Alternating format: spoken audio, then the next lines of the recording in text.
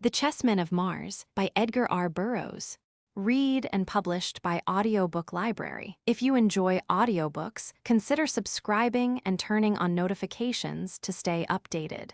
Feel free to like the video if you're enjoying it and share your thoughts or audiobook suggestions in the comments. Chapter 1. Tara in a Tantrum. Tara of Helium rose from the pile of silks and soft furs upon which she had been reclining, stretched her lithe body languidly, and crossed toward the center of the room, where, above a large table, a bronze disc depended from the low ceiling.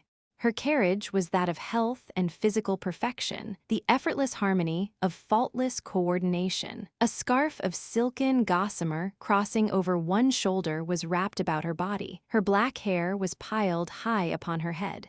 With a wooden stick she tapped upon the bronze disc lightly, and presently the summons was answered by a slave girl, who entered, smiling, to be greeted similarly by her mistress. "Are my father's guests arriving?" asked the princess.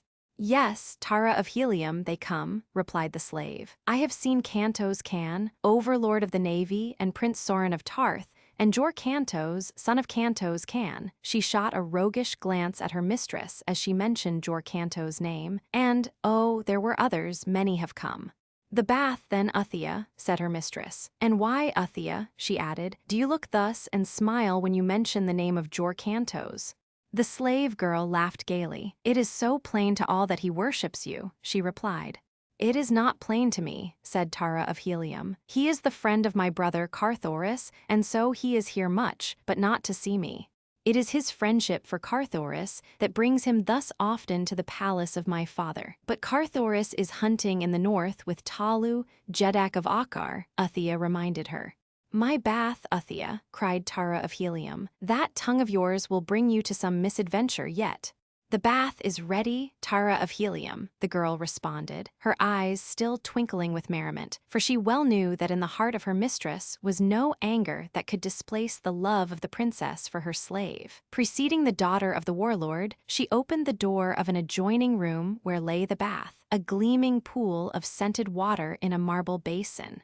Golden stanchions supported a chain of gold encircling it and leading down into the water on either side of marble steps. A glass dome let in the sunlight, which flooded the interior, glancing from the polished white of the marble walls and the procession of bathers and fishes, which, in conventional design, were inlaid with gold in a broad band that circled the room. Tara of Helium removed the scarf from about her and handed it to the slave. Slowly, she descended the steps to the water, the temperature of which she tested with a symmetrical foot, undeformed by tight shoes and high heels, a lovely foot, as God intended that feet should be and seldom are. Finding the water to her liking, the girl swam leisurely to and fro about the pool. With the silken ease of the seal she swam, now at the surface, now below, her smooth muscles rolling softly beneath her clear skin, a wordless song of health and happiness and grace. Presently she emerged and gave herself into the hands of the slave girl, who rubbed the body of her mistress with a sweet-smelling semi-liquid substance contained in a golden urn, until the glowing skin was covered with a foamy lather. Then a quick plunge into the pool, a drying with soft towels, and the bath was over. Typical of the life of the princess was the simple elegance of her bath. No retinue of useless slaves, no pomp, no idle waste of precious moments. In another half-hour, her hair was dried and built into the strange, but becoming, coiffure of her station. Her leathern trappings, encrusted with gold and jewels, had been adjusted to her figure, and she was ready to mingle with the guests that had been bidden to the midday function at the palace of the warlord. As they neared the entrance to the garden, another woman, similarly guarded, approached them from another quarter of the great palace. As she neared them, Tara of Helium turned toward her with a smile and a happy greeting, while her guards knelt with bowed heads in willing and voluntary adoration of the beloved of Helium. Thus always, solely at the command of their own hearts, did the warriors of Helium greet Dejah-Thoris, whose deathless beauty had more than once brought them to bloody warfare with other nations of Barsoom. So great was the love of the people of Helium for the mate of John Carter, it amounted practically to worship, as though she were indeed the goddess that she looked. The mother and daughter exchanged the gentle, Barsoomian chaor of greeting and kissed. Then together they entered the gardens where the guests were. A huge warrior drew his short sword and struck his metal shield with the flat of it, the brazen sound ringing out above the laughter and the speech. "The princess comes," he cried, Dejah Thoris. "The princess comes, Tara of Helium." Thus always is royalty announced. The guests arose, the two women inclined their heads, the guards fell back upon either side of the entranceway. A number of nobles advanced to pay their respects. The laughing and the talking were resumed, and Dejah Thoris and her daughter moved simply and naturally among their guests, no suggestion of differing rank apparent in the bearing of any who were there, though there was more than a single Jeddak and many common warriors whose only title lay in brave deeds or noble patriotism. Thus it is upon Mars, where men are judged upon their own merits rather than upon those of their grandsires, even though pride of lineage be great. Tara of Helium let her slow gaze wander among the throng of guests until presently it halted upon one she sought. Was the faint shadow of a frown that crossed her brow an indication of displeasure at the sight that met her eyes, or did the brilliant rays of the noonday sun distress her? Who may say? She had been reared to believe that one day she should wed Jor Cantos, son of her father's best friend. It had been the dearest wish of Cantos Can and the warlord that this should be, and Tara of Helium had accepted it as a matter of all but accomplished fact. Jor Cantos had seemed to accept the matter in the same way. They had spoken of it casually as something that would, as a matter of course, take place in the indefinite future, as, for instance, his promotion in the Navy, in which he was now a padwar, or the set functions of the court of her grandfather, Tardos Mors, Jeddak of Helium, or death. They had never spoken of love, and that had puzzled Tara of Helium upon the rare occasions she gave it thought, for she knew that people who were to wed were usually much occupied with the matter of love, and she had all of a woman's curiosity. She wondered what love was like. She was very fond of Jor Cantos, and she knew that he was very fond of her. They liked to be together, for they liked the same things and the same people and the same books, and their dancing was a joy, not only to themselves, but to those who watched them. She could not imagine wanting to marry anyone other than Jor Cantos.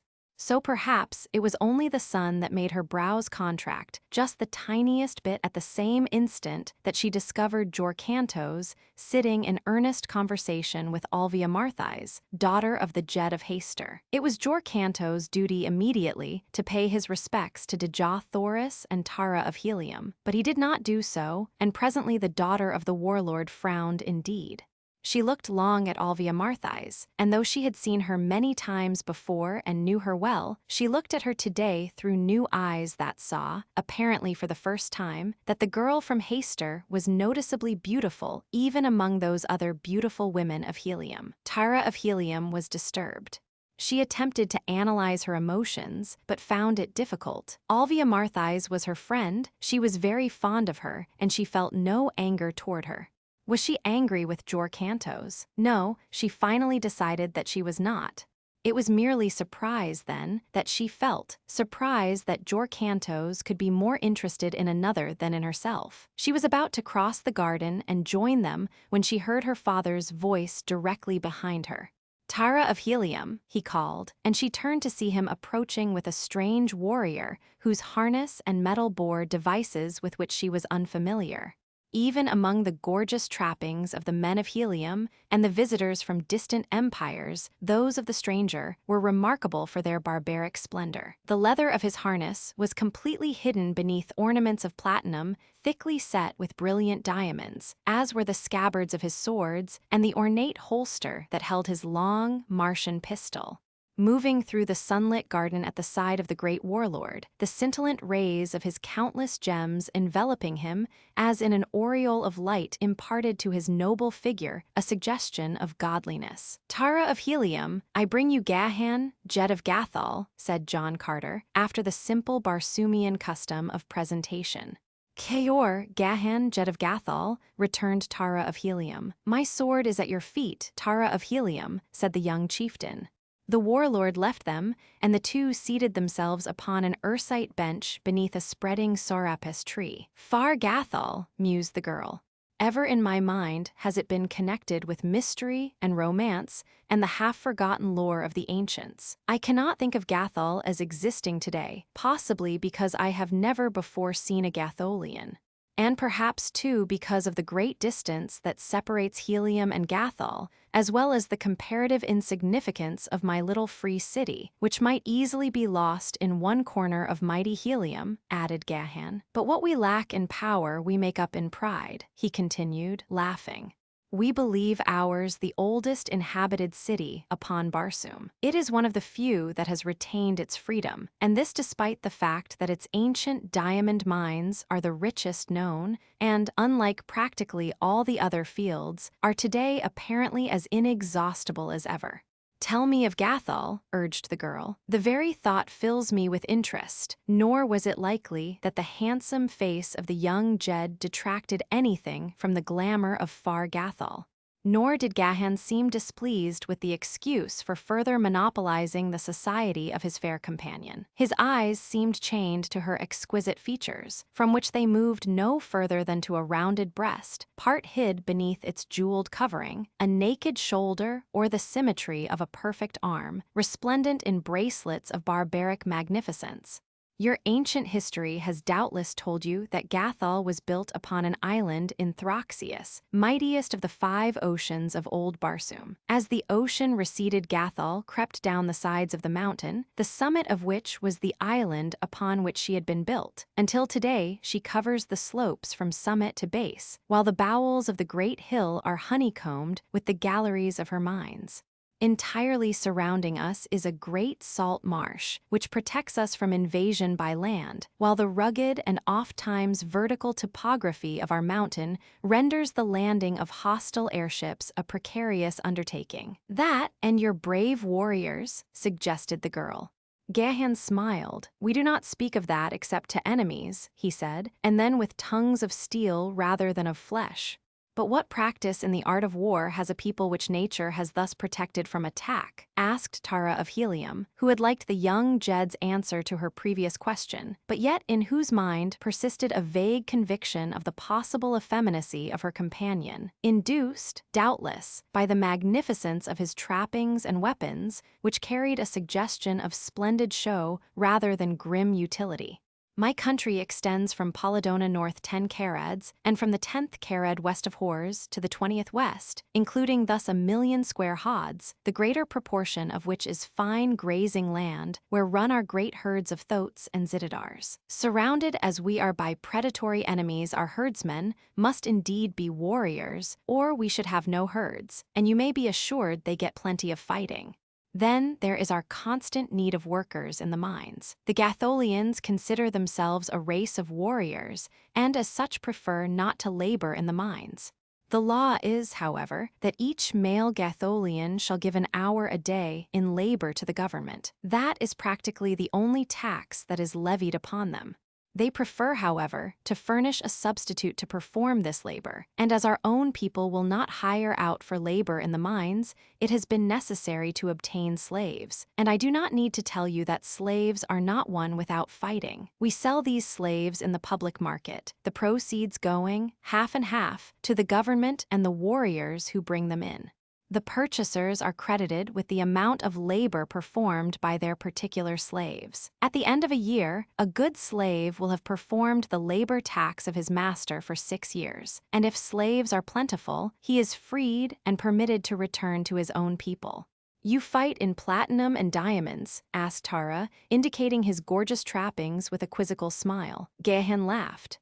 We are a vain people, he admitted, good-naturedly, and it is possible that we place too much value on personal appearances. We vie with one another in the splendor of our accoutrements when trapped for the observance of the lighter duties of life, though when we take the field our leather is the plainest I ever have seen worn by fighting men of Barsoom. We pride ourselves, too, upon our physical beauty, and especially upon the beauty of our women. May I dare to say, Tara of Helium, that I am hoping for the day when you will visit Gathol, that my people may see one who is really beautiful. "The women of Helium are taught to frown with displeasure upon the tongue of the flatterer," rejoined the girl, but Gahan, of Gathol, observed that she smiled as she said it. A bugle sounded, clear and sweet, above the laughter and the talk. "The dance of Barsoom," exclaimed the young warrior. "I claim you for it, Tara of Helium." The girl glanced in the direction of the bench where she had last seen Jorcantos. He was not in sight. She inclined her head in assent to the claim of the Gatholian. Slaves were passing among the guests, distributing small musical instruments of a single string. Upon each instrument were characters which indicated the pitch and length of its tone. The instruments were of skeel, the string of gut, and were shaped to fit the left forearm of the dancer, to which it was strapped. There was also a ring wound with gut, which was worn between the first and second joints of the index finger of the right hand, and which, when passed over the string of the instrument, elicited the single note required of the dancer. The guests had risen and were slowly making their way toward the expanse of scarlet sward at the south end of the gardens, where the dance was to be held, when Jorcantos came hurriedly toward Tara of Helium. "I claim," he exclaimed as he neared her, but she interrupted him with a gesture. "You are too late, Jorcantos," she cried in mock anger. "No laggard may claim Tara of Helium, but haste now lest thou lose also Alvia Marthais, whom I have never seen wait long to be claimed for this or any other dance." "I have already lost her," admitted Jorcantos ruefully. "And you mean to say that you came for Tara of Helium only after having lost Alvia Marthais?" demanded the girl, still simulating displeasure. "Oh, Tara of Helium, you know better than that," insisted the young man. "Was it not natural that I should assume that you would expect me, who alone has claimed you for the dance of Barsoom for at least 12 times past, and sit and play with my thumbs until you saw fit to come for me?" she questioned. "Ah no, Jorcantos, Tara of Helium is for no laggard," and she threw him a sweet smile and passed on toward the assembling dancers with Gahan, of Gathol. The dance of Barsoom bears a relation similar to the more formal dancing functions of Mars that the Grand March does to ours, though it is infinitely more intricate and more beautiful. Before a Martian youth of either sex may attend an important social function where there is dancing, he must have become proficient in at least 3 dances: the dance of Barsoom, his national dance, and the dance of his city. In these 3 dances, the dancers furnish their own music, which never varies, nor do the steps or figures vary, having been handed down from time immemorial. All Barsoomian dances are stately and beautiful, but the dance of Barsoom is a wondrous epic of motion and harmony. There is no grotesque posturing, no vulgar or suggestive movements. It has been described as the interpretation of the highest ideals of a world that aspired to grace and beauty and chastity in woman, and strength and dignity and loyalty in man. Today, John Carter, warlord of Mars, with Dejah Thoris, his mate, led in the dancing, and if there was another couple that vied with them in possession of the silent admiration of the guests, it was the resplendent of Gathol and his beautiful partner. It troubled her that she should notice it, and she looked up questioningly and almost with displeasure at the man, as though it was his fault. Their eyes met, and she saw in his that which she had never seen in the eyes of Jorcantos.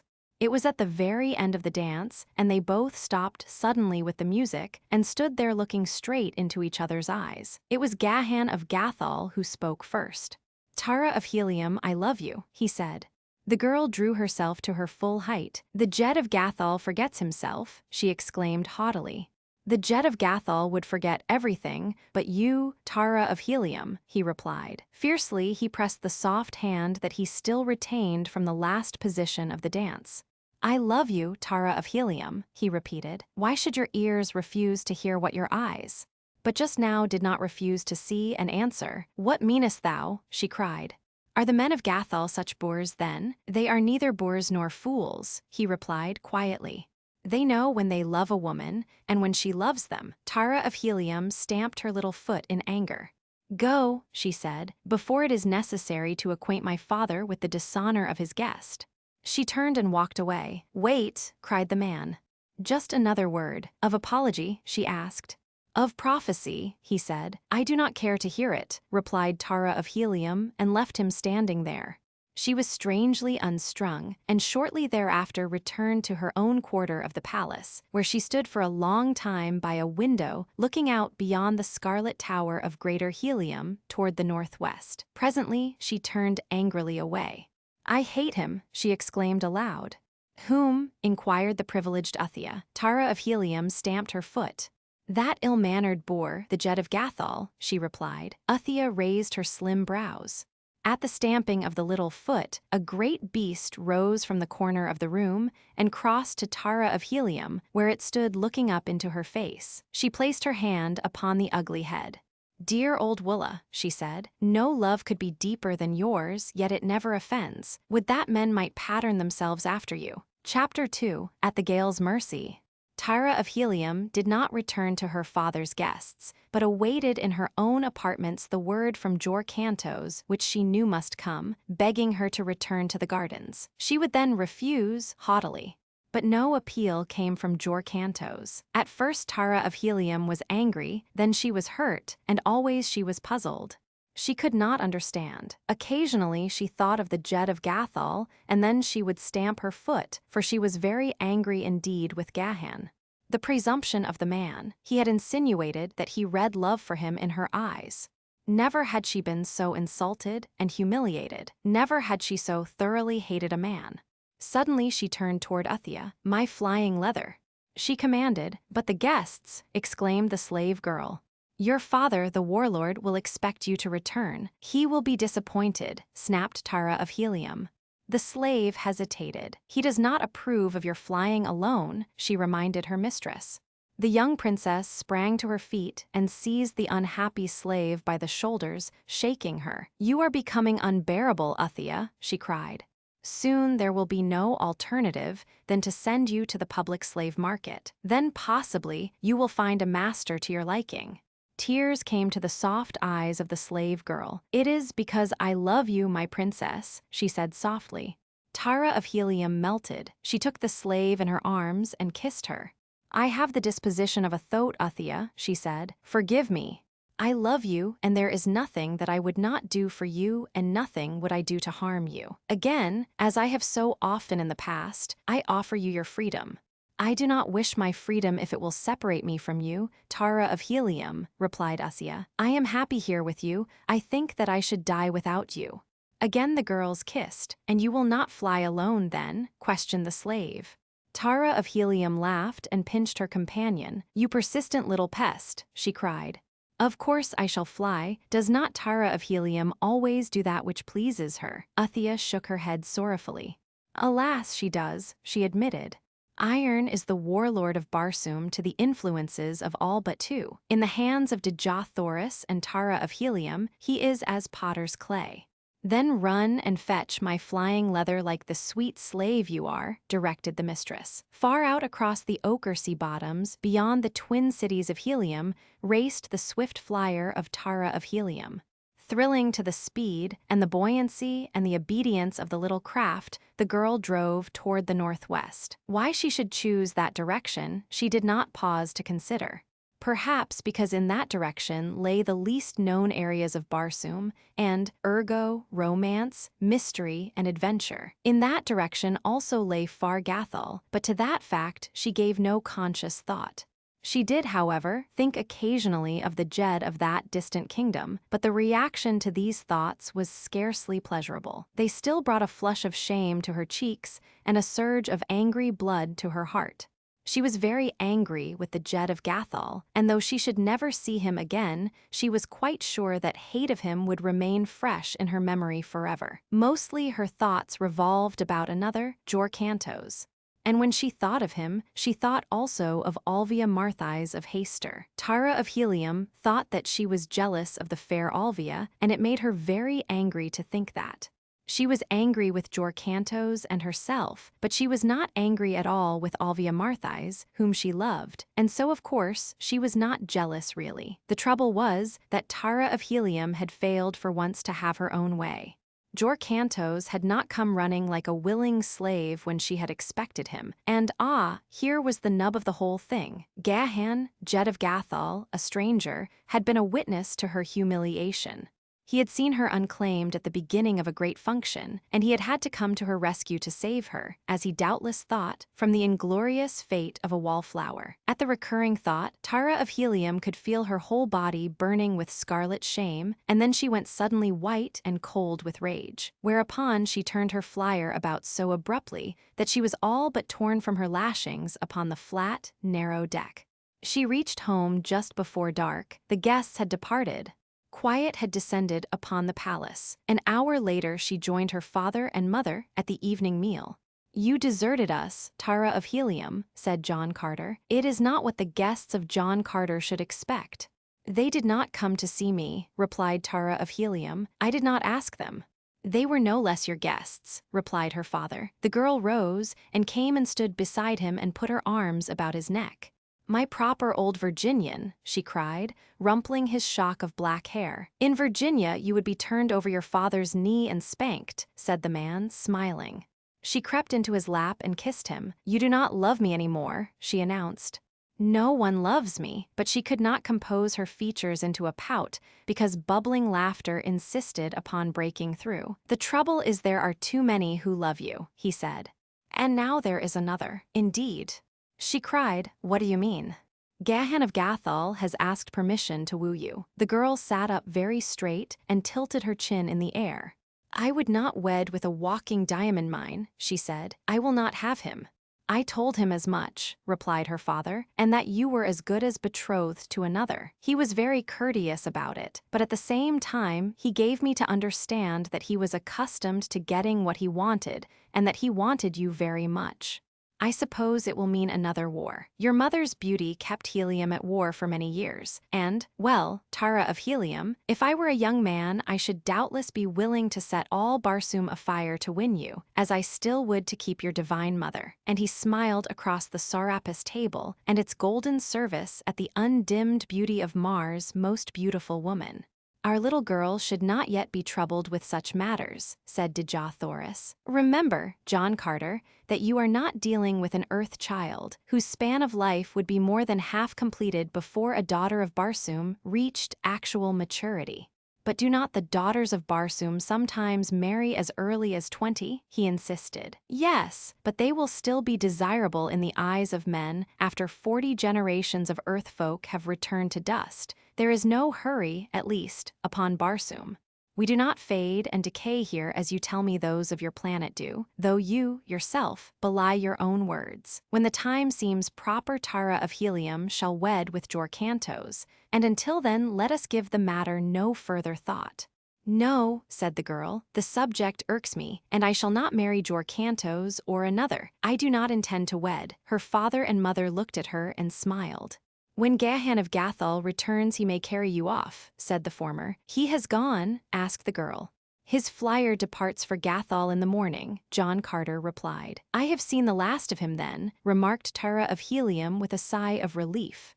"He says not," returned John Carter. The girl dismissed the subject with a shrug, and the conversation passed to other topics. A letter had arrived from Thuvia of Tarth, who was visiting at her father's court while Carthoris, her mate, hunted in Akkar. Word had been received that the Tharks and Warhoons were again at war, or rather that there had been an engagement, for war was their habitual state. In the memory of man, there had been no peace between these two savage green hordes, only a single temporary truce. 2 new battleships had been launched at Hastur. A little band of holy Therns was attempting to revive the ancient and discredited religion of Isis, who they claimed still lived in spirit and had communicated with them. There were rumors of war from Dusar. A scientist claimed to have discovered human life on the further moon. A madman had attempted to destroy the atmosphere plant. 7 people had been assassinated in Greater Helium during the last 10 Zods. Following the meal, Dejah and the warlord played at Jetnin, the Barsoomian game of chess, which is played upon a board of 100 alternate black and orange squares. One player has 20 black pieces, the other 20 orange pieces. A brief description of the game may interest those Earth readers who care for chess, and will not be lost upon those who pursue this narrative to its conclusion, since before they are done, they will find that a knowledge of Jetnin will add to the interest and the thrills that are in store for them. The men are placed upon the board as in chess upon the first 2 rows next the players. In order from left to right on the line of squares nearest the players, the jeton pieces are warrior, padwar, dwar, flyer, chief, princess, flyer, dwar, padwar, warrior. In the next line, all are panthons except the end pieces, which are called thoats, and represent mounted warriors.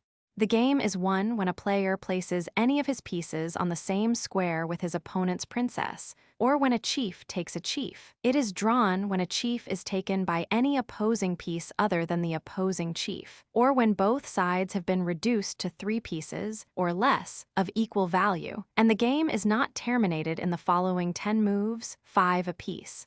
This is but a general outline of the game, briefly stated. It was this game that Dejah Thoris and John Carter were playing when Tara of Helium bid them good night, retiring to her own quarters and her sleeping silks and furs.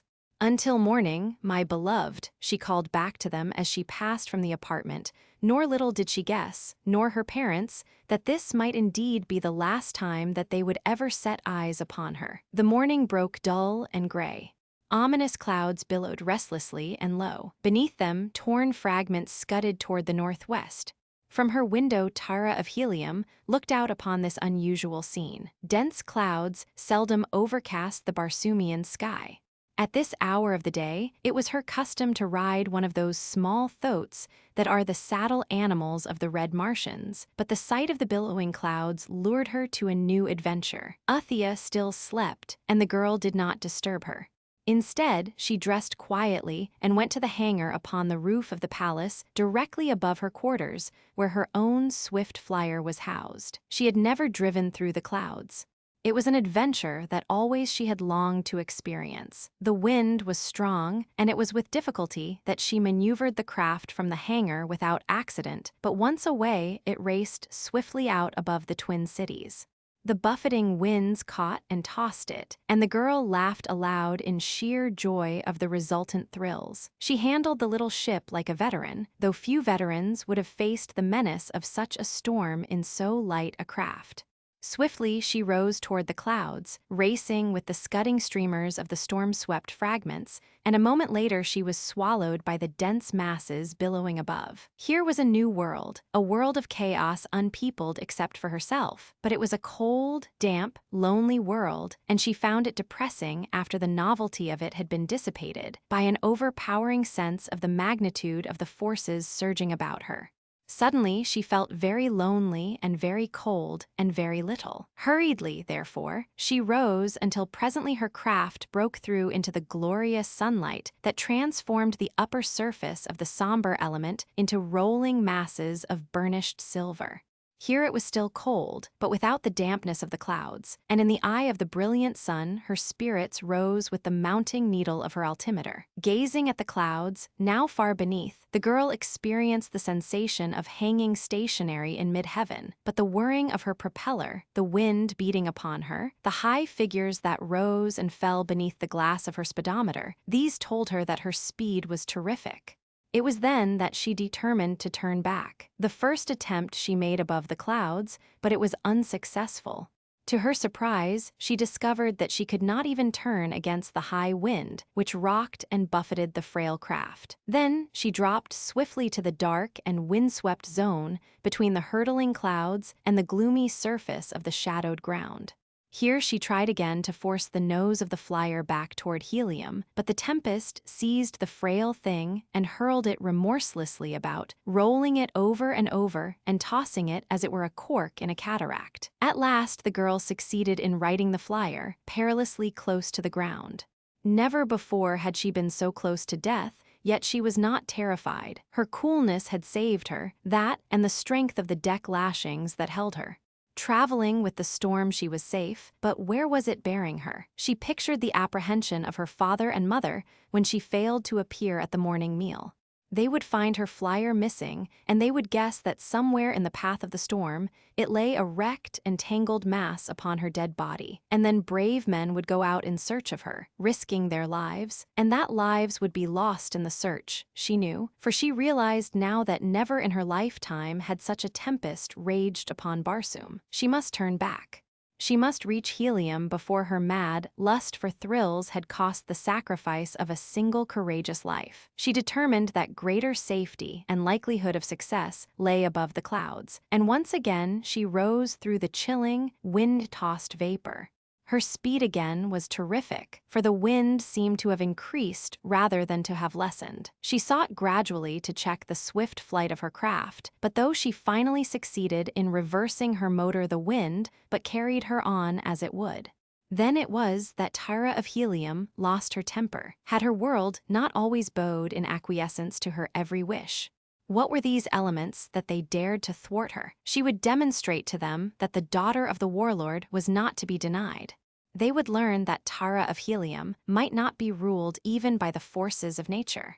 Tara of Helium's first sensation was one of surprise that she had failed to have her own way. Then she commenced to feel concern, not for her own safety, but for the anxiety of her parents and the dangers that the inevitable searchers must face. She reproached herself for the thoughtless selfishness that had jeopardized the peace and safety of others. She realized her own grave danger, too, but she was still unterrified, as befitted the daughter of Gathol and John Carter. She knew that her buoyancy tanks might keep her afloat indefinitely, but she had neither food nor water, and she was being borne toward the least known area of Barsoom. Carried along a few hundred feet above the ground, she was better able to appreciate the titanic proportions of the storm than when she had flown in the comparative serenity of the zone above the clouds. For now, she could distinctly see the effect of the wind upon the surface of Barsoom. It was quite a shock to her self-pride while it lasted, and toward evening she was ready to believe that it was going to last forever. There had been no abatement in the ferocity of the tempest, nor was there indication of any. She could only guess at the distance she had been carried, for she could not believe in the correctness of the high figures that had been piled upon the record of her odometer. They seemed unbelievable, and yet, had she known it, they were quite true. In 12 hours she had flown and been carried by the storm full 7,000 hods. Just before dark, she was carried over one of the deserted cities of ancient Mars. It was turquoise, but she did not know it. Had she might readily have been forgiven for abandoning the last vestige of hope, for to the people of Helium turquoise seems as remote as do the South Sea Islands to us. And still the tempest, its fury unabated, bore her on.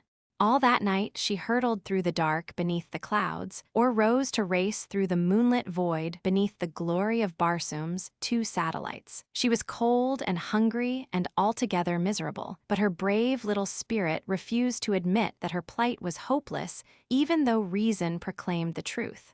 Her reply to reason, sometimes spoken aloud in sudden defiance, recalled the Spartan stubbornness of her sire in the face of certain annihilation. "I still live." That morning, there had been an early visitor at the palace of the warlord. It was Gahan of Gathol. He had arrived shortly after the absence of Tara of Helium had been noted, and in the excitement, he had remained unannounced until John Carter had happened upon him in the great reception corridor of the palace, as the warlord was hurrying out to arrange for the dispatch of ships in search of his daughter. Gahan read the concern upon the face of the warlord. "Forgive me if I intrude, John Carter," he said. "I but came to ask the indulgence of another day, since it would be foolhardy to attempt to navigate a ship in such a storm." "Remain, Gahan, a welcome guest, until you choose to leave us," replied the warlord. "But you must forgive any seeming inattention upon the part of Helium until my daughter is restored to us." "You daughter restored? What do you mean?" exclaimed the Gatholian. "I do not understand." "She is gone, together with her light flyer. That is all we know. We can only assume that she decided to fly before the morning meal and was caught in the clutches of the tempest. You will pardon me, Gahan, if I leave you abruptly. I am arranging to send ships in search of her." But Gahan of Gathol was already speeding in the direction of the palace gate. There he leaped upon a waiting thoat, and followed by 2 warriors in the metal of Gathol, he dashed through the avenues of Helium toward the palace that had been set aside for his entertainment. Chapter 3: The Headless Humans. above the roof of the palace that housed the Gahan of Gathol and his entourage, the cruiser Vanator tore at her stout moorings. The groaning tackle bespoke the mad fury of the gale, while the worried faces of those members of the crew whose duties demanded their presence on the straining craft gave corroborative evidence of the gravity of the situation. Only stout lashings prevented these men from being swept from the deck, while those upon the roof below were constantly compelled to cling to rails and stanchions to save themselves from being carried away by each new burst of meteoric fury. Upon the prow of the Vanator was painted the device of Gathol, but no pennants were displayed in the upper works since the storm had carried away several in rapid succession, just as it seemed to the watching men that it must carry away the ship itself. They could not believe that any tackle could withstand for long this titanic force. To each of the 12 lashings clung a brawny warrior with drawn short sword. Had but a single mooring given to the power of the tempest, 11 short swords would have cut the others. Since, partially moored, the ship was doomed, while free in the tempest it stood at least some slight chance for life. "By the blood of Isis, I believe they will hold," screamed one warrior to another. "And if they do not hold, may the spirits of our ancestors reward the brave warriors upon the Vanator," replied another of those upon the roof of the palace, "for it will not be long from the moment her cables part before her crew dons the leather of the dead. But yet, Tanis, I believe they will hold. Give thanks at least that we did not sail before the tempest fell, since now each of us has a chance to live." "Yes," replied Tanis, "I should hate to be abroad today upon the stoutest ship that sails the Barsoomian sky." It was then that Gahan the Gathol appeared upon the roof. With him were the balance of his own party and a dozen warriors of Helium. The young chief turned to his followers. "I sail at once upon the Vanator," he said, "in search of Tara of Helium, who is thought to have been carried away upon a one-man flyer by the storm. I do not need to explain to you the slender chances the Vanator has to withstand the fury of the tempest, nor will I order you to your deaths. Let those who wish remain behind without dishonor. The others will follow me," and he leaped for the rope ladder that lashed wildly in the gale. The first man to follow him was Tanis, and when the last reached the deck of the cruiser, there remained upon the palace roof only the 12 warriors of Helium, who, with naked swords, had taken the posts of the Gatholians at the moorings. Not a single warrior who had remained aboard the Vanator would leave her now. "I expected no less," said Gahan, as with the help of those already on the deck, he and the others found secure lashings. The commander of the Vanator shook his head. He loved his trim craft, the pride of her class in the little navy of Gathol. It was of her he thought, not of himself. He saw her lying torn and twisted upon the ochre vegetation of some distant sea bottom, to be presently overrun and looted by some savage green horde. He looked at Gahan. "Are you ready, San Tothais?" asked the Gathol. "All is ready." "Then cut away." Word was passed across the deck and over the side to the Heliometic warriors below that at the third gun they were to cut away. 12 keen swords must strike simultaneously and with equal power, and each must sever completely and instantly 3 strands of heavy cable that no loose end fouling a block bring immediate disaster upon the Vanator. Boom! The voice of the signal gun rolled down through the screaming wind to the 12 warriors upon the roof. Boom! 12 swords were raised above 12 brawny shoulders. Boom! 12 keen edges severed 12 complaining moorings, clean and as one. The Vanator, her propellers whirling, shot forward with the storm. The tempest struck her in the stern as with a mailed fist and stood the great ship upon her nose, and then it caught her and spun her as a child's top spins. And upon the palace roof, the 12 men looked on in silent helplessness and prayed for the souls of the brave warriors who were going to their death. But the Vanator did not fall to the ground, within sight of the city at least, though as long as the watchers could see her never for an instant did she rest upon an even keel. Sometimes she lay upon one side or the other, or again she hurtled along keel up, or rolled over and over, or stood upon her nose or her tail at the caprice of the great force that carried her along. and the watchers saw that this great ship was merely being blown away with the other bits of debris, great and small, that filled the sky. Never in the memory of man or the annals of recorded history had such a storm raged across the face of Barsoom.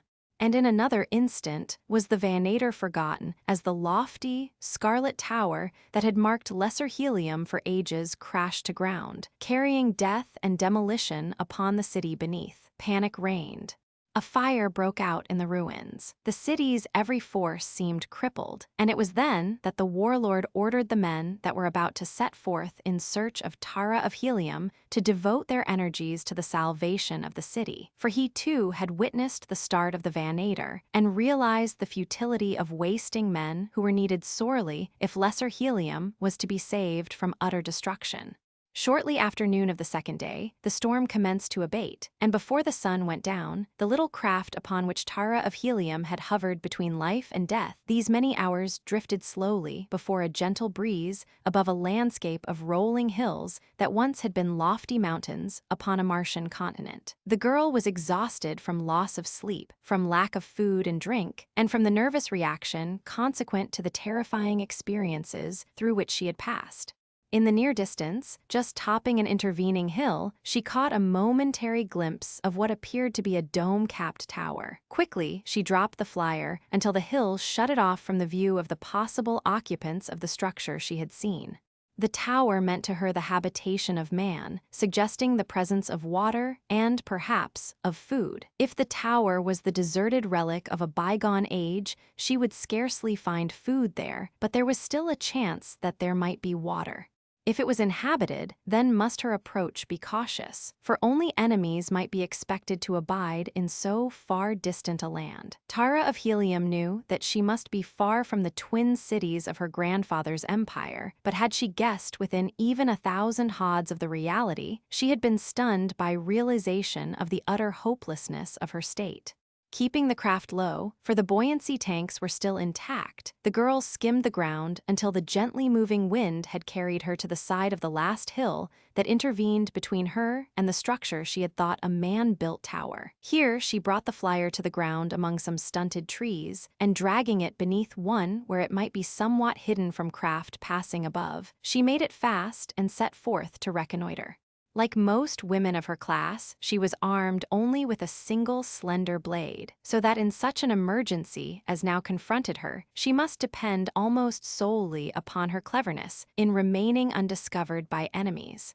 She came at last to the summit, where, from the concealment of a low bush, she could see what lay beyond. Beneath her spread a beautiful valley surrounded by low hills. Dotting it were numerous circular towers, dome-capped, and surrounding each tower was a stone wall enclosing several acres of ground. The valley appeared to be in a high state of cultivation. Upon the opposite side of the hill, and just beneath her, was a tower and enclosure. It was the roof of the former that had first attracted her attention. In all respects, it seemed identical in construction with those further out in the valley, a high, plastered wall of massive construction surrounding a similarly constructed tower, upon whose gray surface was painted in vivid colors a strange device. The towers were about 40 safads in diameter, approximately 40 earth feet, and 60 in height to the base of the dome. To an Earthman, they would have immediately suggested the silos, in which dairy farmers store ensilage for their herds, but closer scrutiny, revealing an occasional embrasured opening together with the strange construction of the domes, would have altered such a conclusion. Tara of Helium saw that the domes seemed to be faced with innumerable prisms of glass, those that were exposed to the declining sun, scintillating so gorgeously as to remind her suddenly of the magnificent trappings of Gahan of Gathol. As she thought of the man, she shook her head angrily and moved cautiously forward a foot or two that she might get a less obstructed view of the nearer tower and its enclosure. As Tara of Helium looked down into the enclosure surrounding the nearest tower, her brows contracted momentarily in frowning surprise, and then her eyes went wide in an expression of incredulity tinged with horror, for what she saw was a score or two of human bodies, naked and headless. For a long moment she watched, breathless, unable to believe the evidence of her own eyes that these gruesome things moved and had life. She saw them crawling about on hands and knees over and across one another, searching about with their fingers. And she saw some of them at troughs, for which the others seemed to be searching, and those at the troughs were taking something from these receptacles and apparently putting it in a hole where their necks should have been. They were not far beneath her. She could see them distinctly. And she saw that there were the bodies of both men and women, and that they were beautifully proportioned, and that their skin was similar to hers, but of a slightly lighter red. At first, she had thought that she was looking upon a shambles, and that the bodies, but recently decapitated, were moving under the impulse of muscular reaction. But presently she realized that this was their normal condition. The horror of them fascinated her, so that she could scarce take her eyes from them. It was evident from their groping hands that they were eyeless, and their sluggish movements suggested a rudimentary nervous system and a correspondingly minute brain. The girl wondered how they subsisted, for she could not, even by the wildest stretch of imagination, picture these imperfect creatures as intelligent tillers of the soil. Yet that the soil of the valley was tilled was evident, and that these things had food was equally so. But who tilled the soil? Who kept and fed these unhappy things, and for what purpose? It was an enigma beyond her powers of deduction. The sight of food aroused again a consciousness of her own gnawing hunger and the thirst that parched her throat. She could see both food and water within the enclosure, but would she dare enter even should she find means of ingress? She doubted it, since the very thought of possible contact with these gruesome creatures sent a shudder through her frame. Then her eyes wandered again out across the valley, until presently they picked out what appeared to be a tiny stream winding its way through the center of the farm lands. A strange sight upon Barsoom. Ah, if it were but water! Then might she hope with a real hope, for the fields would give her sustenance which she could gain by night, while by day she hid among the surrounding hills. And sometime, yes, sometime she knew, the searchers would come, for John Carter, warlord of Barsoom, would never cease to search for his daughter until every square hod of the planet had been combed again and again. She knew him, and she knew the warriors of Helium. And so she knew that could she but manage to escape harm until they came, they would indeed come at last. She would have to wait until dark before she dare venture into the valley, and in the meantime she thought it well to search out a place of safety nearby where she might be reasonably safe from savage beasts. It was possible that the district was free from carnivora, but one might never be sure in a strange land. As she was about to withdraw behind the brow of the hill, her attention was again attracted to the enclosure below. Two figures had emerged from the tower. Their beautiful bodies seemed identical with those of the headless creatures among which they moved, but the newcomers were not headless. Upon their shoulders were heads that seemed human, yet which the girl intuitively sensed were not human. They were just a trifle too far away for her to see them distinctly in the waning light of the dying day. But she knew that they were too large. They were out of proportion to the perfectly proportioned bodies, and they were oblate in form. She could see that the men wore some manner of harness to which were slung the customary long sword and short sword of the Barsoomian warrior, and that about their short necks were massive leather collars cut to fit closely over the shoulders and snugly to the lower part of the head. Their features were scarce discernible, but there was a suggestion of grotesqueness about them that carried to her a feeling of revulsion. The two carried a long rope to which were fastened, at intervals of about 2 sophads, what she later guessed were light manacles, for she saw the warriors passing among the poor creatures in the enclosure, and about the right wrist of each they fastened one of the manacles. When all had been thus fastened to the rope, one of the warriors commenced to pull and tug at the loose end, as though attempting to drag the headless company toward the tower, while the other went among them with a long, light whip with which he flicked them upon the naked skin. Slowly, dully, the creatures rose to their feet, and between the tugging of the warrior in front and the lashing of him behind the hopeless band was finally herded within the tower. Tara of Helium shuddered as she turned away. What manner of creatures were these? Suddenly, it was night. The Barsoomian day had ended, and then the brief period of twilight that renders the transition from daylight to darkness almost as abrupt as the switching off of an electric light, and Tara of Helium had found no sanctuary. But perhaps there were no beasts to fear, or rather to avoid. Tara of Helium liked not the word fear. She would have been glad, however, had there been a cabin, even a very tiny cabin, upon her small flyer, but there was no cabin. The interior of the hull was completely taken up by the buoyancy tanks. Ah, she had it. How stupid of her not to have thought of it before. She could moor the craft to the tree beneath which it rested and let it rise the length of the rope. Lashed to the deck rings, she would then be safe from any roaming beast of prey that chanced along. In the morning, she could drop to the ground again before the craft was discovered.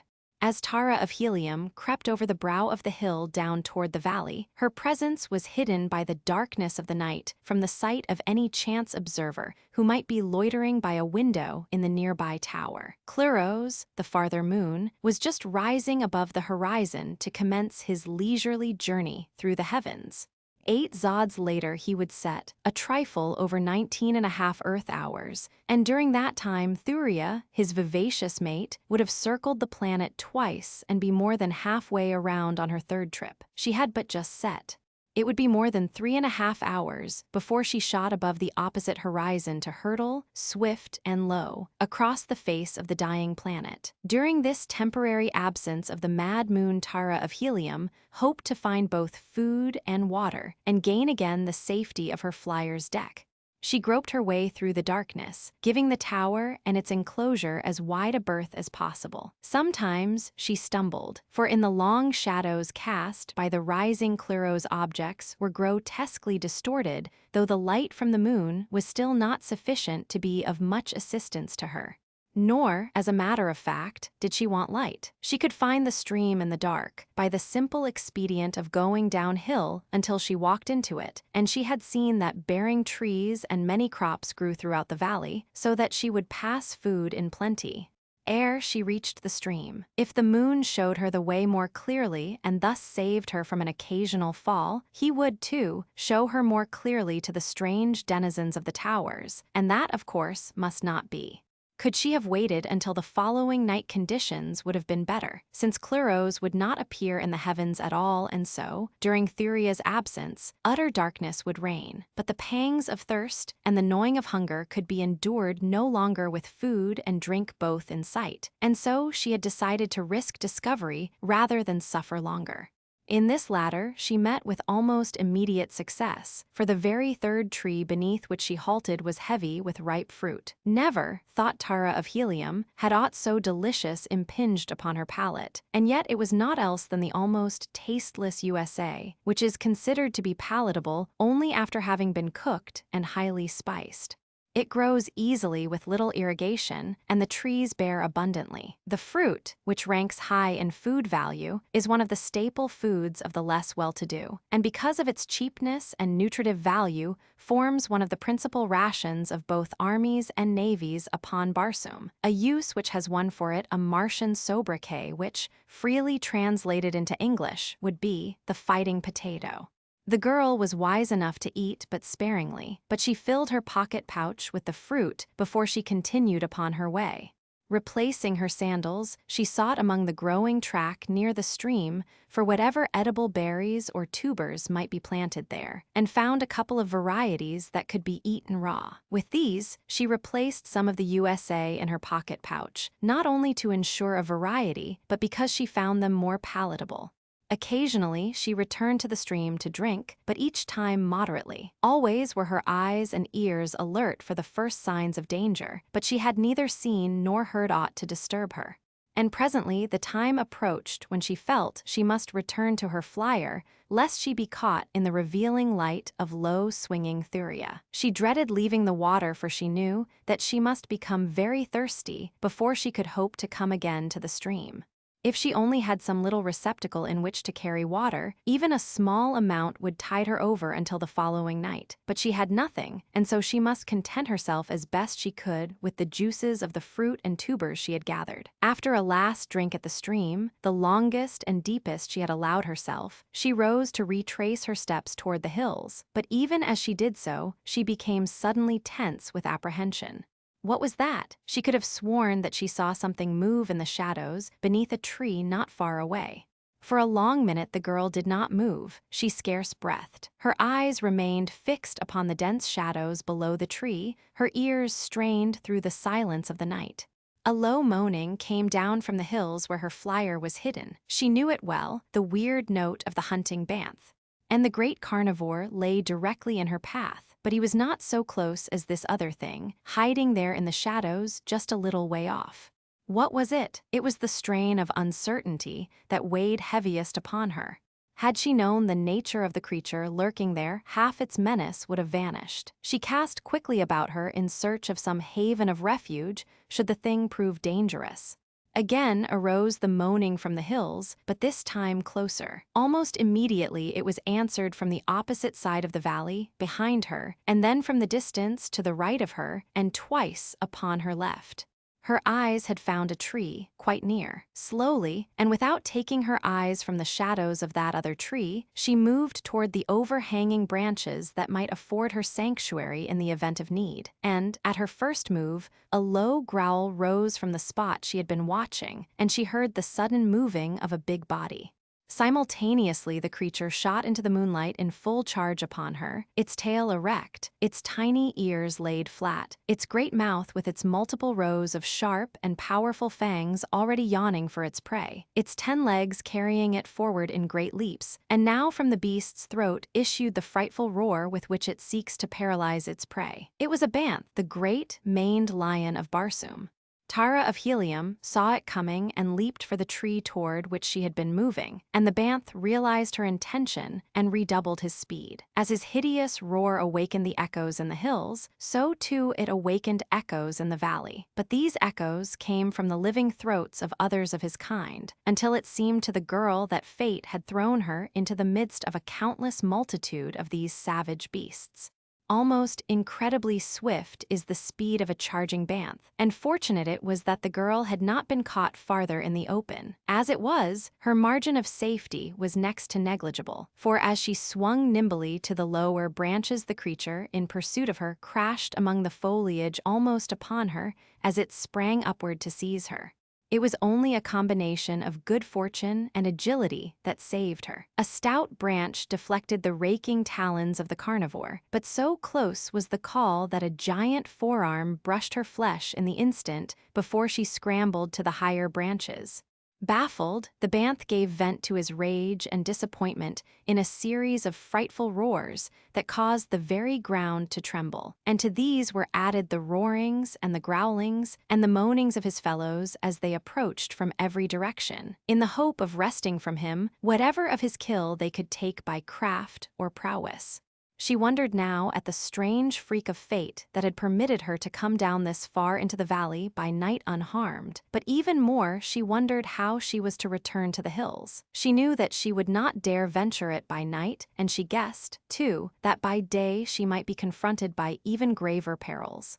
To depend upon this valley for sustenance she now saw to be beyond the pale of possibility because of the banths that would keep her from food and water by night, while the dwellers in the towers would doubtless make it equally impossible for her to forage by day. There was but one solution of her difficulty, and that was to return to her flyer and pray that the wind would waft her to some less terrorful land. But when might she return to the flyer? The banths gave little evidence of relinquishing hope of her, and even if they wandered out of sight would she dare risk the attempt? She doubted it. Hopeless indeed seemed her situation. Hopeless it was. Chapter 4, Captured. As Thuria, swift racer of the night, shot again into the sky, the scene changed. As by magic, a new aspect fell athwart the face of nature. It was as though in the instant one had been transported from one planet to another. It was the age-old miracle of the Martian nights that is always new, even to Martians. 2 moons resplendent in the heavens, where one had been but now. Conflicting, fast-changing shadows that altered the very hills themselves. Far Cluros, stately, majestic, almost stationary, shedding his steady light upon the world below. The hills pass in stately procession, their bosoms rising and falling. The trees move in restless circles, the little grasses describe their little arcs, and all is movement, restless, mysterious movement without sound, while Thuria passes. The girl sighed and let her gaze fall again to the stern realities beneath. There was no mystery in the huge banths. He who had discovered her squatted there, looking hungrily up at her. Most of the others had wandered away in search of other prey, but a few remained hoping yet to bury their fangs in that soft body. The night wore on. Again, Thuria left the heavens to her lord and master, hurrying on to keep her tryst with the sun in other skies. But a single banth waited impatiently beneath the tree which harbored Tara of Helium. The others had left, but their roars and growls and moans thundered or rumbled or floated back to her from near and far. What prey found they in this little valley? There must be something that they were accustomed to find here, that they should be drawn in so great numbers. The girl wondered what it could be. How long the night? Numb, cold, and exhausted, Tara of Helium clung to the tree in growing desperation, for once she had dozed and almost fallen. Hope was low in her brave little heart. How much more could she endure? She asked herself the question, and then, with a brave shake of her head, she squared her shoulders. I still live, she said aloud. The banth looked up and growled.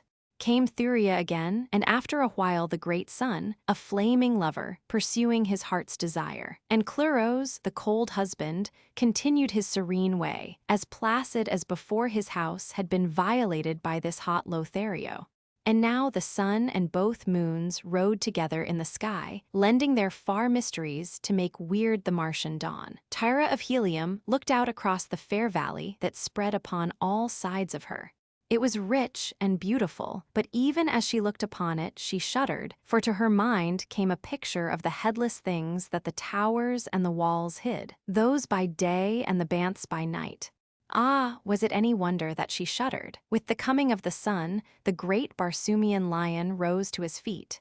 He turned angry eyes upon the girl above him, voiced a single ominous growl, and slunk away toward the hills. The girl watched him, and she saw that he gave the towers as wide a berth as possible, and that he never took his eyes from one of them while he was passing it. Evidently, the inmates had taught these savage creatures to respect them. Presently he passed from sight in a narrow defile, nor in any direction that she could see was there another. Momentarily, at least, the landscape was deserted. The girl wondered if she dared to attempt to regain the hills and her flyer. She dreaded the coming of the workmen to the fields, as she was sure they would come. She shrank from again seeing the headless bodies, and found herself wondering if these things would come out into the fields and work. She looked toward the nearest tower. There was no sign of life there. The valley lay quiet now and deserted. She lowered herself stiffly to the ground. Her muscles were cramped, and every move brought a twinge of pain. Pausing a moment to drink again at the stream, she felt refreshed, and then turned without more delay toward the hills. To cover the distance as quickly as possible seemed the only plan to pursue. The trees no longer offered concealment, and so she did not go out of her way to be near them. The hills seemed very far away. She had not thought the night before that she had traveled so far. Really, it had not been far, but now, with the 3 towers to pass in broad daylight, the distance seemed great indeed. The second tower lay almost directly in her path. To make a detour would not lessen the chance of detection, it would only lengthen the period of her danger, and so she laid her course straight for the hill where her flyer was, regardless of the tower. As she passed the first enclosure, she thought that she heard the sound of movement within, but the gate did not open, and she breathed more easily when it lay behind her. She came then to the second enclosure, the outer wall of which she must circle, as it lay across her route. As she passed close along it, she distinctly heard not only movement within, but voices. In the world language of Barsoom, she heard a man issuing instructions. So many were to pick USA, so many were to irrigate this field, so many to cultivate that, and so on, as a foreman lays out the day's work for his crew. Tara of Helium had just reached the gate in the outer wall. Without warning, it swung open toward her. She saw that for a moment it would hide her from those within, and in that moment she turned and ran, keeping close to the wall, until, passing out of sight beyond the curve of the structure, she came to the opposite side of the enclosure. Here, panting from her exertion, and from the excitement of her narrow escape, she threw herself among some tall weeds that grew close to the foot of the wall. There she lay trembling for some time, not even daring to raise her head and look about. Never before had Tara of Helium felt the paralyzing effects of terror. She was shocked and angry at herself that she, daughter of John Carter, warlord of Barsoom, should exhibit fear. Not even the fact that there had been none there to witness it lessened her shame and anger, and the worst of it was she knew that under similar circumstances she would again be equally as craven. It was not the fear of death, she knew that. No, it was the thought of those headless bodies, and that she might see them, and that they might even touch her, lay hands upon her, seize her. She shuddered and trembled at the thought. After a while, she gained sufficient command of herself to raise her head and look about. To her horror, she discovered that everywhere she looked she saw people working in the fields or preparing to do so. Workmen were coming from other towers. Little bands were passing to this field and that. There were even some already at work within 30 ads of her, about 100 yards. There were 10, perhaps, in the party nearest her, both men and women, and all were beautiful of form and grotesque of face. So meager were their trappings that they were practically naked, a fact that was in no way remarkable among the tillers of the fields of Mars. Each wore the peculiar, high leather collar that completely hid the neck, and each wore sufficient other leather to support a single sword and a pocket pouch. The leather was very old and worn, showing long, hard service, and was absolutely plain with the exception of a single device upon the left shoulder. The heads, however, were covered with ornaments of precious metals and jewels, so that little more than eyes, nose, and mouth were discernible. These were hideously inhuman, and yet grotesquely human at the same time. The eyes were far apart and protruding, the nose scarce more than 2 small, parallel slits set vertically above a round hole that was the mouth. The heads were peculiarly repulsive, so much so that it seemed unbelievable to the girl that they formed an integral part of the beautiful bodies below them. So fascinated was Tara of Helium that she could scarce take her eyes from the strange creatures, a fact that was to prove her undoing, for in order that she might see them, she was forced to expose a part of her own head, and presently, to her consternation, she saw that one of the creatures had stopped his work and was staring directly at her. She did not dare move, for it was still possible that the thing had not seen her, or at least was only suspicious that some creature lay hid among the weeds. If she could allay this suspicion, by remaining motionless, the creature might believe that he had been mistaken and return to his work. But alas, such was not to be the case. She saw the thing call the attention of others to her, and almost immediately 4 or 5 of them started to move in her direction. It was impossible now to escape discovery. Her only hope lay in flight. If she could elude them and reach the hills and the flyer ahead of them, she might escape, and that could be accomplished in but one way: flight, immediate and swift. Leaping to her feet, she darted along the base of the wall which she must skirt to the opposite side, beyond which lay the hill that was her goal. Her act was greeted by strange whistling sounds from the things behind her, and casting a glance over her shoulder, she saw them all in rapid pursuit. There were also shrill commands that she halt, but to these she paid no attention. Before she had half circled the enclosure, she discovered that her chances for successful escape were great, since it was evident to her that her pursuers were not so fleet as she. High indeed then were her hopes as she came in sight of the hill, but they were soon dashed by what lay before her, for there, in the fields that lay between, were fully 100 creatures similar to those behind her, and all were on the alert, evidently warned by the whistling of their fellows.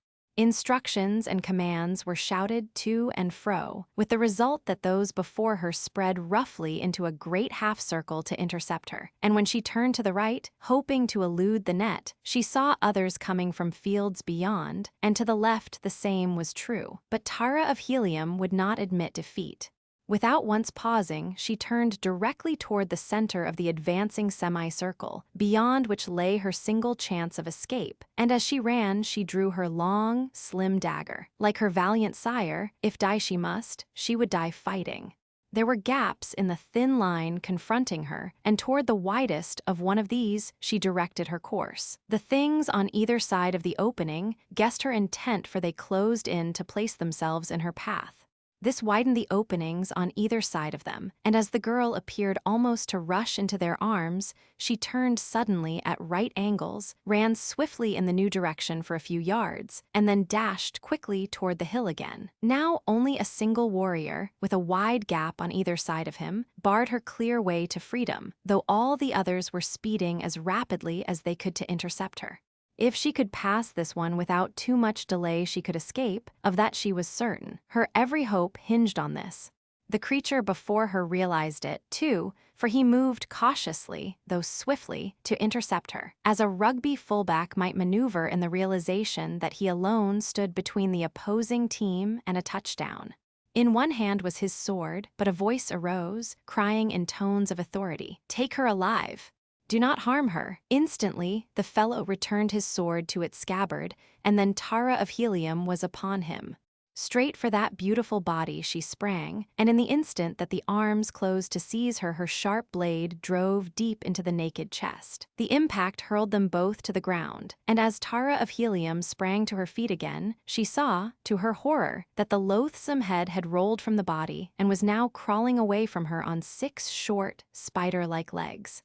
The body struggled spasmodically and lay still. As brief as had been the delay caused by the encounter, it still had been of sufficient duration to undo her, for even as she rose, 2 more of the things fell upon her, and instantly thereafter she was surrounded.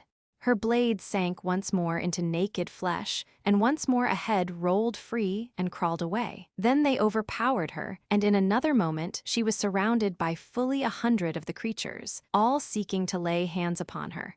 At first, she thought that they wished to tear her to pieces in revenge for her having slain 2 of their fellows, but presently she realized that they were prompted more by curiosity than by any sinister motive. "Come," said one of her captors, both of whom had retained a hold upon her.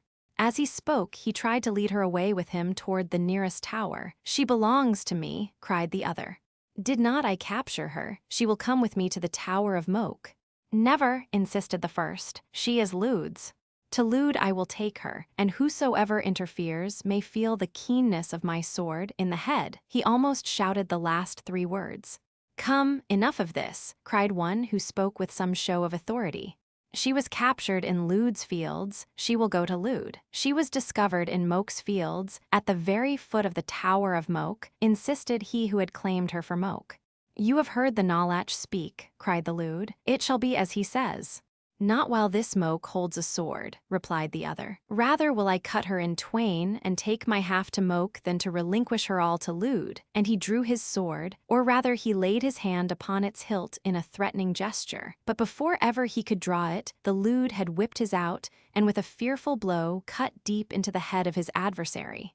Instantly, the big, round head collapsed, almost as a punctured balloon collapses, as a grayish, semi-fluid matter spurted from it. The protruding eyes, apparently lidless, merely stared, the sphincter-like muscle of the mouth opened and closed, and then the head toppled from the body to the ground.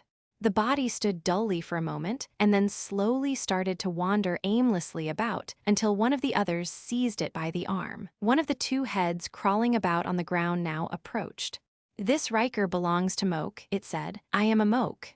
I will take it," and without further discussion, it commenced to crawl up the front of the headless body, using its 6 short, spider-like legs and 2 stout chelae, which grew just in front of its legs and strongly resembled those of an earthly lobster, except that they were both of the same size. The body in the meantime stood in passive indifference, its arms hanging idly at its sides.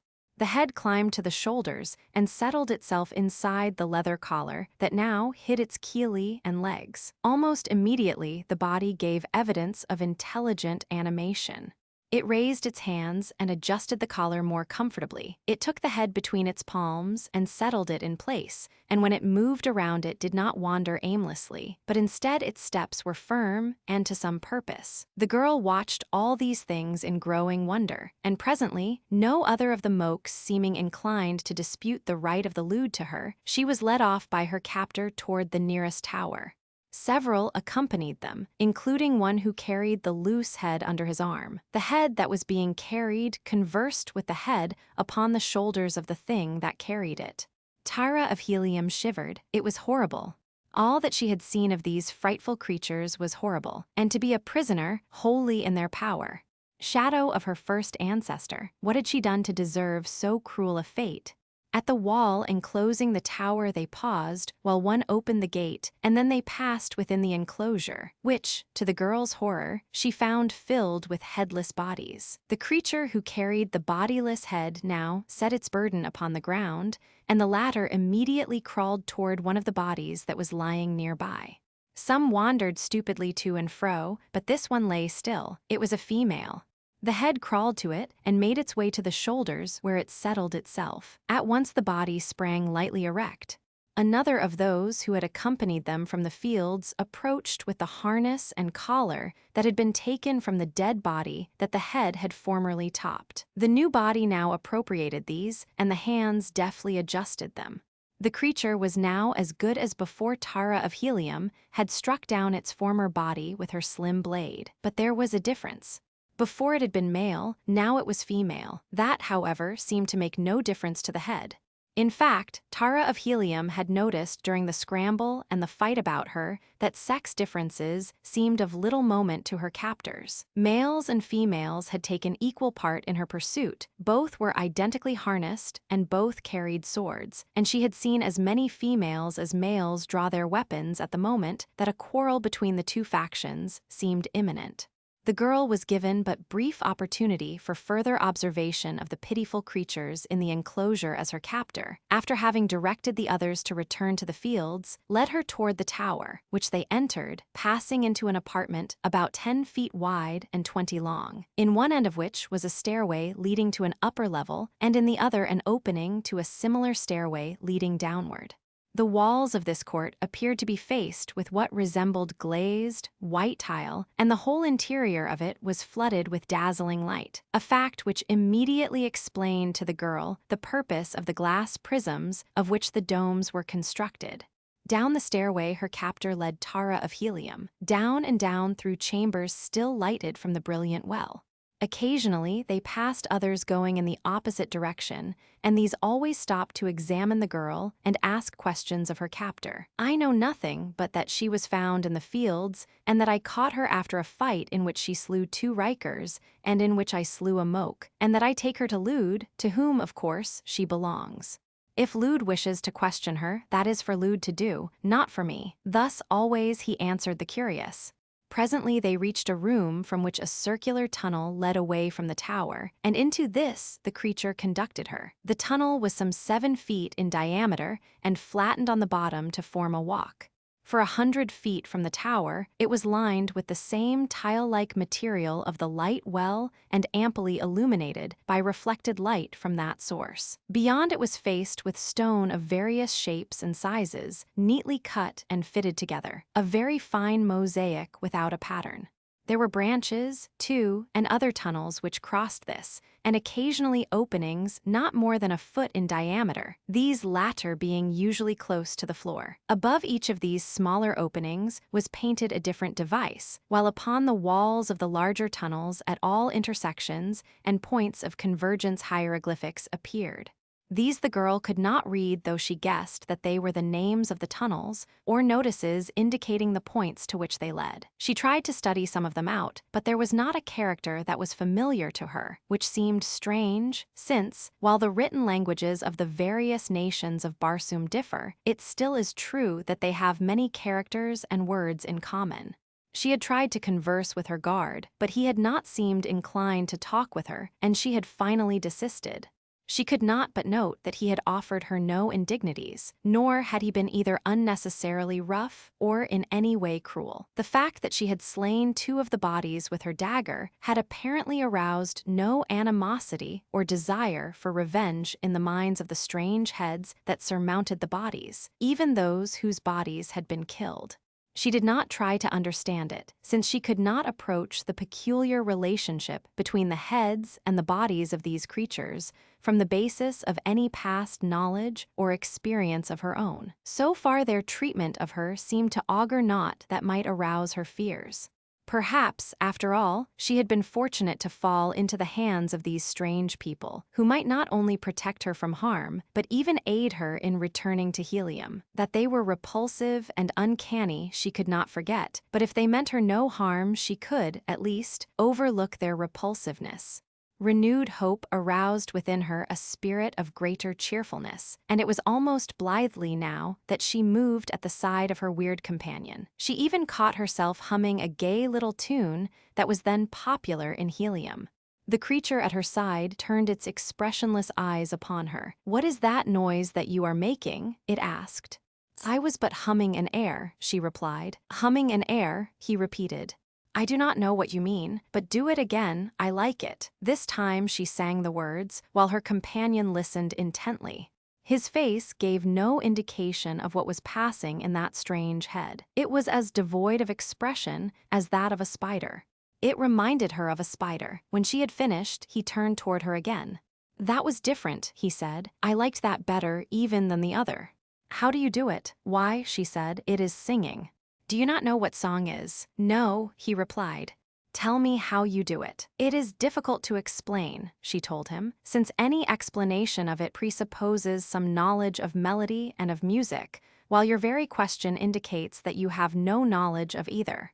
"No," he said, "I do not know what you are talking about, but tell me how you do it." "It is merely the melodious modulations of my voice," she explained. "Listen," and again she sang. "I do not understand," he insisted, "but I like it. Could you teach me to do it?" "I do not know, but I shall be glad to try. We will see what Lude does with you," he said. "If he does not want you, I will keep you, and you shall teach me to make sounds like that." At his request, she sang again as they continued their way along the winding tunnel, which was now lighted by occasional bulbs, which appeared to be similar to the radium bulbs with which she was familiar, and which were common to all the nations of Barsoom, insofar as she knew, having been perfected at so remote a period that their very origin was lost in antiquity. They consist, usually, of a hemispherical bowl of heavy glass in which is packed a compound containing what, according to John Carter, must be radium. The bowl is then cemented into a metal plate with a heavily insulated back, and the whole affair set in the masonry of wall or ceiling as desired, where it gives off light of greater or less intensity, according to the composition of the filling material, for an almost incalculable period of time. As they proceeded, they met a greater number of the inhabitants of this underground world, and the girl noted that among many of these, the metal and harness were more ornate than had been those of the workers in the fields above. The heads and bodies, however, were similar, even identical, she thought. No one offered her harm, and she was now experiencing a feeling of relief almost akin to happiness, when her guide turned suddenly into an opening on the right side of the tunnel, and she found herself in a large, well-lighted chamber. Chapter 5: The Perfect Brain. The song that had been upon her lips as she entered died there, frozen by the sight of horror that met her eyes. In the center of the chamber, a headless body lay upon the floor, a body that had been partially devoured, while over and upon it crawled 6 heads upon their short, spider legs, and they tore at the flesh of the woman with their chelae and carried the bits to their awful mouths. They were eating human flesh, eating it raw. Tara of Helium gasped in horror and turning away covered her eyes with her palms. "Come," said her captor, "what is the matter?" "They are eating the flesh of the woman," she whispered in tones of horror. "Why not?" he inquired. "Did you suppose that we kept the Riker for labor alone? Ah, no. They are delicious when kept and fattened. Fortunate, too, are those that are bred for food, since they are never called upon to do aught but eat." "It is hideous," she cried. He looked at her steadily for a moment, but whether in surprise, in anger, or in pity his expressionless face did not reveal. Then he led her on across the room past the frightful thing, from which she turned away her eyes. Lying about the floor near the walls were half a dozen headless bodies in harness. These, she guessed, had been abandoned temporarily by the feasting heads until they again required their services. In the walls of this room, there were many of the small, round openings she had noticed in various parts of the tunnels, the purpose of which she could not guess. They passed through another corridor and then into a second chamber, larger than the first and more brilliantly illuminated. Within were several of the creatures, with heads and bodies assembled, while many headless bodies lay about near the walls. Here, her captor halted and spoke to one of the occupants of the chamber. "I seek Lude," he said. "I bring to Lude a creature that I captured in the fields above." The others crowded about to examine Tara of Helium. One of them whistled, whereupon the girl learned something of the smaller openings in the walls, for almost immediately there crawled from them, like giant spiders, a score or more of the hideous heads. Each sought one of the recumbent bodies and fastened itself in place. Immediately the bodies reacted to the intelligent direction of the heads. They arose, the hands adjusted the leather collars, and put the balance of the harness in order. Then the creatures crossed the room to where Tara of Helium stood. She noted that their leather was more highly ornamented than that worn by any of the others she had previously seen, and so she guessed that these must be higher in authority than the others. Nor was she mistaken. The demeanor of her captor indicated it. He addressed them as one who holds intercourse with superiors. Several of those who examined her felt her flesh, pinching it gently between thumb and forefinger, a familiarity that the girl resented. She struck down their hands. "Do not touch me," she cried imperiously, for was she not a princess of Helium? The expression on those terrible faces did not change. She could not tell whether they were angry or amused, whether her action had filled them with respect for her or contempt. Only one of them spoke immediately. "She will have to be fattened more," he said. The girl's eyes went wide with horror. She turned upon her captor. "Do these frightful creatures intend to devour me?" She cried. "That is for Lude to say," he replied, and then he leaned closer so that his mouth was near her ear. "That noise you made which you called song pleased me," he whispered, "and I will repay you by warning you not to antagonize these Caldanes. They are very powerful. Lude listens to them. Do not call them frightful. They are very handsome. Look at their wonderful trappings, their gold, their jewels." "Thank you," she said. "You called them Caldanes. What does that mean?" "We are all Caldanes," he replied. "You too." And she pointed at him, her slim finger directed toward his chest. "No, not this," he explained, touching his body. "This is a Riker, but this," and he touched his head, "is a Caldane. It is the brain, the intellect, the power that directs all things. The Riker," he indicated his body, "is nothing. It is not so much even as the jewels upon our harness. No, not so much as the harness itself. It carries us about. It is true that we would find difficulty getting along without it, but it has less value than harness or jewels because it is less difficult to reproduce." He turned again to the other Caldanes. "Will you notify Lude that I am here?" he asked. "Sept has already gone to Lude. He will tell him," replied one. "Where did you find this Riker, with the strange Caldane that cannot detach itself?" The girl's captor narrated once more the story of her capture. He stated facts just as they had occurred, without embellishment, his voice as expressionless as his face, and his story was received in the same manner that it was delivered. The creatures seemed totally lacking in emotion, or, at least, the capacity to express it. It was impossible to judge what impression the story made upon them, or even if they heard it. Their protruding eyes simply stared, and occasionally the muscles of their mouths opened and closed. Familiarity did not lessen the horror the girl felt for them. The more she saw of them, the more repulsive they seemed. Often her body was shaken by convulsive shudders as she looked at the Kaldanes, but when her eyes wandered to the beautiful bodies, and she could for a moment expunge the heads from her consciousness, the effect was soothing and refreshing, though when the bodies lay, headless, upon the floor they were quite as shocking as the heads mounted on bodies. But by far the most gruesome and uncanny sight of all was that of the heads crawling about upon their spider legs. If one of these should approach and touch her Tara of Helium was positive that she should scream, while should one attempt to crawl up her person, the very idea induced a feeling of faintness. Sept returned to the chamber. "Lude will see you and the captive." "Come," he said, and turned toward a door opposite that through which Tara of Helium had entered the chamber. "What is your name?" His question was directed to the girl's captor. "I am Gek, third foreman of the fields of Lude," he answered. "And hers?" "I do not know. It makes no difference." "Come." The patrician brows of Tara of Helium went high. It made no difference indeed. She, a princess of Helium, only daughter of the warlord of Barsoom. "Wait," she cried. "It makes much difference who I am. If you are conducting me into the presence of your Jed, you may announce the Princess Tara of Helium, daughter of John Carter, the warlord of Barsoom." "Hold your peace," commanded Sept. "Speak when you are spoken to." "Come with me." The anger of Tara of Helium all but choked her.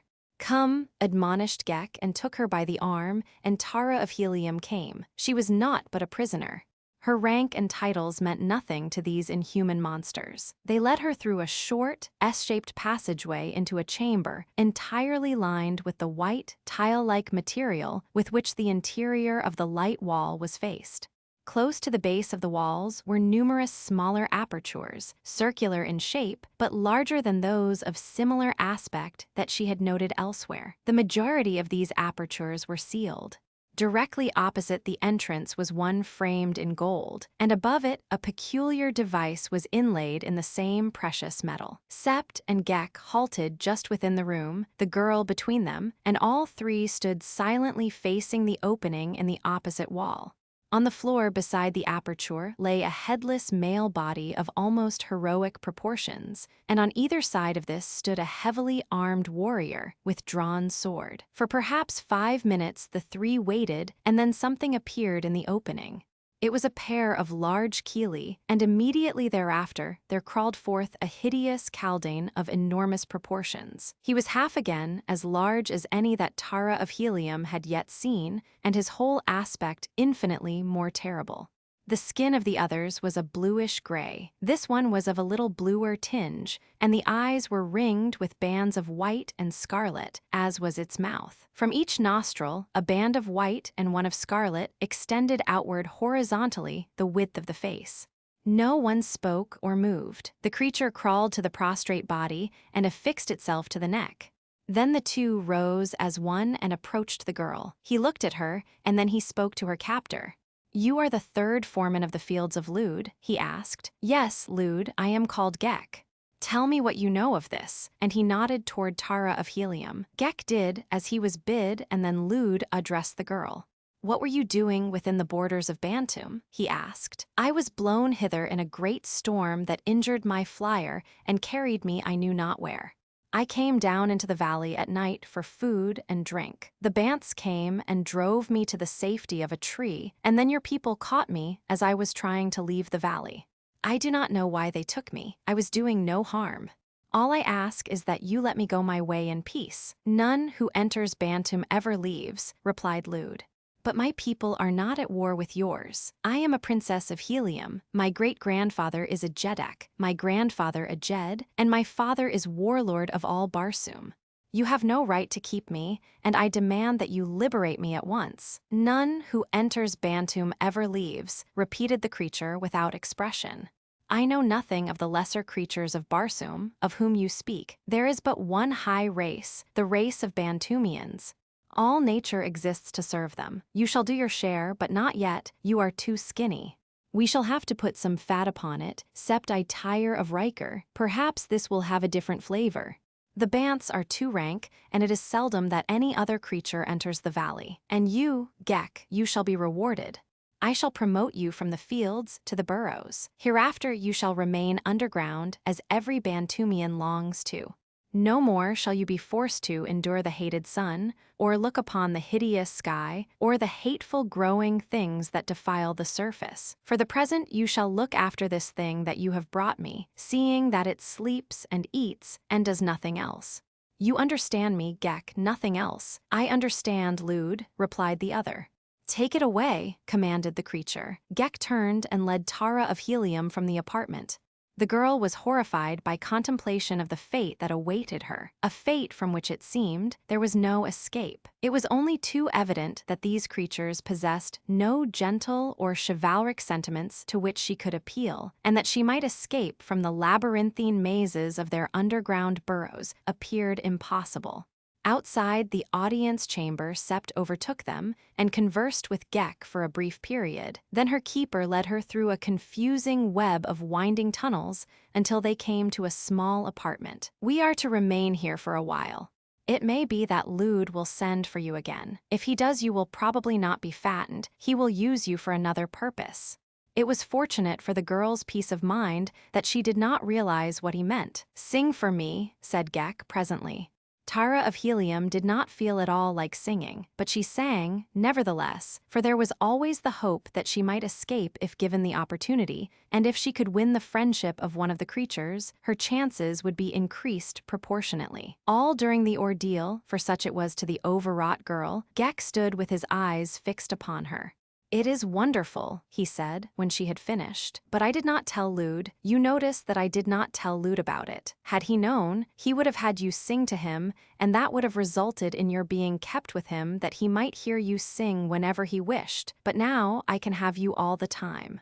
How do you know he would like my singing? She asked. He would have to, replied Gek. If I like a thing, he has to like it, for are we not identical, all of us? The people of my race do not all like the same things, said the girl. How strange, commented Gek. All Chaldanes like the same things and dislike the same things. If I discover something new and like it, I know that all Chaldanes will like it. That is how I know that Lud would like your singing. You see, we are all exactly alike. But you do not look like Lud, said the girl. Lud is king. He is larger and more gorgeously marked, but otherwise he and I are identical, and why not? Did not Lud produce the egg from which I hatched? What? Queried the girl. I do not understand you. Yes, explained Gek. All of us are from Lud's eggs, just as all the swarm of Moke are from Moke's eggs. Oh, exclaimed Tara of Helium understandingly. You mean that Lud has many wives, and that you are the offspring of one of them? No, not that at all, replied Gek. Lud has no wife. He lays the eggs himself. You do not understand. Tara of Helium admitted that she did not. I will try to explain then, said Gek, if you will promise to sing to me later. I promise, she said. We are not like the Rikers, he began. They are creatures of a low order, like yourself and the Banths and such things. We have no sex, not one of us except our king, who is bisexual. He produces many eggs from which we, the workers and the warriors, are hatched, and 1 in every 1,000 eggs is another king egg from which a king is hatched. Did you notice the sealed openings in the room where you saw Lud? Sealed in each of those is another king. If one of them escaped, he would fall upon Lud and try to kill him, and if he succeeded, we should have a new king, but there would be no difference. His name would be Lud, and all would go on as before, for are we not all alike? Lud has lived a long time and has produced many kings, so he lets only a few live that there may be a successor to him when he dies. The others he kills. Why does he keep more than one? Queried the girl. Sometimes accidents occur, replied Gek, and all the kings that a swarm has saved are killed. When this happens, the swarm comes and obtains another king from a neighboring swarm. Are all of you the children of Lud? She asked. All but a few, who are from the eggs of the preceding king, as was Lud. But Lud has lived a long time, and not many of the others are left. You live a long time or short? Tara asked. A very long time. And the Rikers, too, they live a long time. No, the Rikers live for 10 years, perhaps, he said, if they remain strong and useful. When they can no longer be of service to us, either through age or sickness, we leave them in the fields and the Banths come at night and get them. How horrible, she exclaimed. Horrible, he repeated. I see nothing horrible about that. The Rikers are but brainless flesh. They neither see, nor feel, nor hear. They can scarce move but for us. If we did not bring them food, they would starve to death. They are less deserving of thought than our leather. All that they can do for themselves is to take food from a trough and put it in their mouths, but with us, look at them. And he proudly exhibited the noble figure that he surmounted, palpitant with life and energy and feeling. "How do you do it?" asked Tara of Helium. "I do not understand it at all. I will show you," he said, and lay down upon the floor. Then he detached himself from the body, which lay as a thing dead. On his spider legs he walked toward the girl. "Now look," he admonished her, "do you see this thing?" And he extended what appeared to be a bundle of tentacles from the posterior part of his head. There is an aperture just back of the Riker's mouth and directly over the upper end of his spinal column. Into this aperture, I insert my tentacles and seize the spinal cord. Immediately, I control every muscle of the Riker's body. It becomes my own, just as you direct the movement of the muscles of your body. I feel what the Riker would feel if he had a head and brain. If he is hurt, I would suffer if I remained connected with him. But the instant one of them is injured or becomes sick, we desert it for another. As we would suffer the pains of their physical injuries, similarly do we enjoy the physical pleasures of the Rikers. When your body becomes fatigued, you are comparatively useless. It is sick, you are sick. If it is killed, you die. You are the slave of a mass of stupid flesh and bone and blood. There is nothing more wonderful about your carcass than there is about the carcass of a banth. It is only your brain that makes you superior to the banth, but your brain is bound by the limitations of your body. Not so ours. With us, brain is everything. 90% of our volume is brain. We have only the simplest of vital organs, and they are very small, for they do not have to assist in the support of a complicated system of nerves, muscles, flesh, and bone. We have no lungs, for we do not require air. Far below the levels to which we can take the Rikers is a vast network of burrows where the real life of the Chaldean is lived. There the air-breathing Riker would perish as you would perish. There we have stored vast quantities of food in hermetically sealed chambers. It will last forever. Far beneath the surface is water that will flow for countless ages after the surface water is exhausted. We are preparing for the time we know must come, the time when the last vestige of the Barsoomian atmosphere is spent, when the waters and the food are gone. For this purpose were we created, that there might not perish from the planet nature's divinest creation, the perfect brain. But what purpose can you serve when that time comes? Asked the girl. You do not understand, he said. It is too big for you to grasp, but I will try to explain it.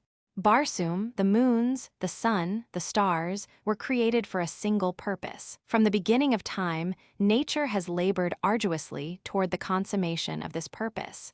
At the very beginning, things existed with life, but with no brain. Gradually, rudimentary nervous systems and minute brains evolved. Evolution proceeded. The brains became larger and more powerful.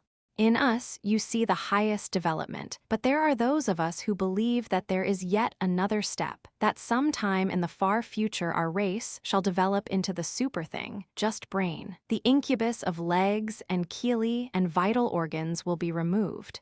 The future Chaldean will be nothing but a great brain. Deaf, dumb, and blind, it will lie sealed in its buried vault far beneath the surface of Barsoom. Just a great, wonderful, beautiful brain with nothing to distract it from eternal thought. You mean it will just lie there and think, cried Tara of Helium. Just that. He exclaimed, could aught be more wonderful? Yes, replied the girl. I can think of a number of things that would be infinitely more wonderful. Chapter 6, In the Toils of Horror. What the creature had told her gave Tara of Helium food for thought. She had been taught that every created thing fulfilled some useful purpose, and she tried conscientiously to discover just what was the rightful place of the Chaldean in the universal scheme of things. She knew that it must have its place, but what that place was, it was beyond her to conceive. She had to give it up. They recalled to her mind a little group of people in Helium who had forsworn the pleasures of life in the pursuit of knowledge. They were rather patronizing in their relations with those whom they thought not so intellectual. They considered themselves quite superior. She smiled at recollection of a remark her father had once made concerning them, to the effect that if one of them ever dropped his egotism and broke it, it would take a week to fumigate helium. Her father liked normal people. People who knew too little and people who knew too much were equally a bore. Tara of Helium was like her father in this respect, and like him, too, she was both sane and normal. Outside of her personal danger, there was much in this strange world that interested her. The Rikers aroused her keenest pity and vast conjecture. How and from what form had they evolved? She asked Gek. "Sing to me again, and I will tell you," he said. "If Lude would let me have you, you should never die. I should keep you always to sing to me." The girl marveled at the effect her voice had upon the creature. Somewhere in that enormous brain, there was a chord that was touched by melody. It was the soul link between herself and the brain when detached from the Riker. When it dominated the Riker, it might have other human instincts, but these she dreaded even to think of. After she had sung, she waited for Gek to speak. For a long time he was silent, just looking at her through those awful eyes. "I wonder," he said presently, "if it might not be pleasant to be of your race. Do you all sing?" "Nearly all a little," she said, "but we do many other interesting and enjoyable things. We dance and play and work and love, and sometimes we fight, for we are a race of warriors." "Love," said the Kaldane. "I think I know what you mean, but we, fortunately, are above sentiment when we are detached. But when we dominate the Riker, that is different, and when I hear you sing and look at your beautiful body, I know what you mean by love." "I could love you." The girl shrank from him. "You promised to tell me the origin of the Riker," she reminded him. "Ages ago," he commenced, "our bodies were larger and our heads smaller. Our legs were very weak, and we could not travel fast or far. There was a stupid creature that went upon 4 legs. It lived in a hole in the ground, to which it brought its food, so we ran our burrows into this hole and ate the food it brought. But it did not bring enough for itself and all the Kaldanes that lived upon it, so we had also to go abroad and get food. This was hard work for our weak legs. Then it was that we commenced to ride upon the backs of these primitive Rikers. It took many ages, undoubtedly, but at last came the time when the Kaldane had found means to guide the Riker, until presently the latter depended entirely upon the superior brain of his master to guide him to food. The brain of the Riker grew smaller as time went on. His ears went and his eyes, for he no longer had use for them. The Kaldane saw and heard for him. By similar steps, the Riker came to go upon its hind feet that the Kaldane might be able to see farther. As the brain shrank, so did the head. The mouth was the only feature of the head that was used, and so the mouth alone remains. Members of the red race fell into the hands of our ancestors from time to time. They saw the beauties and the advantages of the form that nature had given the red race over that which the Riker was developing into. By intelligent crossing, the present Riker was achieved. He is really solely the product of the superintelligence of the Kaldane. He is our body, to do with as we see fit, just as you do what you see fit with your body, only we have the advantage of possessing an unlimited supply of bodies. Do you not wish that you were a Kaldane? For how long they kept her in the subterranean chamber Tara of Helium did not know. It seemed a very long time. She ate and slept and watched the interminable lines of creatures that passed the entrance to her prison. There was a laden line passing from above carrying food, food, food. In the other line, they returned empty-handed. When she saw them, she knew that it was daylight above. When they did not pass, she knew it was night, and that the Banths were about devouring the Rikers that had been abandoned in the fields the previous day. She commenced to grow pale and thin. She did not like the food they gave her. It was not suited to her kind, nor would she have eaten overmuch palatable food for the fear of becoming fat. The idea of plumpness had a new significance here, a horrible significance. Gek noted that she was growing thin and white. He spoke to her about it, and she told him that she could not thrive thus beneath the ground, that she must have fresh air and sunshine, or she would wither and die. Evidently, he carried her words to Lude, since it was not long after that he told her that the king had ordered that she be confined in the tower, and to the tower she was taken. She had hoped against hope that this very thing might result from her conversation with Gek. Even to see the sun again was something, but now there sprang to her breast a hope that she had not dared to nurse before, while she lay in the terrible labyrinth from which she knew she could never have found her way to the outer world. But now there was some slight reason to hope. At least she could see the hills, and if she could see them, might there not come also the opportunity to reach them?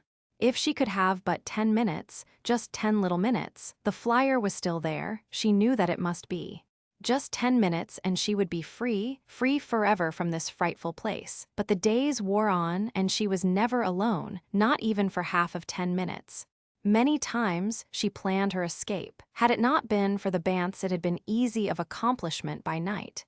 Gek always detached his body then and sank into what seemed a semi-comatose condition. It could not be said that he slept, or at least it did not appear like sleep, since his lidless eyes were unchanged, but he lay quietly in a corner. Tara of Helium enacted 1,000 times in her mind the scene of her escape. She would rush to the side of the Riker and seize the sword that hung in its harness.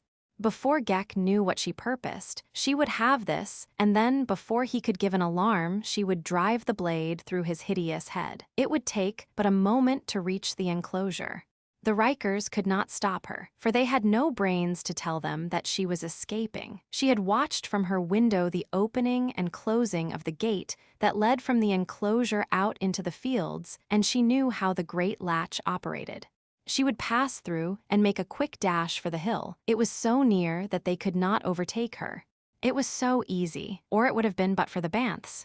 The Banths at night and the workers in the fields by day. Confined to the tower and without proper exercise or food, the girl failed to show the improvement that her captors desired. Gek questioned her in an effort to learn why it was that she did not grow round and plump, that she did not even look as well as when they had captured her. His concern was prompted by repeated inquiries on the part of Lude, and finally resulted in suggesting to Tara of Helium a plan whereby she might find a new opportunity of escape. "I am accustomed to walking in the fresh air and the sunlight," she told Gek. "I cannot become as I was before if I am to be always shut away in this one chamber, breathing poor air and getting no proper exercise. Permit me to go out in the fields every day and walk about while the sun is shining. Then, I am sure, I shall become nice and fat." "You would run away," he said. "But how could I if you were always with me?" she asked. "And even if I wished to run away, where could I go? I do not know even the direction of Helium. It must be very far. The very first night the Banths would get me, would they not?" "They would," said Gek. "I will ask Lude about it." The following day, he told her that Lude had said that she was to be taken into the fields. He would try that for a time and see if she improved. "If you do not grow fatter, he will send for you anyway," said Gek, "but he will not use you for food." Tara of Helium shuddered. That day, and for many days thereafter, she was taken from the tower, through the enclosure and out into the fields. Always was she alert for an opportunity to escape, but Gek was always close by her side. It was not so much his presence that deterred her from making the attempt as the number of workers that were always between her and the hills where the flyer lay. She could easily have eluded Gek, but there were too many of the others. And then, one day, Gek told her as he accompanied her into the open that this would be the last time. "Tonight you go to Lude," he said. "I am sorry as I shall not hear you sing again. Tonight." She scarce breathed the word, yet it was vibrant with horror. She glanced quickly toward the hills. They were so close, yet between were the inevitable workers, perhaps a score of them. "Let us walk over there," she said, indicating them. "I should like to see what they are doing." "It is too far," said Gek. "I hate the sun. It is much pleasanter here where I can stand beneath the shade of this tree." "All right," she agreed. "Then you stay here and I will walk over. It will take me but a minute." "No," he answered. "I will go with you. You want to escape, but you are not going to." "I cannot escape," she said. "I know it," agreed Gek, "but you might try. I do not wish you to try. Possibly it will be better if we return to the tower at once. It would go hard with me should you escape." Tara of Helium saw her last chance fading into oblivion. There would never be another after today. She cast about for some pretext to lure him even a little nearer to the hills. "It is very little that I ask," she said. "Tonight you will want me to sing to you. It will be the last time. If you do not let me go and see what those Chaldanes are doing, I shall never sing to you again." Gek hesitated. "I will hold you by the arm all the time then," he said. "Why, of course, if you wish," she assented. "Come." The two moved toward the workers and the hills. The little party was digging tubers from the ground. She had noted this, and that nearly always they were stooped low over their work, the hideous eyes bent upon the upturned soil. She led Gek quite close to them, pretending that she wished to see exactly how they did the work, and all the time he held her tightly by her left wrist. "It is very interesting," she said with a sigh, and then suddenly, "Look, Gek," and pointed quickly back in the direction of the tower. The Chaldane, still holding her, turned half away from her to look in the direction she had indicated, and simultaneously, with the quickness of a banth, she struck him with her right fist, backed by every ounce of strength she possessed, struck the back of the pulpy head just above the collar. The blow was sufficient to accomplish her design, dislodging the Chaldane from its riker and tumbling it to the ground. Instantly, the grasp upon her wrist relaxed as the body, no longer controlled by the brain of Gek, stumbled aimlessly about for an instant before it sank to its knees and then rolled over on its back. But Tara of Helium waited not to note the full results of her act. The instant the fingers loosened upon her wrist, she broke away and dashed toward the hills. Simultaneously, a warning whistle broke from Gek's lips, and in instant response, the workers leaped to their feet, one almost in the girl's path. She dodged the outstretched arms and was away again toward the hills and freedom, when her foot caught in one of the hoe-like instruments with which the soil had been upturned, and which had been left, half embedded in the ground. For an instant she ran on, stumbling in a mad effort to regain her equilibrium, but the upturned furrows caught her feet. Again she stumbled and this time went down, and as she scrambled to rise again, a heavy body fell upon her and seized her arms. A moment later, she was surrounded and dragged to her feet, and as she looked around, she saw Gek crawling to his prostrate riker. A moment later, he advanced to her side. The hideous face, incapable of registering emotion, gave no clue to what was passing in the enormous brain. Was he nursing thoughts of anger, of hate, of revenge? Tara of Helium could not guess, nor did she care. The worst had happened. She had tried to escape, and she had failed. There would never be another opportunity. "Come," said Gek, "we will return to the tower." The deadly monotone of his voice was unbroken. It was worse than anger, for it revealed nothing of his intentions. It but increased her horror of these great brains that were beyond the possibility of human emotions. And so, she was dragged back to her prison in the tower, and Gek took up his vigil again, squatting by the doorway. But now, he carried a naked sword in his hand and did not quit his riker, only to change to another that he had brought to him when the first gave indications of weariness. The girl sat looking at him. He had not been unkind to her, but she felt no sense of gratitude, nor, on the other hand, any sense of hatred. The brains, incapable themselves of any of the finer sentiments, awoke none in her. She could not feel gratitude, or affection, or hatred of them. There was only the same unceasing sense of horror in their presence. She had heard great scientists discuss the future of the red race, and she recalled that some had maintained that eventually the brain would entirely dominate the man. There would be no more instinctive acts or emotions. Nothing would be done on impulse, but on the contrary, reason would direct our every act. The propounder of the theory regretted that he might never enjoy the blessings of such a state, which, he argued, would result in the ideal life for mankind. Tara of Helium wished with all her heart that this learned scientist might be here to experience to the full the practical results of the fulfillment of his prophecy. Between the purely physical Riker and the purely mental Chaldane, there was little choice, but in the happy medium of normal and imperfect man, as she knew him, lay the most desirable state of existence. It would have been a splendid object lesson, she thought, to all those idealists who seek mass perfection in any phase of human endeavor, since here they might discover the truth that absolute perfection is as little to be desired as is its antithesis. Gloomy were the thoughts that filled the mind of Tara of Helium as she awaited the summons from Lude, the summons that could mean for her but one thing: death. She guessed why he had sent for her, and she knew that she must find the means for self-destruction before the night was over. But still, she clung to hope and to life. She would not give up until there was no other way. She startled Gek once by exclaiming aloud, almost fiercely, "I still live." "What do you mean?" asked the Chaldean. "I mean just what I say," she replied. "I still live, and while I live I may still find a way." "Dead there is no hope. Find a way to what?" he asked. "To life and liberty and mine own people," she responded. "None who enters Barsoom ever leaves," he droned.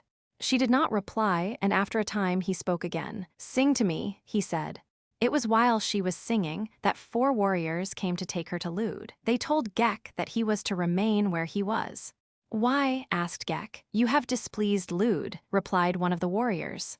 "How?" demanded Gek. "You have demonstrated a lack of uncontaminated reasoning power. You have permitted sentiment to influence you, thus demonstrating that you are a defective. You know the fate of defectives."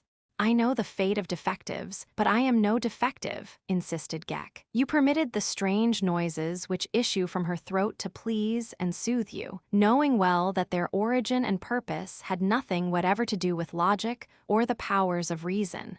This in itself constitutes an unimpeachable indictment of weakness. Then, influenced doubtless by an illogical feeling of sentiment, you permitted her to walk abroad in the fields to a place where she was able to make an almost successful attempt to escape. Your own reasoning power, were it not defective, would convince you that you are unfit. The natural and reasonable consequence is destruction. Therefore, you will be destroyed in such a way that the example will be beneficial to all other Chaldeans of the swarm of Lude. In the meantime, you will remain where you are." "You are right," said Gek. "I will remain here until Lude sees fit to destroy me in the most reasonable manner." Tara of Helium shot a look of amazement at him as they led her from the chamber. Over her shoulder she called back to him, "Remember, Gek, you still live." Then they led her along the interminable tunnels to where Lude awaited her. When she was conducted into his presence, he was squatting in a corner of the chamber upon his 6 spidery legs. Near the opposite wall lay his Riker, its beautiful form trapped in gorgeous harness, a dead thing without a guiding Chaldean. Lude dismissed the warriors who had accompanied the prisoner. Then he sat with his terrible eyes fixed upon her, and without speaking for some time. Tara of Helium could but wait. What was to come, she could only guess. When it came would be sufficiently the time to meet it. There was no necessity for anticipating the end. Presently Lude spoke. "You think to escape," he said, in the deadly, expressionless monotone of his kind, the only possible result of orally expressing reason uninfluenced by sentiment. "You will not escape. You are merely the embodiment of 2 imperfect things, an imperfect brain and an imperfect body. The 2 cannot exist together in perfection. There you see a perfect body." He pointed toward the Riker. "It has no brain. Here," and he raised one of his Keeley to his head, "is the perfect brain. It needs no body to function perfectly and properly as a brain. You would pit your feeble intellect against mine. Even now you are planning to slay me. If you are thwarted in that you expect to slay yourself, you will learn the power of mind over matter. I am the mind. You are the matter. What brain you have is too weak and ill-developed to deserve the name of brain. You have permitted it to be weakened by impulsive acts dictated by sentiment. It has no value. It has practically no control over your existence. You will not kill me. You will not kill yourself. When I am through with you, you shall be killed if it seems the logical thing to do. You have no conception of the possibilities for power which lie in a perfectly developed brain. Look at that Riker. He has no brain. He can move but slightly of his own volition.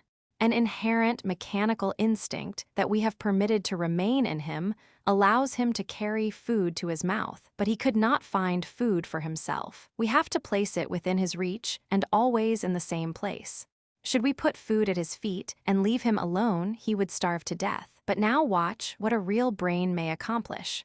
He turned his eyes upon the Riker and squatted there glaring at the insensate thing. Presently, to the girl's horror, the headless body moved.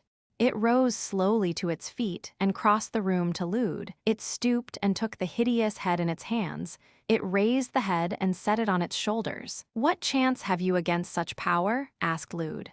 "As I did with the Riker, so can I do with you." Tara of Helium made no reply. Evidently, no vocal reply was necessary. "You doubt my ability," stated Lude, which was precisely the fact, though the girl had only thought it, she had not said it. Lude crossed the room and lay down. Then he detached himself from the body and crawled across the floor until he stood directly in front of the circular opening through which she had seen him emerge the day that she had first been brought to his presence. He stopped there and fastened his terrible eyes upon her. He did not speak, but his eyes seemed to be boring straight to the center of her brain. She felt an almost irresistible force urging her toward the Kaldane. She fought to resist it. She tried to turn away her eyes, but she could not. They were held as in horrid fascination upon the glittering, lidless orbs of the great brain that faced her. Slowly, every step a painful struggle of resistance, she moved toward the horrific monster.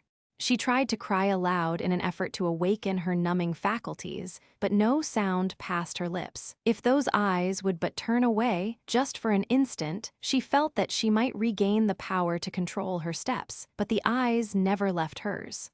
They seemed but to burn deeper and deeper, gathering up every vestige of control of her entire nervous system. As she approached the thing, it backed slowly away upon its spider legs.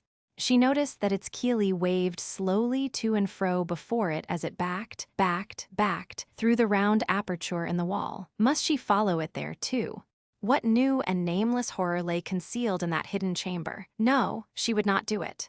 Yet before she reached the wall, she found herself down and crawling upon her hands and knees, straight toward the hole from which the two eyes still clung to hers. At the very threshold of the opening, she made a last, heroic stand, battling against the force that drew her on. But in the end, she succumbed. With a gasp that ended in a sob, Tara of Helium passed through the aperture into the chamber beyond. The opening was but barely large enough to admit her. Upon the opposite side, she found herself in a small chamber. Before her squatted Lude.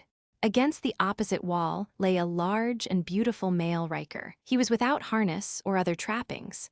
"You see now," said Lude, "the futility of revolt." The words seemed to release her momentarily from the spell. Quickly she turned away her eyes. "Look at me," commanded Lude. Tara of Helium kept her eyes averted. She felt a new strength, or at least a diminution of the creature's power over her. Had she stumbled upon the secret of its uncanny domination over her will? She dared not hope. With eyes averted, she turned toward the aperture through which those baleful eyes had drawn her. Again Lude commanded her to stop, but the voice alone lacked all authority to influence her. It was not like the eyes. She heard the creature whistle and knew that it was summoning assistance, but because she did not dare look toward it, she did not see it turn and concentrate its gaze upon the great, headless body lying by the further wall. The girl was still slightly under the spell of the creature's influence. She had not regained full and independent domination of her powers. She moved as one in the throes of some hideous nightmare, slowly, painfully, as though each limb was hampered by a great weight, or as she were dragging her body through a viscous fluid. The aperture was close, so close, yet struggle as she would, she seemed to be making no appreciable progress toward it. Behind her, urged on by the malevolent power of the great brain, the headless body crawled upon all fours toward her. At last, she had reached the aperture. Something seemed to tell her that once beyond it, the domination of the Kaldane would be broken. She was almost through into the adjoining chamber when she felt a heavy hand close upon her ankle. The Riker had reached forth and seized her, and though she struggled, the thing dragged her back into the room with Lude. It held her tight and drew her close, and then, to her horror, it commenced to caress her. "You see now," she heard Lude's dull voice, "the futility of revolt and its punishment." Tara of Helium fought to defend herself, but pitifully weak were her muscles against this brainless incarnation of brute power. Yet she fought on in the face of hopeless odds for the honor of the proud name she bore, fought alone, she whom the fighting men of a mighty empire, the flower of Martian chivalry, would gladly have lain down their lives to save. Chapter 7, A Repellent Sight. The cruiser Vannator careened through the tempest. That she had not been dashed to the ground or twisted by the force of the elements into tangled wreckage was due entirely to the caprice of nature. For all the duration of the storm she rode, a helpless derelict, upon those storm-tossed waves of wind. But for all the dangers and vicissitudes they underwent, she and her crew might have borne charmed lives up to within an hour of the abating of the hurricane. It was then that the catastrophe occurred, a catastrophe indeed to the crew of the Vannator and the kingdom of Gathol. The men had been without food or drink since leaving Helium, and they had been hurled about and buffeted in their lashings until all were worn to exhaustion. There was a brief lull in the storm during which one of the crew attempted to reach his quarters, after releasing the lashings which had held him to the precarious safety of the deck. The act in itself was a direct violation of orders, and, in the eyes of the other members of the crew, the effect, which came with startling suddenness, took the form of a swift and terrible retribution.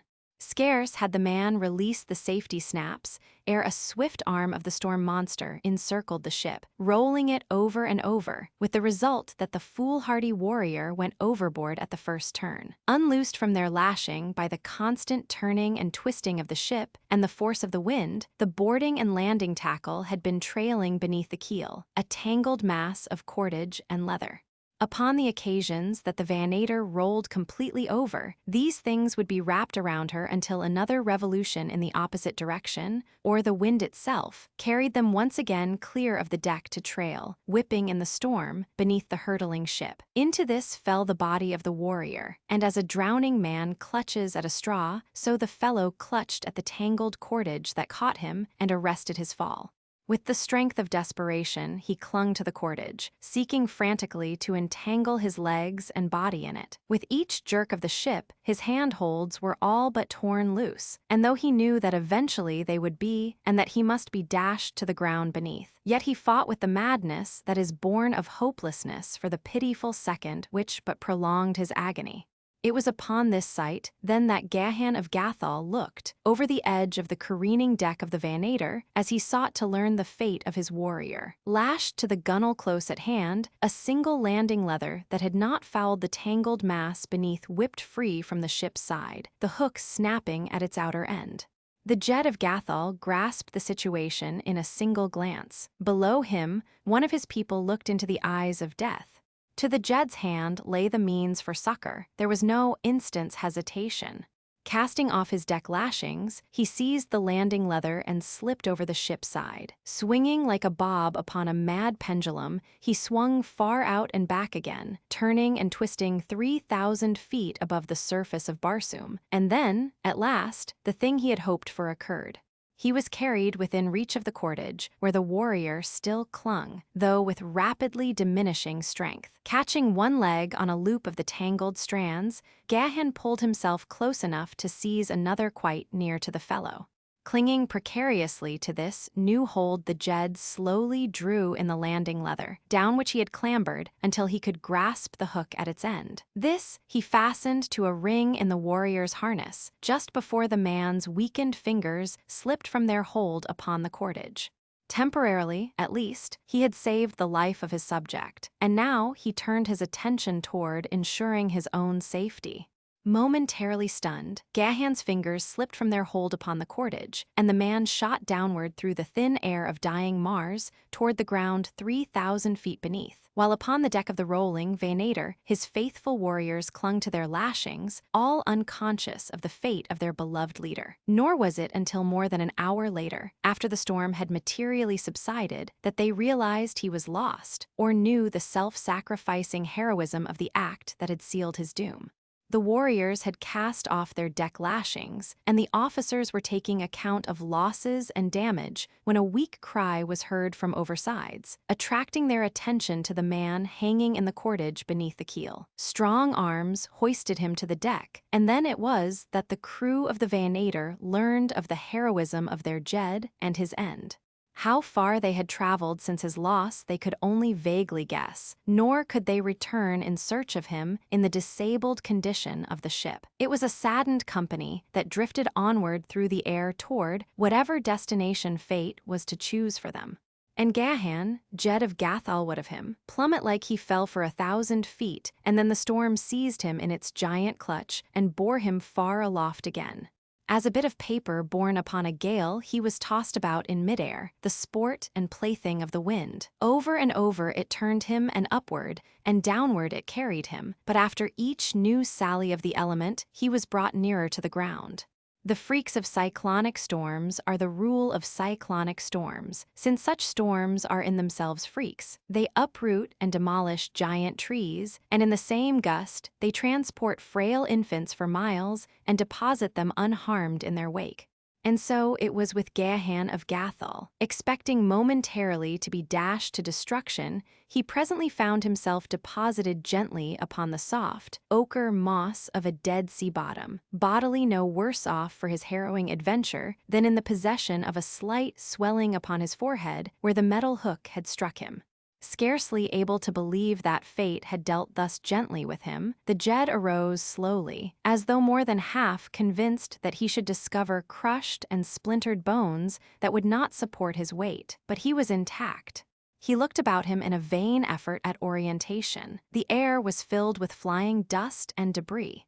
The sun was obliterated. His vision was confined to a radius of a few hundred yards of ochre moss and dust-filled air. 500 yards away in any direction, there might have arisen the walls of a great city and he not known it. It was useless to move from where he was until the air cleared, since he could not know in what direction he was moving. And so he stretched himself upon the moss and waited, pondering the fate of his warriors and his ship, but giving little thought to his own precarious situation. Lashed to his harness were his swords, his pistols, and a dagger, and in his pocket pouch a small quantity of the concentrated rations that form a part of the equipment of the fighting men of Barsoom. These things, together with trained muscles, high courage, and an undaunted spirit, sufficed him for whatever misadventures might lie between him and Gathol, which lay in what direction he knew not, nor at what distance. The wind was falling rapidly, and with it the dust that obscured the landscape. That the storm was over he was convinced, but he chafed at the inactivity the low visibility put upon him, nor did conditions better materially before night fell, so that he was forced to await the new day at the very spot at which the tempest had deposited him. Without his sleeping silks and furs, he spent a far from comfortable night, and it was with feelings of unmixed relief that he saw the sudden dawn burst upon him. The air was now clear, and in the light of the new day, he saw an undulating plain stretching in all directions about him, while to the northwest there were barely discernible the outlines of low hills. Toward the southeast of Gathol was such a country, and as Gahan surmised the direction and the velocity of the storm to have carried him somewhere in the vicinity of the country he thought he recognized, he assumed that Gathol lay behind the hills he now saw, whereas, in reality, it lay far to the northeast. It was 2 days before Gahan had crossed the plain and reached the summit of the hills from which he hoped to see his own country, only to meet at last with disappointment. Before him stretched another plain, of even greater proportions than that he had but just crossed, and beyond this other hills. In one material respect, this plain differed from that behind him in that it was dotted with occasional isolated hills. Convinced, however, that Gathol lay somewhere in the direction of his search, he descended into the valley and bent his steps toward the northwest. For weeks, Gahan of Gathol crossed valleys and hills in search of some familiar landmark that might point his way toward his native land, but the summit of each succeeding ridge revealed but another unfamiliar view. He saw few animals and no men, until he finally came to the belief that he had fallen upon that fabled area of ancient Barsoom, which lay under the curse of her olden gods, the once rich and fertile country whose people in their pride and arrogance had denied the deities, and whose punishment had been extermination. And then, one day, he scaled low hills and looked into an inhabited valley, a valley of trees and cultivated fields and plots of ground enclosed by stone walls surrounding strange towers. He saw people working in the fields, but he did not rush down to greet them. First, he must know more of them and whether they might be assumed to be friends or enemies. Hidden by concealing shrubbery, he crawled to a vantage point upon a hill that projected further into the valley, and here he lay upon his belly watching the workers closest to him. They were still quite a distance from him, and he could not be quite sure of them, but there was something verging upon the unnatural about them. Their heads seemed out of proportion to their bodies, too large. For a long time he lay watching them, and ever more forcibly it was borne in upon his consciousness that they were not as he, and that it would be rash to trust himself among them. Presently he saw a couple appear from the nearest enclosure and slowly approach those who were working nearest to the hill where he lay in hiding. Immediately he was aware that one of these differed from all the others. Even at the greater distance, he noted that the head was smaller, and as they approached, he was confident that the harness of one of them was not as the harness of its companion, or of that of any of those who tilled the fields. The two stopped often, apparently in argument, as though one would proceed in the direction that they were going while the other demurred. But each time, the smaller one reluctant consent from the other, and so they came closer and closer to the last line of workers toiling between the enclosure from which they had come and the hill where Gahan of Gathol lay watching, and then suddenly the smaller figure struck its companion full in the face. Gahan, horrified, saw the latter's head topple from its body, saw the body stagger and fall to the ground. The man half rose from his concealment, the better to view the happening in the valley below. The creature that had felled its companion was dashing madly in the direction of the hill upon which he was hidden. It dodged one of the workers that sought to seize it. Gahan hoped that it would gain its liberty. Why he did not know other than at closer range, it had every appearance of being a creature of his own race. Then he saw it stumble and go down, and instantly its pursuers were upon it. Then it was that Gahan's eyes chanced to return to the figure of the creature the fugitive had felled. What horror was this that he was witnessing? Or were his eyes playing some ghastly joke upon him? No, impossible though it was true. The head was moving slowly to the fallen body.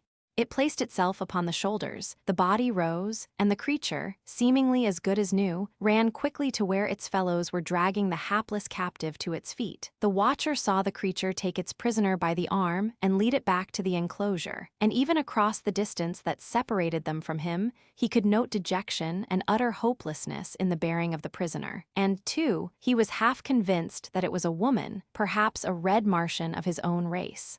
Could he be sure that this was true, he must make some effort to rescue her, even though the customs of his strange world required it only in case she was of his own country. But he was not sure. She might not be a red Martian at all, or, if she were, it was as possible that she sprang from an enemy people as not.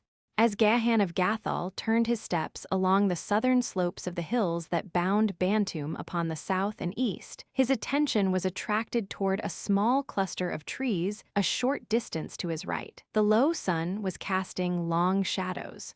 It would soon be night. The trees were off the path that he had chosen, and he had little mind to be diverted from his way. But as he looked again, he hesitated.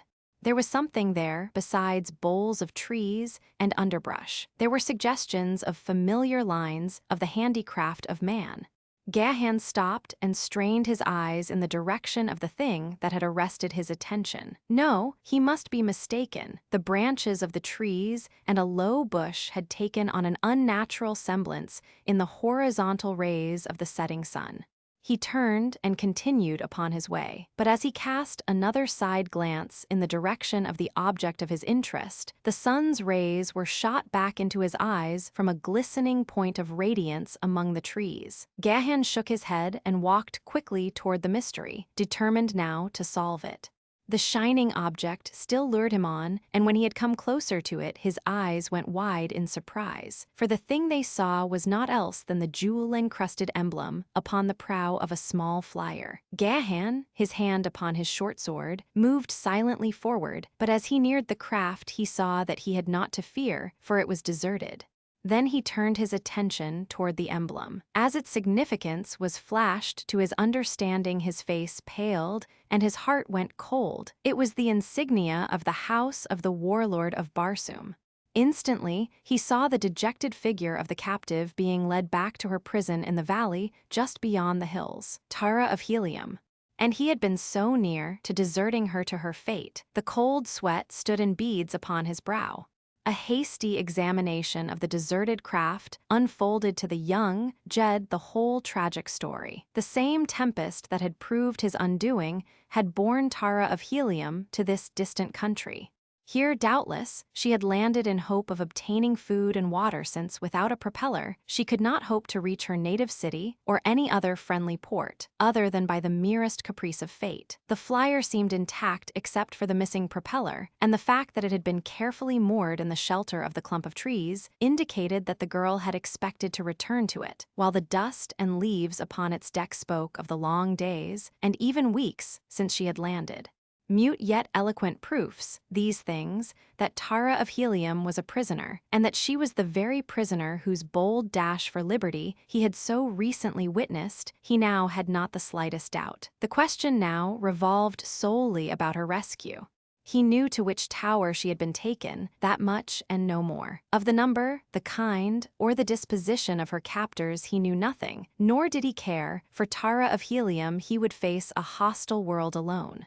Rapidly, he considered several plans for succoring her, but the one that appealed most strongly to him was that which offered the greatest chance of escape for the girl should he be successful in reaching her. His decision reached, he turned his attention quickly toward the flyer.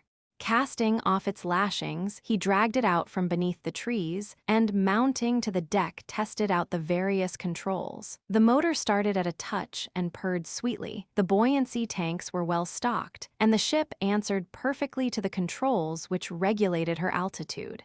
There was nothing needed but a propeller to make her fit for the long voyage to Helium. Gahan shrugged impatiently. There must not be a propeller within 1,000 hods. But what mattered it? The craft, even without a propeller, would still answer the purpose his plan required of it, provided the captors of Tara of Helium were a people without ships, and he had seen nothing to suggest that they had ships. The architecture of their towers and enclosures assured him that they had not. The sudden Barsoomian night had fallen. Cluros rode majestically the high heavens. The rumbling roar of a banth reverberated among the hills. Gahan of Gathol let the ship rise a few feet from the ground. Then, seizing a bow rope, he dropped over the side. To tow the little craft was now a thing of ease, and as Gahan moved rapidly toward the brow of the hill above Barsoom, the flyer floated behind him as lightly as a swan upon a quiet lake. Now down the hill toward the tower dimly visible in the moonlight, the Gatholian turned his steps. Closer behind him sounded the roar of the hunting banth. He wondered if the beast sought him or was following some other spoor. He could not be delayed now by any hungry beast of prey, for what might that very instant be befalling Tara of Helium he could not guess, and so he hastened his steps. But closer and closer came the horrid screams of the great carnivore, and now he heard the swift fall of padded feet upon the hillside behind him. He glanced back just in time to see the beast break into a rapid charge. His hand leaped to the hilt of his long sword, but he did not draw, for in the same instant he saw the futility of armed resistance, since behind the first banth came a herd of at least a dozen others. There was but a single alternative to a futile stand, and that he grasped in the instant that he saw the overwhelming numbers of his antagonists. Springing lightly from the ground, he swarmed up the rope toward the bow of the flyer. His weight drew the craft slightly lower, and at the very instant that the man drew himself to the deck at the bow of the vessel, the leading banth sprang for the stern. Gahan leaped to his feet and rushed toward the great beast in the hope of dislodging it before it had succeeded in clambering aboard. At the same instant, he saw that others of the banths were racing toward them with the quite evident intention of following their leader to the ship's deck. Should they reach it in any numbers, he would be lost. There was but a single hope. Leaping for the altitude control, Gahan pulled it wide. Simultaneously, 3 banths leaped for the deck. The craft rose swiftly. Gahan felt the impact of a body against the keel, followed by the soft thuds of the great bodies as they struck the ground beneath. His act had not been an instant too soon, and now the leader had gained the deck and stood at the stern with glaring eyes and snarling jaws. Gahan drew his sword. The beast, possibly disconcerted by the novelty of its position, did not charge. Instead, it crept slowly toward its intended prey. The craft was rising, and Gahan placed a foot upon the control and stopped the ascent. He did not wish to chance rising to some higher air current that would bear him away. Already, the craft was moving slowly toward the tower, carried thither by the impetus of the Banth's heavy body leaping upon it from astern. The man watched the slow approach of the monster, the slavering jowls, the malignant expression of the devilish face. The creature, finding the deck stable, appeared to be gaining confidence, and then the man leaped suddenly to one side of the deck, and the tiny flyer heeled as suddenly in response. The Banth slipped and clutched frantically at the deck. Gahan leaped in with his naked sword. The great beast caught itself and reared upon its hind legs to reach forth and seize this presumptuous mortal that dared question its right to the flesh it craved. And then the man sprang to the opposite side of the deck. The Banth toppled sideways at the same instant that it attempted to spring. A raking talon passed close to Gahan's head at the moment that his sword lunged through the savage heart, and as the warrior wrenched his blade from the carcass, it slipped silently over the side of the ship. A glance below showed that the vessel was drifting in the direction of the tower to which Gahan had seen the prisoner led. In another moment or two, it would be directly over it. The man sprang to the control and let the craft drop quickly toward the ground where followed the Banths, still hot for their prey. To land outside the enclosure spelled certain death, while inside he could see many forms huddled upon the ground, as in sleep. The ship floated now but a few feet above the wall of the enclosure. There was nothing for it but to risk all on a bold bid for fortune, or drift helplessly past without hope of returning through the Banth-infested valley, from many points of which he could now hear the roars and growls of these fierce Barsoomian lions. Slipping over the side, Gahan descended by the trailing anchor rope until his feet touched the top of the wall, where he had no difficulty in arresting the slow drifting of the ship. Then he drew up the anchor and lowered it inside the enclosure. Still, there was no movement upon the part of the sleepers beneath. They lay as dead men. Dull lights shone from openings in the tower, but there was no sign of guard or waking inmate. Clinging to the rope, Gahan lowered himself within the enclosure, where he had his first close view of the creatures lying there in what he had thought sleep. With a half-smothered exclamation of horror, the man drew back from the headless bodies of the Rikers. At first, he thought them the corpses of decapitated humans like himself, which was quite bad enough. But when he saw them move and realized that they were endowed with life, his horror and disgust became even greater. Here, then, was the explanation of the thing he had witnessed that afternoon, when Tara of Helium had struck the head from her captor, and Gahan had seen the head crawl back to its body. And to think that the pearl of helium was in the power of such hideous things as these. Again the man shuddered, but he hastened to make fast the flyer, clamber again to its deck, and lower it to the floor of the enclosure. Then he strode toward a door in the base of the tower, stepping lightly over the recumbent forms of the unconscious Rikers, and crossing the threshold disappeared within. Chapter 8, Close Work. Gek, in his happier days third foreman of the fields of Lud, sat nursing his anger and his humiliation. Recently, something had awakened within him, the existence of which he had never before even dreamed. Had the influence of the strange captive woman aught to do with this unrest and dissatisfaction? He did not know. He missed the soothing influence of the noise she called singing. Could it be that there were other things more desirable than cold logic and undefiled brain power?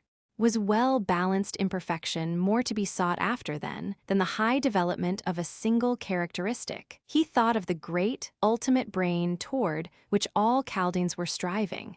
It would be deaf and dumb and blind. 1,000 beautiful strangers might sing and dance about it, but it could derive no pleasure from the singing or the dancing since it would possess no perceptive faculties. Already had the Chaldaeans shut themselves off from most of the gratifications of the senses. Gek wondered if much was to be gained by denying themselves still further, and with the thought came a question as to the whole fabric of their theory. After all, perhaps the girl was right. What purpose could a great brain serve sealed in the bowels of the earth? And he, Gek, was to die for this theory. Lud had decreed it. The injustice of it overwhelmed him with rage. But he was helpless. There was no escape. Beyond the enclosure, the Bants awaited him. Within, his own kind, equally as merciless and ferocious. Among them, there was no such thing as love or loyalty or friendship. They were just brains. He might kill Lud, but what would that profit him? Another king would be loosed from his sealed chamber, and Gek would be killed. He did not know it, but he would not even have the poor satisfaction of satisfied revenge, since he was not capable of feeling so abstruse a sentiment. Gek, mounted upon his Riker, paced the floor of the tower chamber in which he had been ordered to remain. Ordinarily, he would have accepted the sentence of Lud with perfect equanimity, since it was but the logical result of reason, but now it seemed different. The stranger woman had bewitched him. Life appeared a pleasant thing. There were great possibilities in it. The dream of the ultimate brain had receded into a tenuous haze far in the background of his thoughts. At that moment, there appeared in the doorway of the chamber a red warrior with naked sword. He was a male counterpart of the prisoner, whose sweet voice had undermined the cold, calculating reason of the Chaldaean. "Silence," admonished the newcomer, his straight brows gathered in an ominous frown and the point of his longsword playing menacingly before the eyes of the Chaldaean. "I seek the woman, Tara of Helium. Where is she? If you value your life, speak quickly and speak the truth." If he valued his life, it was a truth that Gek had but just learned. He thought quickly. After all, a great brain is not without its uses.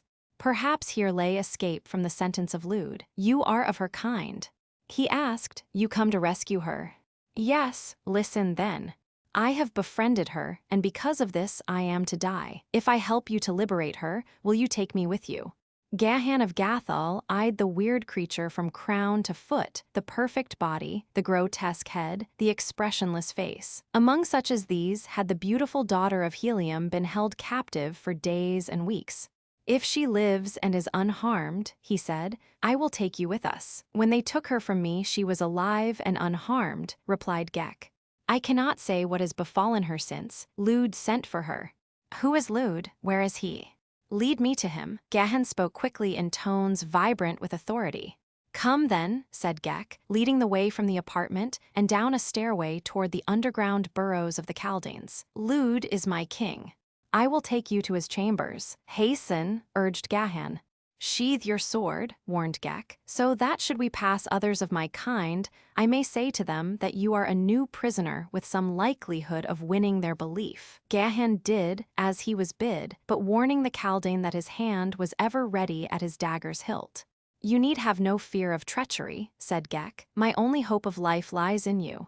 And if you fail me," Gahan admonished him, "I can promise you as sure a death as even your king might guarantee you." Gek made no reply, but moved rapidly through the winding subterranean corridors until Gahan began to realize how truly was he in the hands of this strange monster. If the fellow should prove false, it would profit Gahan nothing to slay him, since without his guidance, the red man might never hope to retrace his way to the tower and freedom. Twice, they met and were accosted by other Chaldaeans, but in both instances, Gek's simple statement that he was taking a new prisoner to Lud appeared to allay all suspicion. And then, at last, they came to the antechamber of the king. "Here now, red man, thou must fight if ever," whispered Gek. "Enter there." And he pointed to a doorway before them. "And you?" asked Gahan, still fearful of treachery. "My Riker is powerful," replied the Chaldaean. "I shall accompany you and fight at your side. As well die thus as in torture later at the will of Lud. Come." But Gahan had already crossed the room and entered the chamber beyond. Upon the opposite side of the room was a circular opening guarded by two warriors. Beyond this opening, he could see two figures struggling upon the floor, and the fleeting glimpse he had of one of the faces suddenly endowed him with the strength of 10 warriors and the ferocity of a wounded bantha. It was Tara of Helium, fighting for her honor or her life.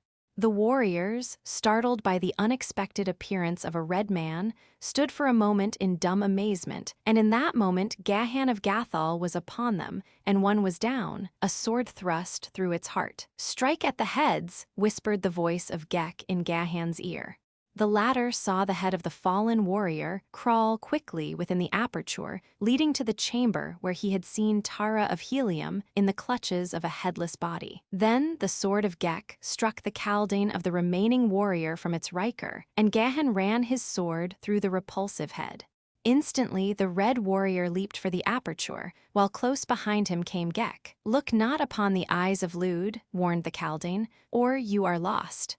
Within the chamber, Gahan saw Tara of Helium in the clutches of a mighty body, while close to the wall upon the opposite side of the apartment crouched the hideous, spider-like Lud. Instantly, the king realized the menace to himself and sought to fasten his eyes upon the eyes of Gahan, and in doing so he was forced to relax his concentration upon the riker in whose embraces Tara struggled, so that almost immediately the girl found herself able to tear away from the awful, headless thing.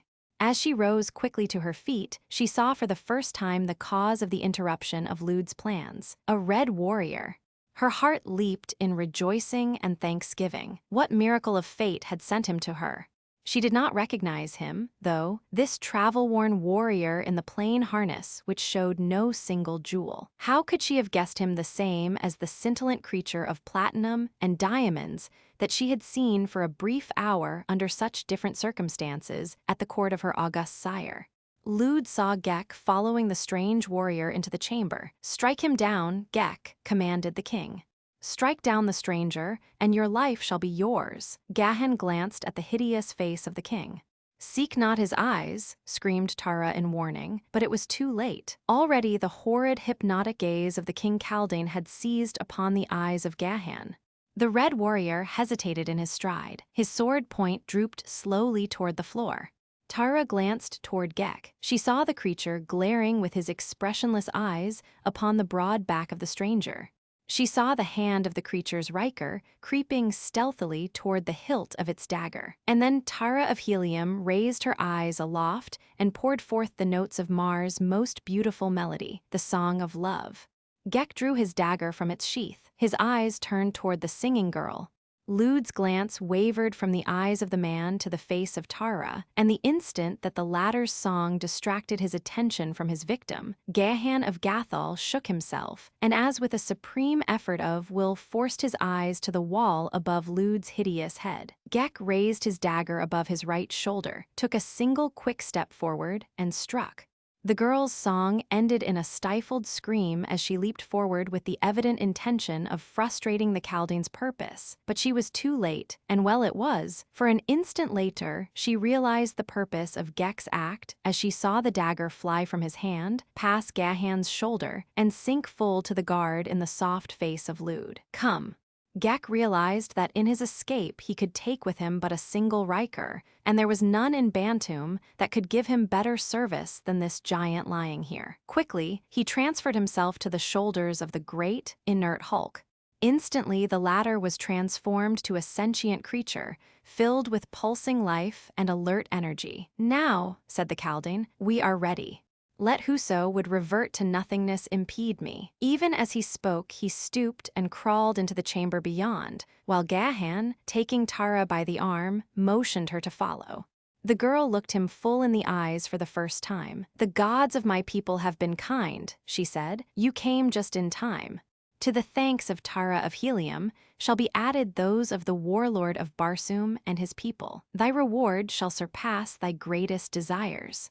Gahan of Gathol saw that she did not recognize him, and quickly he checked the warm greeting that had been upon his lips. "Be thou Tara of Helium or another," he replied, "is immaterial. To serve thus a red woman of Barsoom is in itself sufficient reward." As they spoke, the girl was making her way through the aperture after Gek, and presently all three had quitted the apartments of Lud and were moving rapidly along the winding corridors toward the tower. Gek repeatedly urged them to greater speed, but the red men of Barsoom were never keen for retreat, and so the two that followed him moved all too slowly for the Kaldane. "There are none to impede our progress," urged Gahan, "so why tax the strength of the princess by needless haste? I fear not so much opposition ahead, for there are none there who know the thing that has been done in Lud's chambers this night, but the Kaldane of one of the warriors who stood guard before Lud's apartment escaped, and you may count it a truth that he lost no time in seeking aid.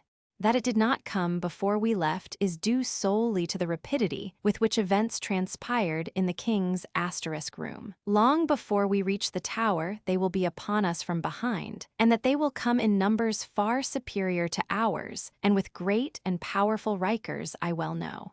I have used the word king in describing the rulers or chiefs of the Bantoomian swarms, since the word itself is unpronounceable in English, nor does Jed or Jedak of the Red Martian tongue have quite the same meaning as the Bantoomian word, which has practically the same significance as the English word queen as applied to the leader of a swarm of bees. Nor was Gek's prophecy long in fulfillment. "The tower is but a short distance now," cried Gek. "Make haste while yet you may, and if we can barricade it until the sun rises, we may yet escape." "We shall need no barricades, for we shall not linger in the tower," replied Gahan, moving more rapidly as he realized from the volume of sound behind them the great number of their pursuers. "But we may not go further than the tower tonight," insisted Gek. "Beyond the tower await the Bants and certain death." Gahan smiled. "Fear not the Banths," he assured them. "Can we but reach the enclosure a little ahead of our pursuers, we have naught to fear from any evil power within this accursed valley." Gek made no reply, nor did his expressionless face denote either belief or skepticism. The girl looked into the face of the man questioningly. She did not understand. "Your flyer," he said. "It is moored before the tower." Her face lighted with pleasure and relief. "You found it," she exclaimed. "What fortune!" "It was fortune indeed," he replied, "since it not only told that you were a prisoner here, but it saved me from the Banths as I was crossing the valley from the hills to this tower, into which I saw them take you this afternoon after your brave attempt at escape." "How did you know it was I?" she asked, her puzzled brows scanning his face as though she sought to recall from past memories some scene in which he figured. "Who is there but knows of the loss of the Princess Tara of Helium?" he replied.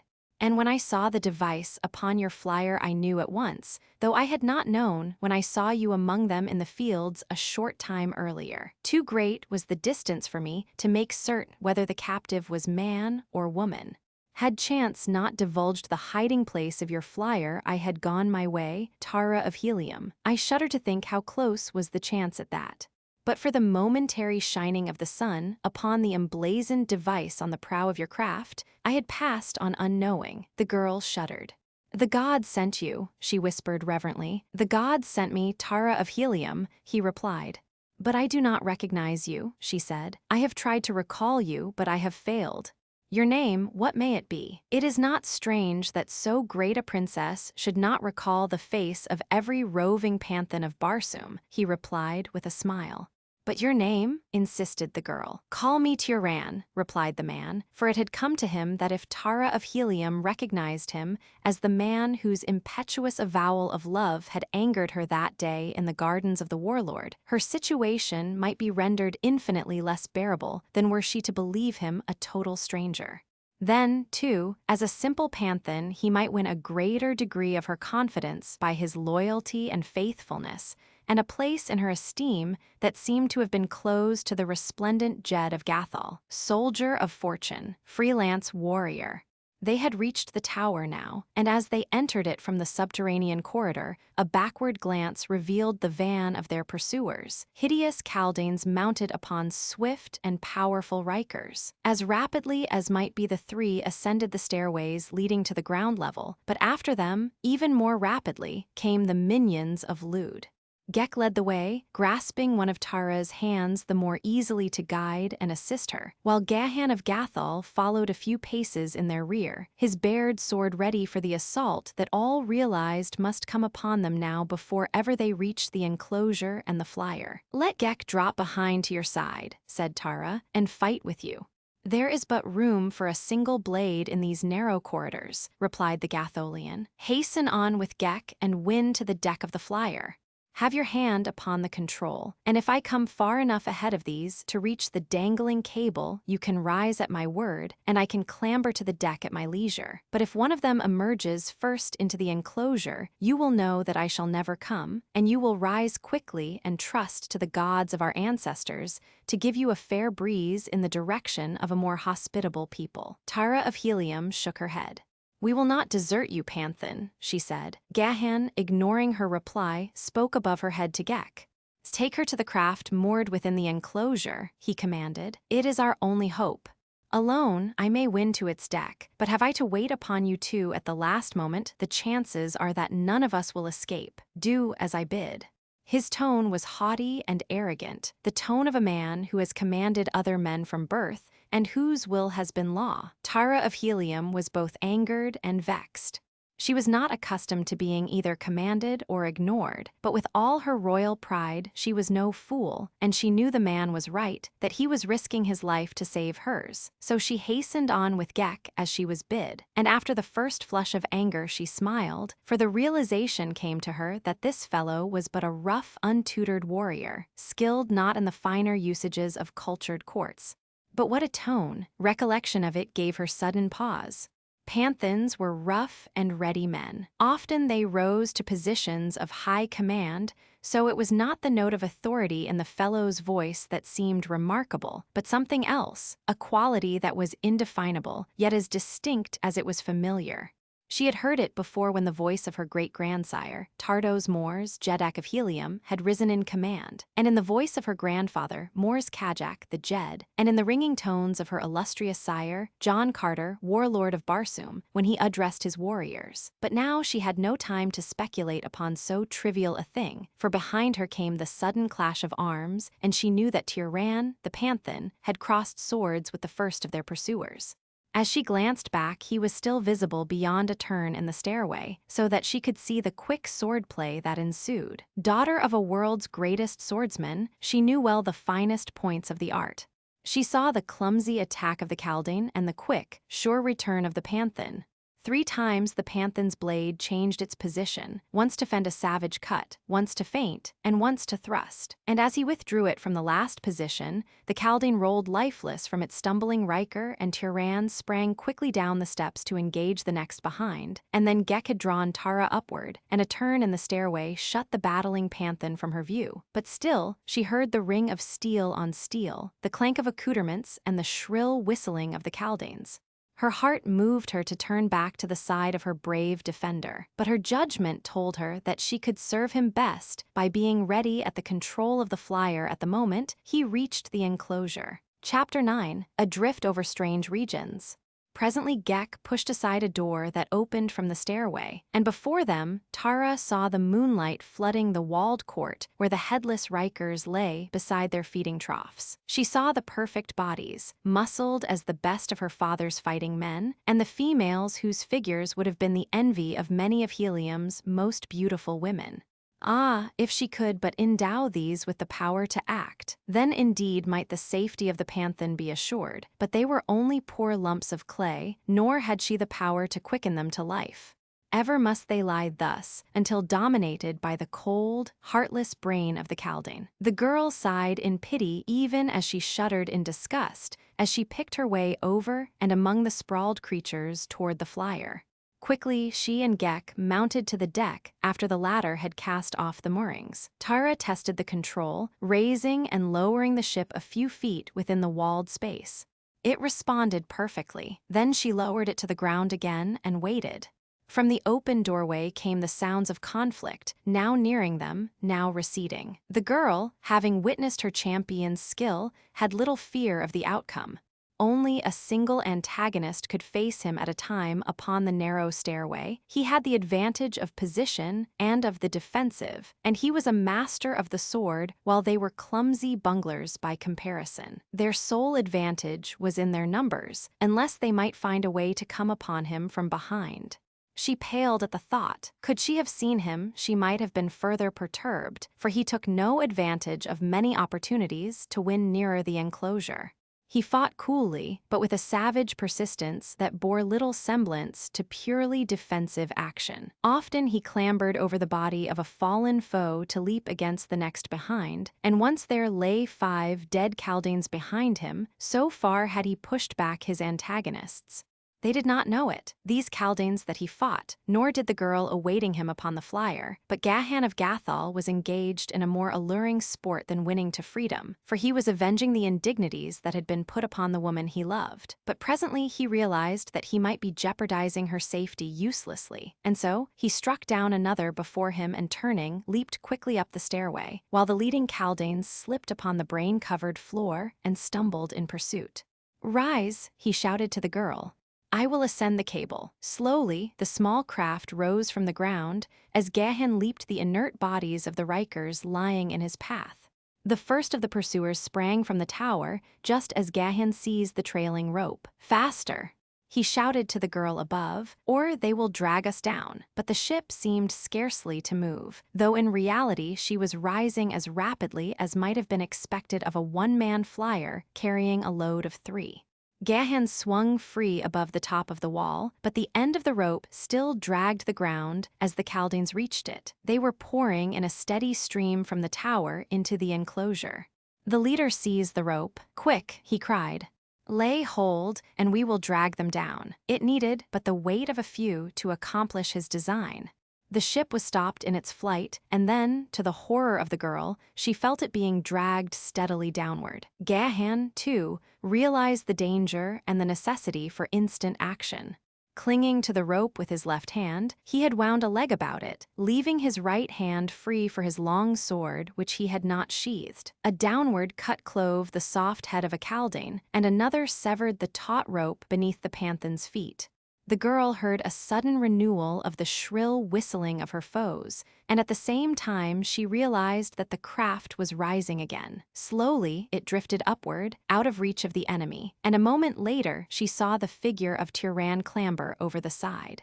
For the first time in many weeks her heart was filled with the joy of thanksgiving, but her first thought was of another. "You are not wounded?"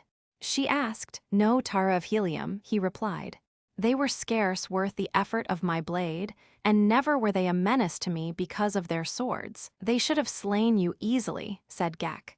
"So great and highly developed is the power of reason among us that they should have known before you struck just where, logically, you must seek to strike, and so they should have been able to parry your every thrust and easily find an opening to your heart. But they did not, Gek," Gahan reminded him. "Their theory of development is wrong, for it does not tend toward a perfectly balanced whole. You have developed the brain and neglected the body, and you can never do with the hands of another what you can do with your own hands. Mine are trained to the sword. Every muscle responds instantly and accurately, and almost mechanically, to the need of the instant. I am scarcely objectively aware that I think when I fight, so quickly does my point take advantage of every opening, or spring to my defense if I am threatened, that it is almost as though the cold steel had eyes and brains. You, with your Chaldaean brain and your Riker body, never could hope to achieve in the same degree of perfection those things that I can achieve. Development of the brain should not be the sum total of human endeavor. The richest and happiest peoples will be those who attain closest to well-balanced perfection of both mind and body, and even these must always be short of perfection. In absolute and general perfection lies stifling monotony and death.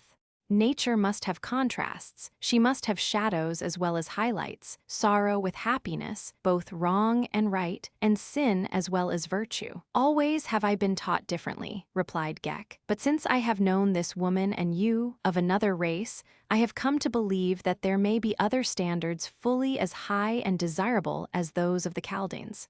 At least I have had a glimpse of the thing you call happiness, and I realize that it may be good even though I have no means of expressing it. I cannot laugh nor smile, and yet within me is a sense of contentment when this woman sings, a sense that seems to open before me wondrous vistas of beauty and unguessed pleasure that far transcend the cold joys of a perfectly functioning brain.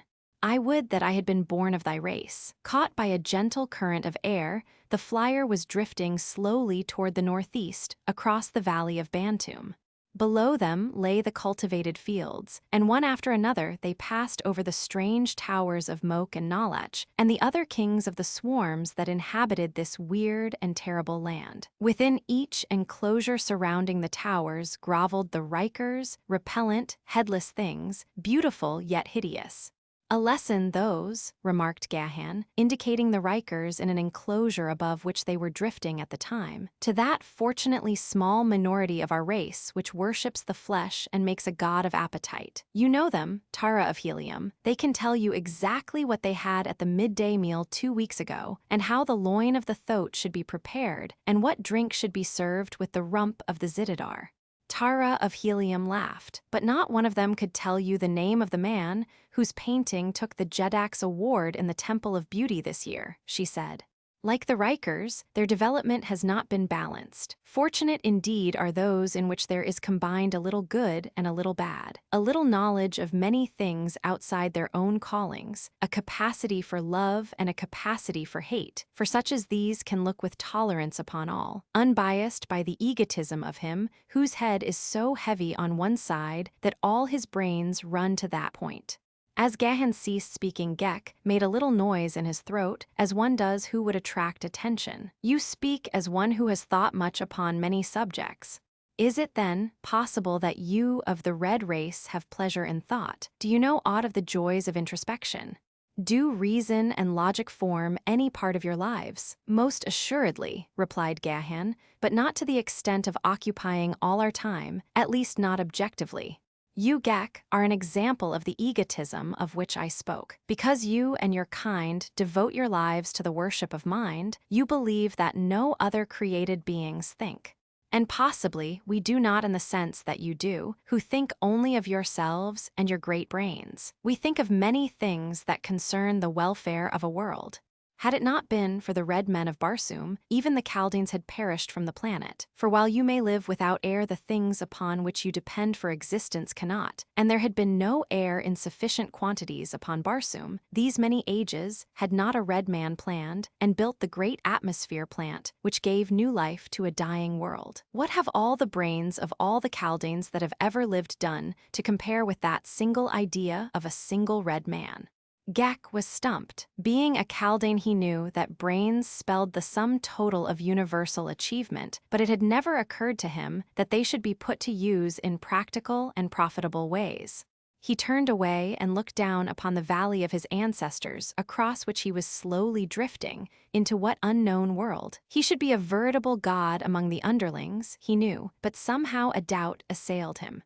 It was evident that these two from that other world were ready to question his preeminence. Even through his great egotism was filtering a suspicion that they patronized him, perhaps even pitied him.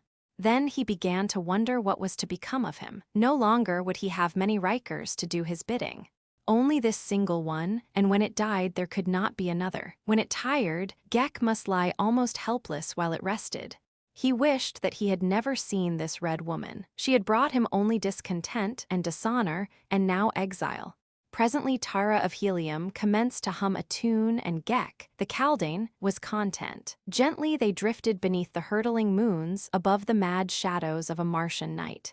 The roaring of the banths came in diminishing volume to their ears as their craft passed on beyond the boundaries of Barsoom, leaving behind the terrors of that unhappy land. But to what were they being borne? The girl looked at the man sitting cross-legged upon the deck of the tiny flyer, gazing off into the night ahead, apparently absorbed in thought. "Where are we?" she asked. "Toward what are we drifting?" Tiran shrugged his broad shoulders. "The stars tell me that we are drifting toward the northeast," he replied, "but where we are, or what lies in our path, I cannot even guess." A week since I could have sworn that I knew what lay behind each succeeding ridge that I approached, but now I admit in all humility that I have no conception of what lies a mile in any direction. Tara of Helium, I am lost, and that is all that I can tell you." He was smiling, and the girl smiled back at him. There was a slightly puzzled expression on her face. There was something tantalizingly familiar about that smile of his. She had met many a panthan, they came and went, following the fighting of a world, but she could not place this one. "From what country are you, Tyran?" She asked suddenly. "Know you not, Tara of Helium," he countered, "that a panthan has no country? Today he fights beneath the banner of one master, tomorrow beneath that of another. But you must own allegiance to some country when you are not fighting," she insisted. "What banner, then, owns you now?" He rose and stood before her then, bowing low. "And I am acceptable," he said. "I serve beneath the banner of the daughter of the warlord now, and forever." She reached forth and touched his arm with a slim brown hand. "Your services are accepted," she said, "and if ever we reach Helium, I promise that your reward shall be all that your heart could desire." "I shall serve faithfully, hoping for that reward," he said, but Tara of Helium did not guess what was in his mind, thinking rather that he was mercenary. For how could the proud daughter of the warlord guess that a simple panthan aspired to her hand and heart? The dawn found them moving rapidly over an unfamiliar landscape. The wind had increased during the night and had borne them far from Barsoom. The country below them was rough and inhospitable. No water was visible, and the surface of the ground was cut by deep gorges, while nowhere was any but the most meager vegetation discernible. They saw no life of any nature, nor was there any indication that the country could support life. For 2 days they drifted over this horrid wasteland. They were without food or water and suffered accordingly. Gek had temporarily abandoned his Riker after enlisting Tyran's assistance in lashing it safely to the deck. The less he used it, the less would its vitality be spent. Already it was showing the effects of privation. Gek crawled about the vessel like a great spider, over the side, down beneath the keel, and up over the opposite rail. He seemed equally at home one place as another. For his companions, however, the quarters were cramped, for the deck of a one-man flyer is not intended for 3. Tyran sought always ahead for signs of water. Water they must have, or that water-giving plant which makes life possible upon many of the seemingly arid areas of Mars. But there was neither the one nor the other for these 2 days, and now the 3rd night was upon them. The girl did not complain, but Tyran knew that she must be suffering, and his heart was heavy within him. Gek suffered least of all, and he explained to them that his kind could exist for long periods without food or water. Tyran almost cursed him as he saw the form of Tara of Helium slowly wasting away before his eyes, while the hideous Kaldane seemed as full of vitality as ever. "There are circumstances," remarked Gek, "under which a gross and material body is less desirable than a highly developed brain." Tyran looked at him but said nothing. Tara of Helium smiled faintly. "One cannot blame him," she said. "Were we not a bit boastful in the pride of our superiority? When our stomachs were filled," she added. "Perhaps there is something to be said for their system," Tyran admitted. "If we could but lay aside our stomachs when they cried for food and water, I have no doubt but that we should do so." "I should never miss mine now," assented Tara. "It is mighty poor company." A new day had dawned, revealing a less desolate country and renewing again the hope that had been low within them. Suddenly Tyran leaned forward, pointing ahead. "Look, Tara of Helium!" He cried, "A city!"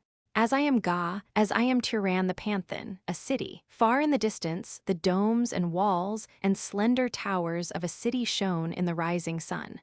Quickly the man seized the control, and the ship dropped rapidly behind a low range of intervening hills, for well Tyran knew that they must not be seen until they could discover whether friend or foe inhabited the strange city. Chances were that they were far from the abode of friends, and so must the Panthan move with the utmost caution. But there was a city, and where a city was water, even though it were a deserted city, and food if it were inhabited.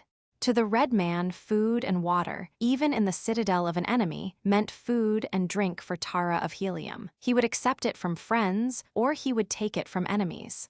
Just so long as it was there he would have it, and there was shown the egotism of the fighting man, though Tiran did not see it, nor Tara, who came from a long line of fighting men, but Gek might have smiled had he known how. Tiran permitted the flyer to drift closer behind the screening hills, and then, when he could advance no farther without fear of discovery, he dropped the craft gently to ground in a little ravine, and leaping over the side made her fast to a stout tree. For several moments, they discussed their plans, whether it would be best to wait where they were until darkness hid their movements, and then approach the city in search of food and water, or approach it now, taking advantage of what cover they could, until they could glean something of the nature of its inhabitants. It was Tiran's plan which finally prevailed.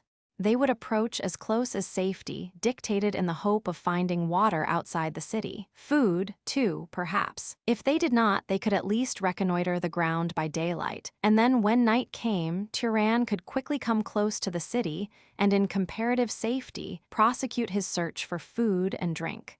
Following the ravine upward, they finally topped the summit of the ridge, from which they had an excellent view of that part of the city which lay nearest them, though themselves hidden by the brush behind which they crouched. Gek had resumed his Riker, which had suffered less than either Tara or Tiran through their enforced fast. The first glance at the city, now much closer than when they had first discovered it, revealed the fact that it was inhabited. Banners and pennons broke from many a staff. People were moving about the gate before them. The high white walls were paced by sentinels at far intervals. Upon the roofs of higher buildings, the women could be seen airing the sleeping silks and furs. Tiran watched it all in silence for some time. "I do not know them," he said at last. "I cannot guess what city this may be. But it is an ancient city. Its people have no flyers and no firearms. It must be old indeed." "How do you know they have not these things?" asked the girl. "There are no landing stages upon the roofs, not one that can be seen from here. While were we looking similarly at Helium, we would see hundreds. And they have no firearms because their defenses are all built to withstand the attack of spear and arrow, with spear and arrow. They are an ancient people. If they are ancient, perhaps they are friendly," suggested the girl. "Did we not learn as children in the history of our planet that it was once peopled by a friendly, peace-loving race? But I fear they are not as ancient as that," replied Tiran, laughing. "It has been long ages since the men of Barsoom loved peace." "My father loves peace," returned the girl. "And yet he is always at war," said the man. She laughed. "But he says he likes peace." "We all like peace," he rejoined, "peace with honor, but our neighbors will not let us have it, and so we must fight." "And to fight well men must like to fight," she added. "And to like to fight they must know how to fight," he said, "for no man likes to do the thing that he does not know how to do well, or that some other man can do better than he. And so always there will be wars and men will fight," he concluded, "for always the men with hot blood in their veins will practice the art of war." "We have settled a great question," said the girl, smiling, "but our stomachs are still empty." "Your panthan is neglecting his duty," replied Tiran, "and how can he with the great reward always before his eyes?" She did not guess in what literal a sense he spoke. "I go forthwith," he continued, "to wrest food and drink from the ancients." "No," she cried, laying a hand upon his arm, "not yet. They would slay you or make you prisoner. You are a brave panthan and a mighty one, but you cannot overcome a city single-handed." She smiled up into his face, and her hand still lay upon his arm. He felt the thrill of hot blood coursing through his veins. He could have seized her in his arms and crushed her to him. There was only Gek the Kaldane there, but there was something stronger within him that restrained his hand. Who may define it, that inherent chivalry that renders certain men the natural protectors of women? From their vantage point, they saw a body of armed warriors ride forth from the gate, and winding along a well-beaten road pass from sight about the foot of the hill from which they watched. The men were red, like themselves, and they rode the small saddle thoats of the red race. Their trappings were barbaric and magnificent, and in their headdress were many feathers as had been the custom of ancients. They were armed with swords and long spears, and they rode almost naked, their bodies being painted in ochre and blue and white. There were, perhaps, a score of them in the party, and as they galloped away on their tireless mounts, they presented a picture at once savage and beautiful. "They have the appearance of splendid warriors," said Tiran. "I have a great mind to walk boldly into their city and seek service." Tara shook her head. "Wait," she admonished. "What would I do without you? And if you were captured, how could you collect your reward?" "I should escape," he said. "At any rate I shall try it," and he started to rise. "You shall not," said the girl, her tone all authority. The man looked at her quickly, questioningly. "You have entered my service," she said, a trifle haughtily. "You have entered my service for hire, and you shall do as I bid you." Tiran sank down beside her again with a half-smile upon his lips. "It is yours to command, princess," he said. The day passed. Gek, tiring of the sunlight, had deserted his Riker and crawled down a hole he had discovered close by. Tara and Tiran reclined beneath the scant shade of a small tree. They watched the people coming and going through the gate. The party of horsemen did not return. A small herd of Zitidars was driven into the city during the day, and once a caravan of broad-wheeled carts, drawn by these huge animals, wound out of the distant horizon and came down to the city. It, too, passed from their sight within the gateway. Then darkness came, and Tara of Helium bid her Panthan search for food and drink, but she cautioned him against attempting to enter the city. Before he left her, he bent and kissed her hand as a warrior may kiss the hand of his queen. Chapter 10. Entrapped. Tiran the Panthan approached the strange city under cover of the darkness. He entertained little hope of finding either food or water outside the wall, but he would try, and then, if he failed, he would attempt to make his way into the city, for Tara of Helium must have sustenance and have it soon. He saw that the walls were poorly sentineled, but they were sufficiently high to render an attempt to scale them foredoomed to failure. Taking advantage of underbrush and trees, Tiran managed to reach the base of the wall without detection. Silently, he moved north past the gateway, which was closed by a massive gate, which effectively barred even the slightest glimpse within the city beyond. It was Tiran's hope to find upon the north side of the city, away from the hills, a level plain where grew the crops of the inhabitants, and here too water from their irrigating system. But though he traveled far along that seemingly interminable wall, he found no fields nor any water. He searched also for some means of ingress to the city, yet here, too, failure was his only reward, and now as he went keen eyes watched him from above, and a silent stalker kept pace with him for a time upon the summit of the wall. But presently the shadower descended to the pavement within, and hurrying swiftly raced ahead of the stranger without. He came presently to a small gate beside which was a low building, and before the doorway of the building, a warrior standing guard. He spoke a few quick words to the warrior, and then entered the building only to return almost immediately to the street, followed by fully 40 warriors. Cautiously opening the gate, the fellow peered carefully along the wall upon the outside in the direction from which he had come. Evidently satisfied, he issued a few words of instruction to those behind him, whereupon half the warriors returned to the interior of the building, while the other half followed the man stealthily through the gateway, where they crouched low among the shrubbery in a half-circle just north of the gateway which they had left open. Here they waited in utter silence, nor had they long to wait before Tiran the Panthan came cautiously along the base of the wall. To the very gate he came, and when he found it, and that it was open, he paused for a moment, listening. Then he approached and looked within. Assured that there was none within sight to apprehend him, he stepped through the gateway into the city. He found himself in a narrow street that paralleled the wall. Upon the opposite side rose buildings of an architecture unknown to him, yet strangely beautiful. While the buildings were packed closely together, there seemed to be no two alike, and their fronts were of all shapes and heights and of many hues. The skyline was broken by spire and dome and minaret and tall, slender towers, while the walls supported many a balcony, and in the soft light of Cluros, the farther moon, now low in the west, he saw, to his surprise and consternation, the figures of people upon the balconies. Directly opposite him were 2 women and a man. They sat leaning upon the rail of the balcony looking, apparently, directly at him, but if they saw him, they gave no sign. Tyran hesitated a moment in the face of almost certain discovery, and then, assured that they must take him for one of their own people, he moved boldly into the avenue. Having no idea of the direction in which he might best hope to find what he sought, and not wishing to arouse suspicion by further hesitation, he turned to the left and stepped briskly along the pavement with the intention of placing himself as quickly as possible beyond the observation of those nocturnal watchers. He knew that the night must be far spent, and so he could not but wonder why people should sit upon their balconies when they should have been asleep among their silks and furs. At first, he had thought them the late guests of some convivial host, but the windows behind them were shrouded in darkness, and utter quiet prevailed, quite upsetting such a theory. And as he proceeded, he passed many another group sitting silently upon other balconies. They paid no attention to him, seeming not even to note his passing.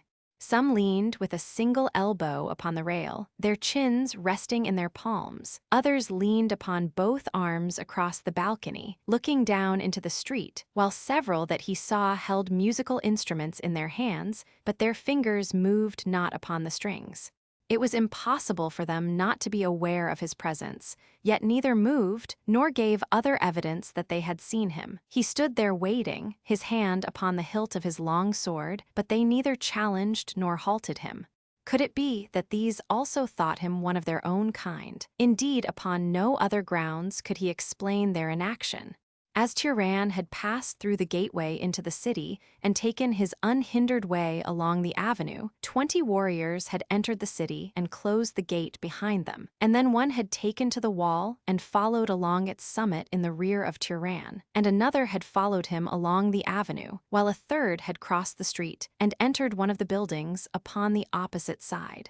They were well-built, strapping, painted fellows, their naked figures covered now by gorgeous robes against the chill of night. As they spoke of the stranger, they laughed at the ease with which they had tricked him, and were still laughing as they threw themselves upon their sleeping silks and furs to resume their broken slumber.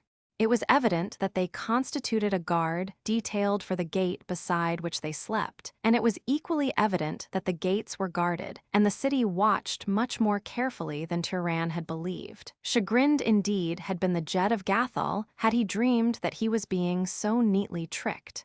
As Tyran proceeded along the avenue, he passed other sentries beside other doors, but now he gave them small heed, since they neither challenged nor otherwise outwardly noted his passing. But while at nearly every turn of the erratic avenue he passed one or more of these silent sentinels, he could not guess that he had passed one of them many times, and that his every move was watched by silent, clever stalkers. Nor did Tyran know that a second followed in the shadows of the buildings behind him, nor of the third who hastened ahead of him upon some urgent mission. And so the Panthan moved through the silent streets of the strange city in search of food and drink for the woman he loved. Men and women looked down upon him from shadowy balconies, but spoke not, and sentinels saw him pass and did not challenge. Presently from along the avenue before him came the familiar sound of clanking accoutrements, the herald of marching warriors, and almost simultaneously he saw upon his right an open doorway dimly lighted from within. It was the only available place where he might seek to hide from the approaching company, and while he had passed several sentries unquestioned, he could scarce hope to escape scrutiny and questioning from a patrol, as he naturally assumed this body of men to be. Inside the doorway, he discovered a passage turning abruptly to the right and almost immediately thereafter to the left. There was none in sight within, and so he stepped cautiously around the second turn the more effectually to be hidden from the street. Before him stretched a long corridor, dimly lighted like the entrance. Waiting there, he heard the party approach the building, he heard someone at the entrance to his hiding place, and then he heard the door past which he had come slam to. He laid his hand upon his sword, expecting momentarily to hear footsteps approaching along the corridor, but none came. He approached the turn and looked around it. The corridor was empty to the closed door. Whoever had closed it had remained upon the outside. Tyran waited, listening. He heard no sound. Then he advanced to the door and placed an ear against it. All was silence in the street beyond. A sudden draught must have closed the door, or perhaps it was the duty of the patrol to see to such things. It was immaterial. They had evidently passed on, and now he would return to the street and continue upon his way. Somewhere there would be a public fountain where he could obtain water, and the chance of food lay in the strings of dried vegetables and meat which hung before the doorways of nearly every Barsoomian home of the poorer classes that he had ever seen. It was this district he was seeking, and it was for this reason his search had led him away from the main gate of the city, which he knew would not be located in a poor district. He attempted to open the door only to find that it resisted his every effort. It was locked upon the outside. Here indeed was a sorry contretemps. Tyran the Panthan scratched his head. "Fortune frowns upon me," he murmured, but beyond the door, fate, in the form of a painted warrior, stood smiling. Neatly had he tricked the unwary stranger. The lighted doorway, the marching patrol, these had been planned and timed to a nicety by the third warrior who had sped ahead of Tyran along another avenue, and the stranger had done precisely what the fellow had thought he would do. No wonder, then, that he smiled. This exit barred to him, Tyran turned back into the corridor. He followed it cautiously and silently. Occasionally there was a door on one side or the other. These he tried only to find each securely locked. The corridor wound more erratically the farther he advanced. A locked door barred his way at its end, but a door upon his right opened, and he stepped into a dimly lighted chamber, about the walls of which were 3 other doors, each of which he tried in turn. 2 were locked, the other opened upon a runway leading downward. It was spiral, and he could see no farther than the first turn. A door in the corridor he had quitted opened after he had passed, and the third warrior stepped out and followed after him. A faint smile still lingered upon the fellow's grim lips. Tyran drew his short sword and cautiously descended. At the bottom was a short corridor with a closed door at the end. He approached the single heavy panel and listened. No sound came to him from beyond the mysterious portal. Gently he tried the door, which swung easily toward him at his touch. Before him was a low-ceiled chamber with a dirt floor. Set in its walls were several other doors, and all were closed. As Tyran stepped cautiously within, the third warrior descended the spiral runway behind him. The Panthan crossed the room quickly and tried a door. It was locked. He heard a muffled click behind him and turned about with ready sword. He was alone, but the door through which he had entered was closed. It was the click of its lock that he had heard. With a bound, he crossed the room and attempted to open it, but to no avail. No longer did he seek silence, for he knew now that the thing had gone beyond the sphere of chance. He threw his weight against the wooden panel, but the thick skeel of which it was constructed would have withstood a battering ram. From beyond came a low laugh. Rapidly, Tyran examined each of the other doors. They were all locked. A glance about the chamber revealed a wooden table and a bench. Set in the walls were several heavy rings to which rusty chains were attached, all too significant of the purpose to which the room was dedicated. In the dirt floor near the wall were 2 or 3 holes resembling the mouths of burrows, doubtless the habitat of the giant Martian rat. He had observed this much when suddenly the dim light was extinguished, leaving him in darkness utter and complete. Tyran, groping about, sought the table and the bench. Placing the latter against the wall, he drew the table in front of him and sat down upon the bench, his long sword gripped in readiness before him. At least they should fight before they took him. For some time, he sat there waiting for he knew not what. No sound penetrated to his subterranean dungeon. He slowly revolved in his mind the incidents of the evening, the open, unguarded gate, the lighted doorway, the only one he had seen thus open and lighted along the avenue he had followed, the advance of the warriors at precisely the moment that he could find no other avenue of escape or concealment, the corridors and chambers that led past many locked doors to this underground prison, leaving no other path for him to pursue. By my first ancestor, he swore, but it was simple and I a simpleton. They tricked me neatly and have taken me without exposing themselves to a scratch, but for what purpose? He wished that he might answer that question, and then his thoughts turned to the girl waiting there on the hill beyond the city for him, and he would never come. He knew the ways of the more savage peoples of Barsoom. No, he would never come now. He had disobeyed her.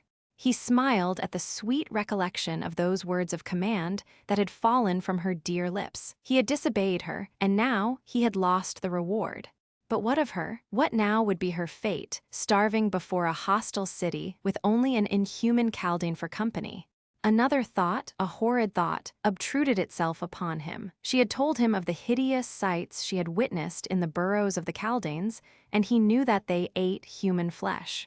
Gek was starving. Should he eat his Riker, he would be helpless, but there was sustenance there for them both, for the Riker and the Chaldean. Tyran cursed himself for a fool. Why had he left her? Far better to have remained and died with her, ready always to protect her, than to have left her at the mercy of the hideous Bantumian. Now Tyran detected a heavy odor in the air.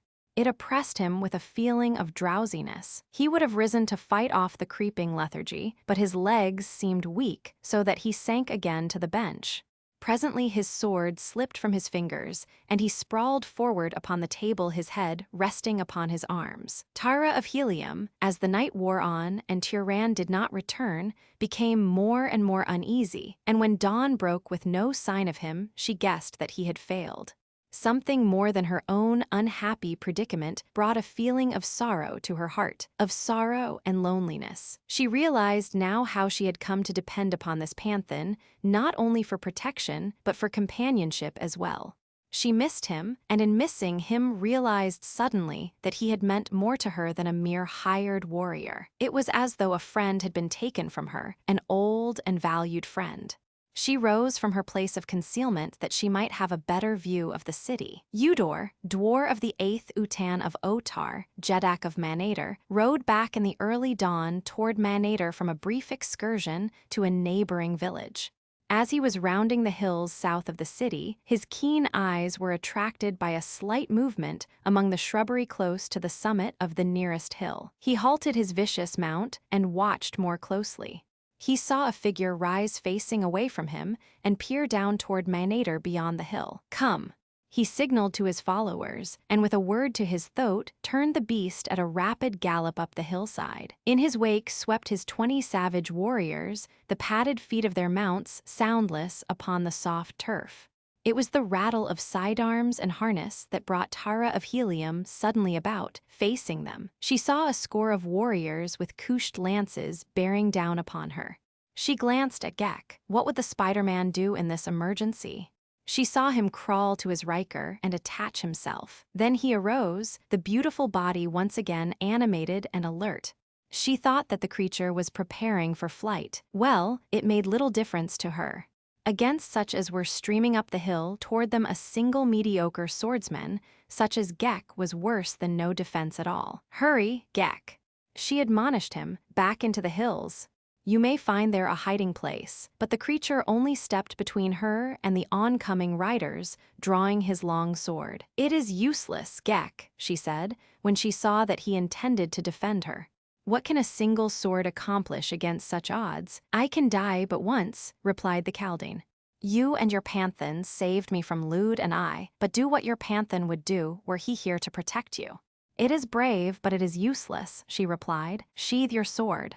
They may not intend us harm." Gek let the point of his weapon drop to the ground, but he did not sheathe it, and thus the two stood waiting as Eudor the dwarf stopped his thoat before them, while his 20 warriors formed a rough circle about.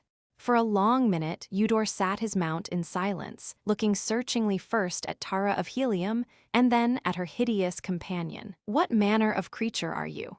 he asked presently, "and what do you before the gates of Manader?" "We are from far countries," replied the girl, "and we are lost and starving. We ask only food and rest, and the privilege to go our way seeking our own homes."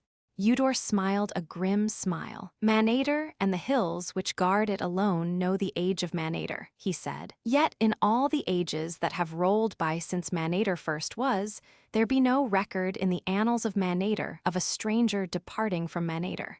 "But I am a princess," cried the girl haughtily, "and my country is not at war with yours. You must give me and my companions aid and assist us to return to our own land."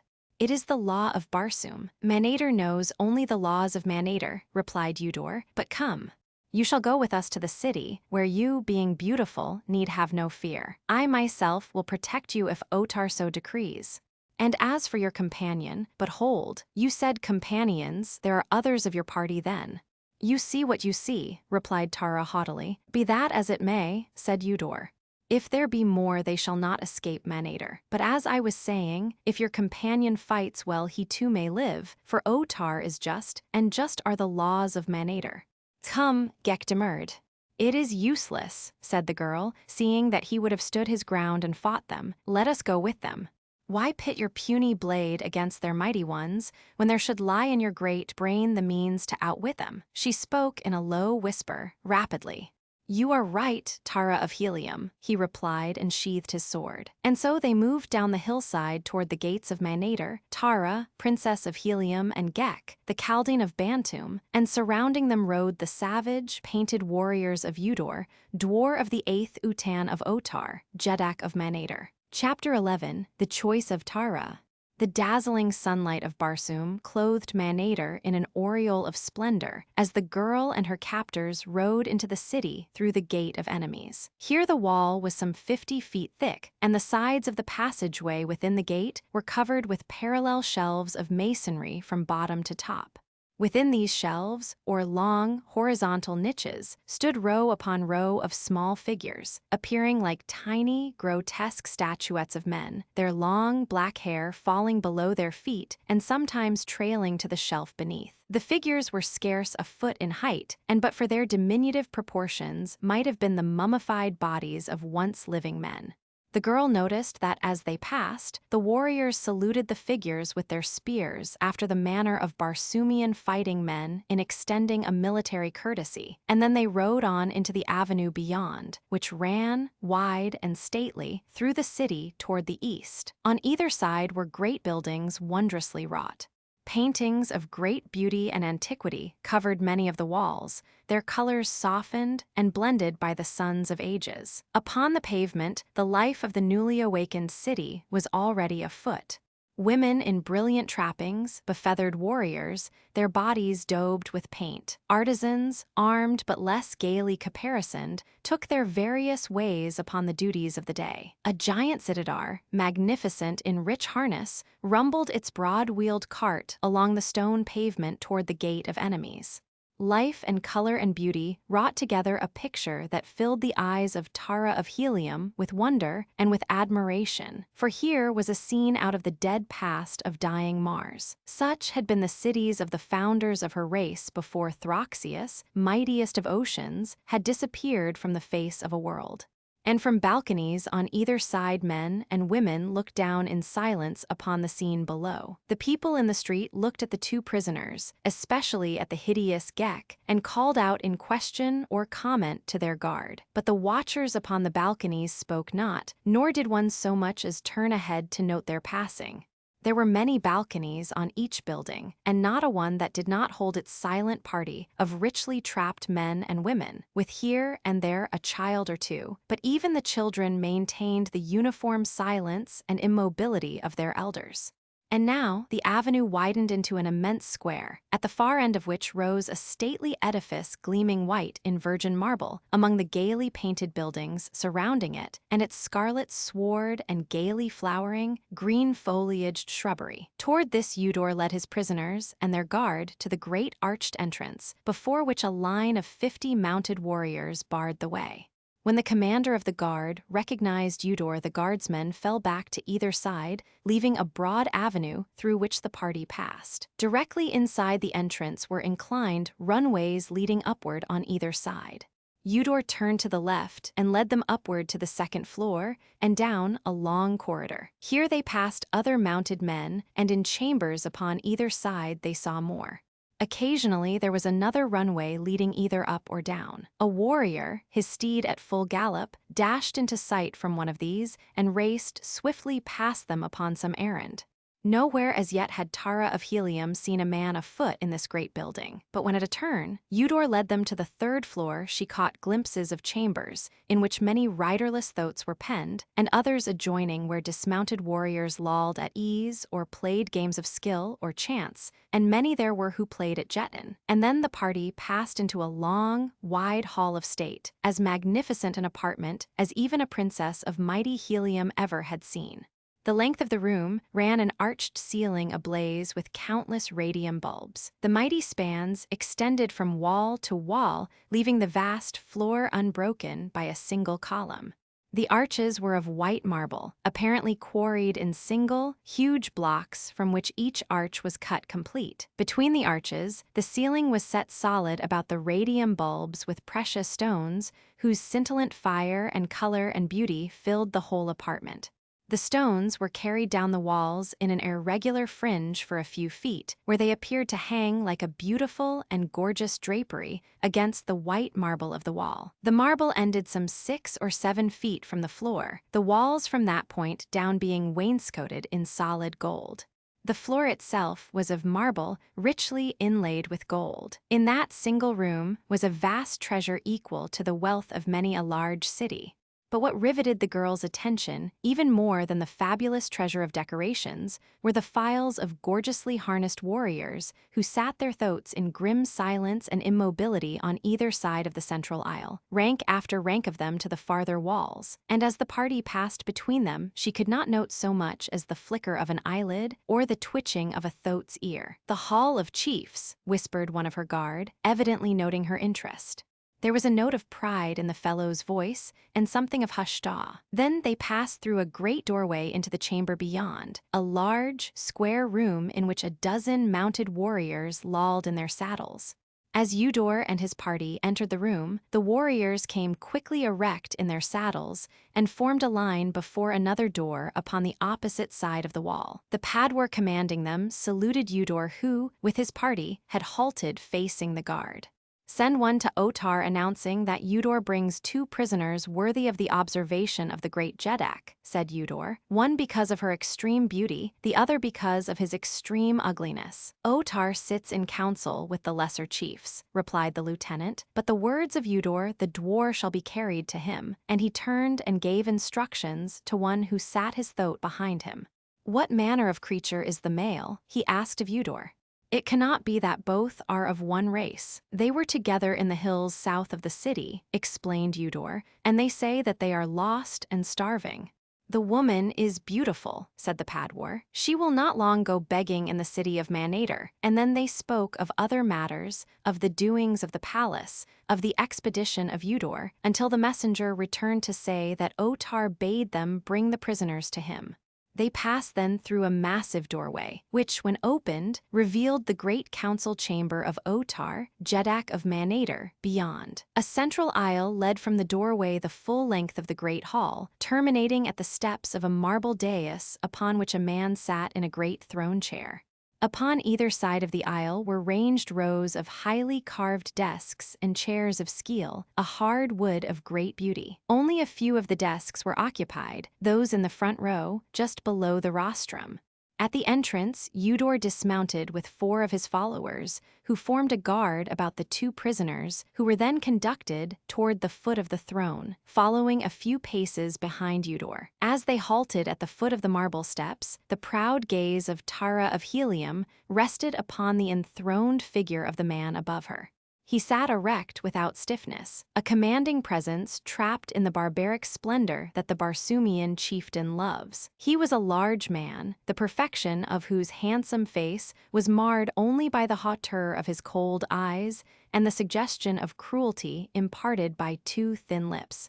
It needed no second glance to assure the least observing that here indeed was a ruler of men, a fighting Jeddak whose people might worship but not love, and for whose slightest favor warriors would vie with one another to go forth and die. This was Otar, Jeddak of Manader, and as Tara of Helium saw him for the first time, she could not but acknowledge a certain admiration for this savage chieftain who so virilely personified the ancient virtues of the god of war. Eudor and the Jeddak interchanged the simple greetings of Barsoom, and then the former recounted the details of the discovery and capture of the prisoners. Otar scrutinized them both intently during Eudor's narration of events, his expression revealing naught of what passed in the brain behind those inscrutable eyes. When the officer had finished, the Jeddak fastened his gaze upon Gek. "And you," he asked, "what manner of thing are you? From what country? Why are you in Manator?" "I am a Kaldane," replied Gek, "the highest type of created creature upon the face of Barsoom. I am mind, you are matter. I come from Bantoom. I am here because we were lost and starving. And you?" Otar turned suddenly on Tara. "You, too, are a Kaldane." "I am a princess of Helium," replied the girl. "I was a prisoner in Bantoom. This Kaldane and a warrior of my own race rescued me. The warrior left us to search for food and water. He has doubtless fallen into the hands of your people. I ask you to free him and give us food and drink, and let us go upon our way. I am a granddaughter of a Jeddak, the daughter of a Jeddak of Jeddaks, the warlord of Barsoom. I ask only the treatment that my people would accord you or yours." "Helium," repeated Otar. "I know not of Helium, nor does the Jeddak of Helium rule Manator. I, Otar, am Jeddak of Manator. I alone rules. I protect my own. You have never seen a woman or a warrior of Manator captive in Helium. Why should I protect the people of another Jeddak? It is his duty to protect them. If he cannot, he is weak, and his people must fall into the hands of the strong. I, Otar, am strong. I will keep you, that," he pointed at Gek, "can it fight." "It is brave," replied Tara of Helium, "but it has not the skill at arms which my people possess." "There is none then to fight for you?" asked Otar. "We are a just people," he continued without waiting for a reply, "and had you one to fight for you, he might win to freedom for himself and you as well." "But Eudor assured me that no stranger ever had departed from Manator," she answered. Otar shrugged. "That does not disprove the justice of the laws of Manator," replied Otar, "but rather that the warriors of Manator are invincible. Had there come one who could defeat our warriors, that one had won to liberty." "And you fetch my warrior," cried Tara haughtily. "You shall see such swordplay as doubtless the crumbling walls of your decaying city never have witnessed, and if there be no trick in your offer, we are already as good as free." Otar smiled more broadly than before, and Eudor smiled, too, and the chiefs and warriors who looked on nudged one another and whispered, laughing. And Tara of Helium knew then that there was trickery in their justice. But though her situation seemed hopeless, she did not cease to hope, for was she not the daughter of John Carter, warlord of Barsoom, whose famous challenge to fate, "I still live," remained the one irreducible defense against despair? At thought of her noble sire, the patrician chin of Tara of Helium rose a shade higher. Ah!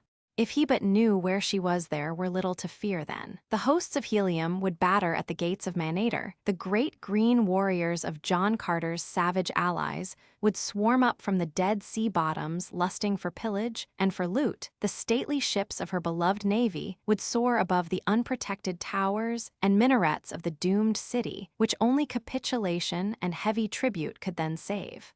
But John Carter did not know. There was only one other to whom she might hope to look, Tyran the Panthan, but where was he?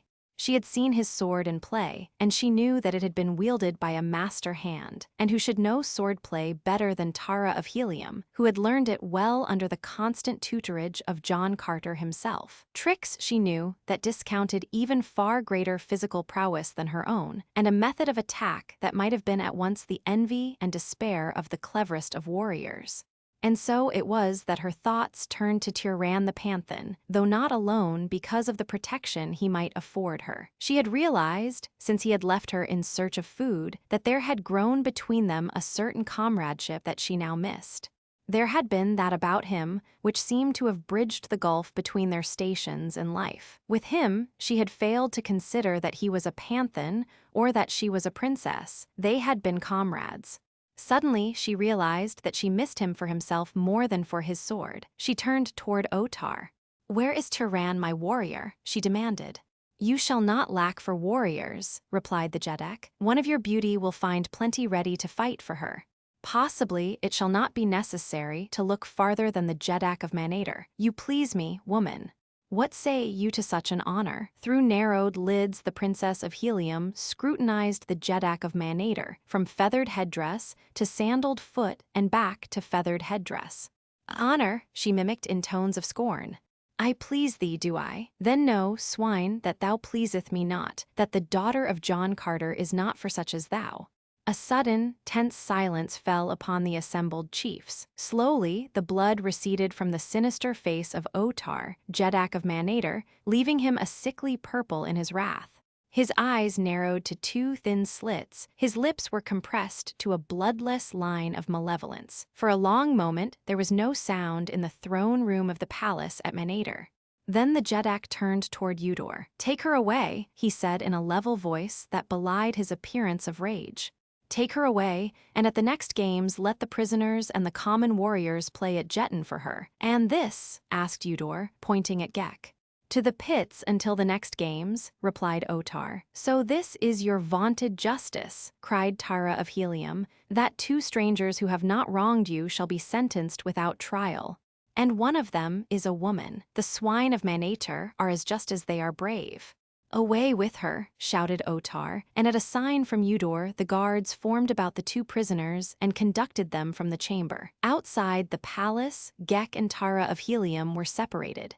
The girl was led through long avenues toward the center of the city and finally into a low building, topped by lofty towers of massive construction. Here she was turned over to a warrior who wore the insignia of a dwar or captain.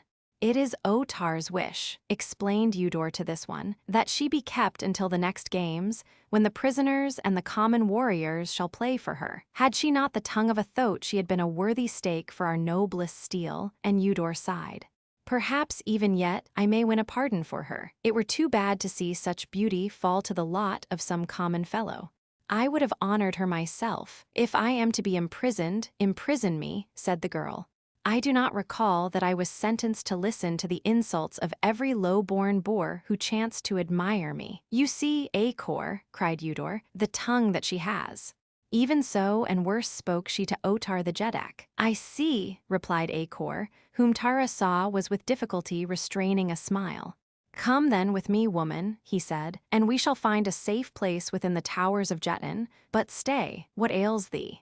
The girl had staggered and would have fallen had not the man caught her in his arms. She seemed to gather herself then and bravely sought to stand erect without support.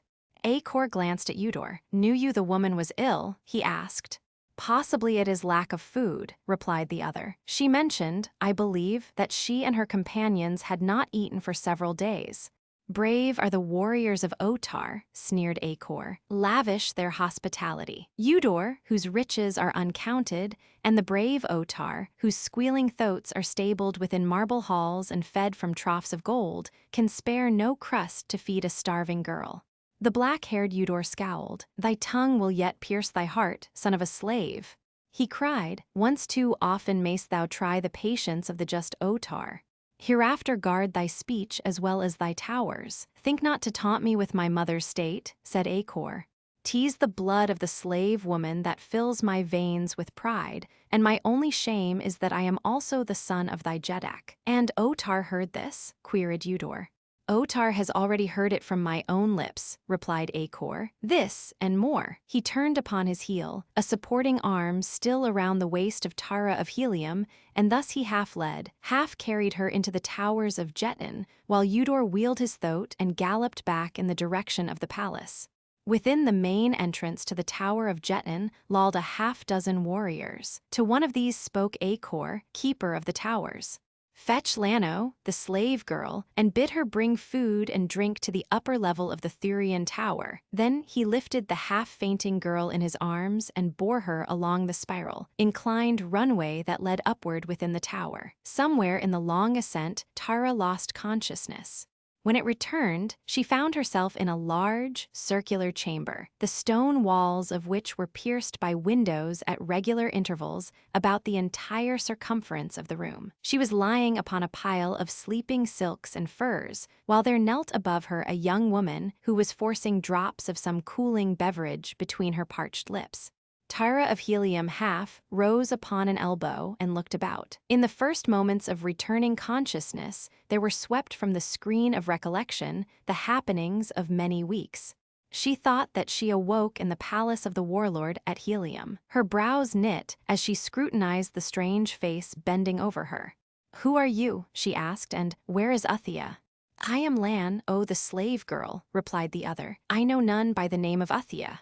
Tara of Helium sat erect and looked about her. This rough stone was not the marble of her father's halls. "Where am I?" she asked. "In the Thurian Tower," replied the girl, and then seeing that the other still did not understand, she guessed the truth. "You are a prisoner in the towers of Jetton in the city of Manator," she explained. "You were brought to this chamber, weak and fainting, by Acor, dwarf of the towers of Jetton, who sent me to you with food and drink, for kind is the heart of Acor." "I remember now," said Tara slowly. "I remember, but where is Tiran, my warrior?" "Did they speak of him?" "I heard naught of another," replied Lano. "You alone were brought to the towers." "In that you are fortunate, for there be no nobler man in Manator than Acor. It is his mother's blood that makes him so." She was a slave girl from Gathol. "Gathol?" exclaimed Tara of Helium. "Lies Gathol close by Manator?" "Not close, yet still the nearest country," replied Lano. "About 22 degrees east it lies. Approximately 814 Earth miles." "Gathol," murmured Tara, "far Gathol." "But you are not from Gathol," said the slave girl. "Your harness is not of Gathol." "I am from Helium," said Tara.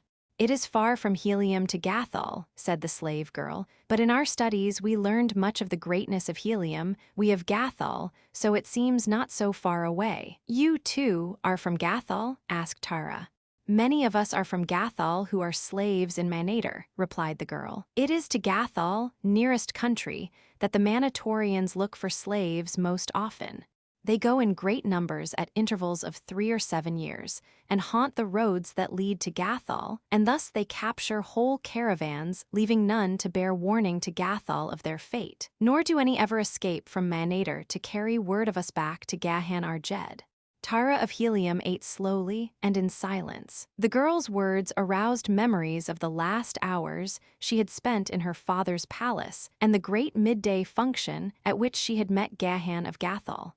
Even now she flushed as she recalled his daring words. Upon her reveries the door opened, and a burly warrior appeared in the opening, a hulking fellow, with thick lips and an evil, leering face.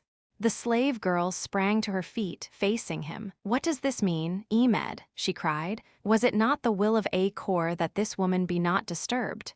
"The will of Acor, indeed," and the man sneered.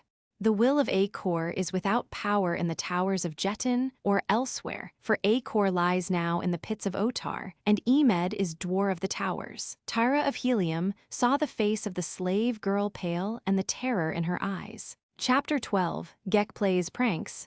While Tara of Helium was being led to the towers of Jetton, Gek was escorted to the pits beneath the palace where he was imprisoned in a dimly lighted chamber. Here he found a bench and a table standing upon the dirt floor near the wall, and set in the wall several rings from which depended short lengths of chain.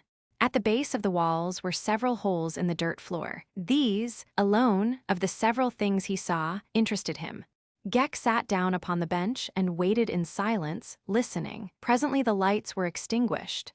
If Gek could have smiled, he would have then, for Gek could see as well in the dark as in the light, better, perhaps. He watched the dark openings of the holes in the floor and waited.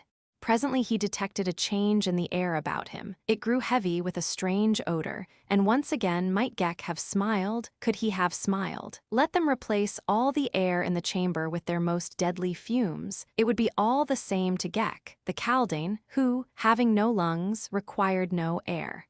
With the Riker, it might be different. Deprived of air, it would die. But if only a sufficient amount of the gas was introduced to stupefy an ordinary creature, it would have no effect upon the Riker, who had no objective mind to overcome. so long as the excess of carbon dioxide in the blood was not sufficient to prevent heart action, the Riker would suffer only a diminution of vitality, but would still respond to the exciting agency of the Kaldane's brain. Gek caused the Riker to assume a sitting position with its back against the wall where it might remain without direction from his brain. Then he released his contact with its spinal cord, but remained in position upon its shoulders, waiting and watching, for the Kaldane's curiosity was aroused. He had not long to wait before the lights were flashed on, and one of the locked doors opened to admit a half-dozen warriors. They approached him rapidly and worked quickly. First, they removed all his weapons and then, snapping a fetter about one of the Riker's ankles, secured him to the end of one of the chains hanging from the walls. Next, they dragged the long table to a new position and there bolted it to the floor so that an end, instead of the middle, was directly before the prisoner. On the table before him, they set food and water, and upon the opposite end of the table, they laid the key to the fetter. Then they unlocked and opened all the doors and departed. When Tyran the Panthan regained consciousness, it was to the realization of a sharp pain in one of his forearms. The effects of the gas departed as rapidly as they had overcome him, so that as he opened his eyes, he was in full possession of all his faculties. The lights were on again, and in their glow, there was revealed to the man the figure of a giant Martian rat crouching upon the table and gnawing upon his arm. Snatching his arm away, he reached for his short sword, while the rat, growling, sought to seize his arm again. It was then that Tyran discovered that his weapons had been removed: short sword, long sword, dagger, and pistol. The rat charged him then, and striking the creature away with his hand, the man rose and backed off, searching for something with which to strike a harder blow. Again the rat charged, and as Tyran stepped quickly back to avoid the menacing jaws, something seemed to jerk suddenly upon his right ankle, and as he drew his left foot back to regain his equilibrium, his heel caught upon a taut chain, and he fell heavily backward to the floor just as the rat leaped upon his breast and sought his throat. The Martian rat is a fierce and unlovely thing. It is many-legged and hairless, its hide resembling that of a newborn mouse in repulsiveness. In size and weight it is comparable to a large Airedale Terrier. Its eyes are small and close-set, and almost hidden in deep, fleshy apertures. But its most ferocious and repulsive feature is its jaws, the entire bony structure of which protrudes several inches beyond the flesh, revealing 5 sharp, spade-like teeth in the upper jaw and the same number of similar teeth in the lower, the whole suggesting the appearance of a rotting face from which much of the flesh has sloughed away. It was such a thing that leaped upon the breast of the Panthan to tear at his jugular. Twice Tyran struck it away as he sought to regain his feet, but both times it returned with increased ferocity to renew the attack. Its only weapons are its jaws, since its broad, splay feet are armed with blunt talons.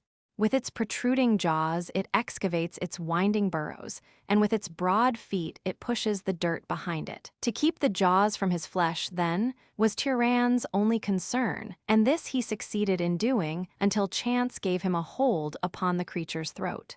After that, the end was but a matter of moments. Rising at last, he flung the lifeless thing from him with a shudder of disgust. Now he turned his attention to a hurried inventory of the new conditions which surrounded him since the moment of his incarceration. He realized vaguely what had happened. He had been anesthetized and stripped of his weapons, and as he rose to his feet, he saw that one ankle was fettered to a chain in the wall. He looked about the room. All the doors swung wide open. His captors would render his imprisonment the more cruel by leaving ever before him tempting glimpses of open aisles to the freedom he could not attain. Upon the end of the table, and within easy reach, was food and drink. This at least was attainable, and at sight of it, his starved stomach seemed almost to cry aloud for sustenance.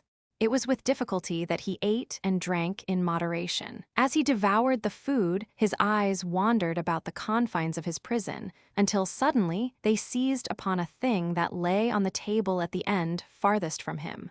It was a key. He raised his fettered ankle and examined the lock. There could be no doubt of it. The key that lay there on the table before him was the key to that very lock.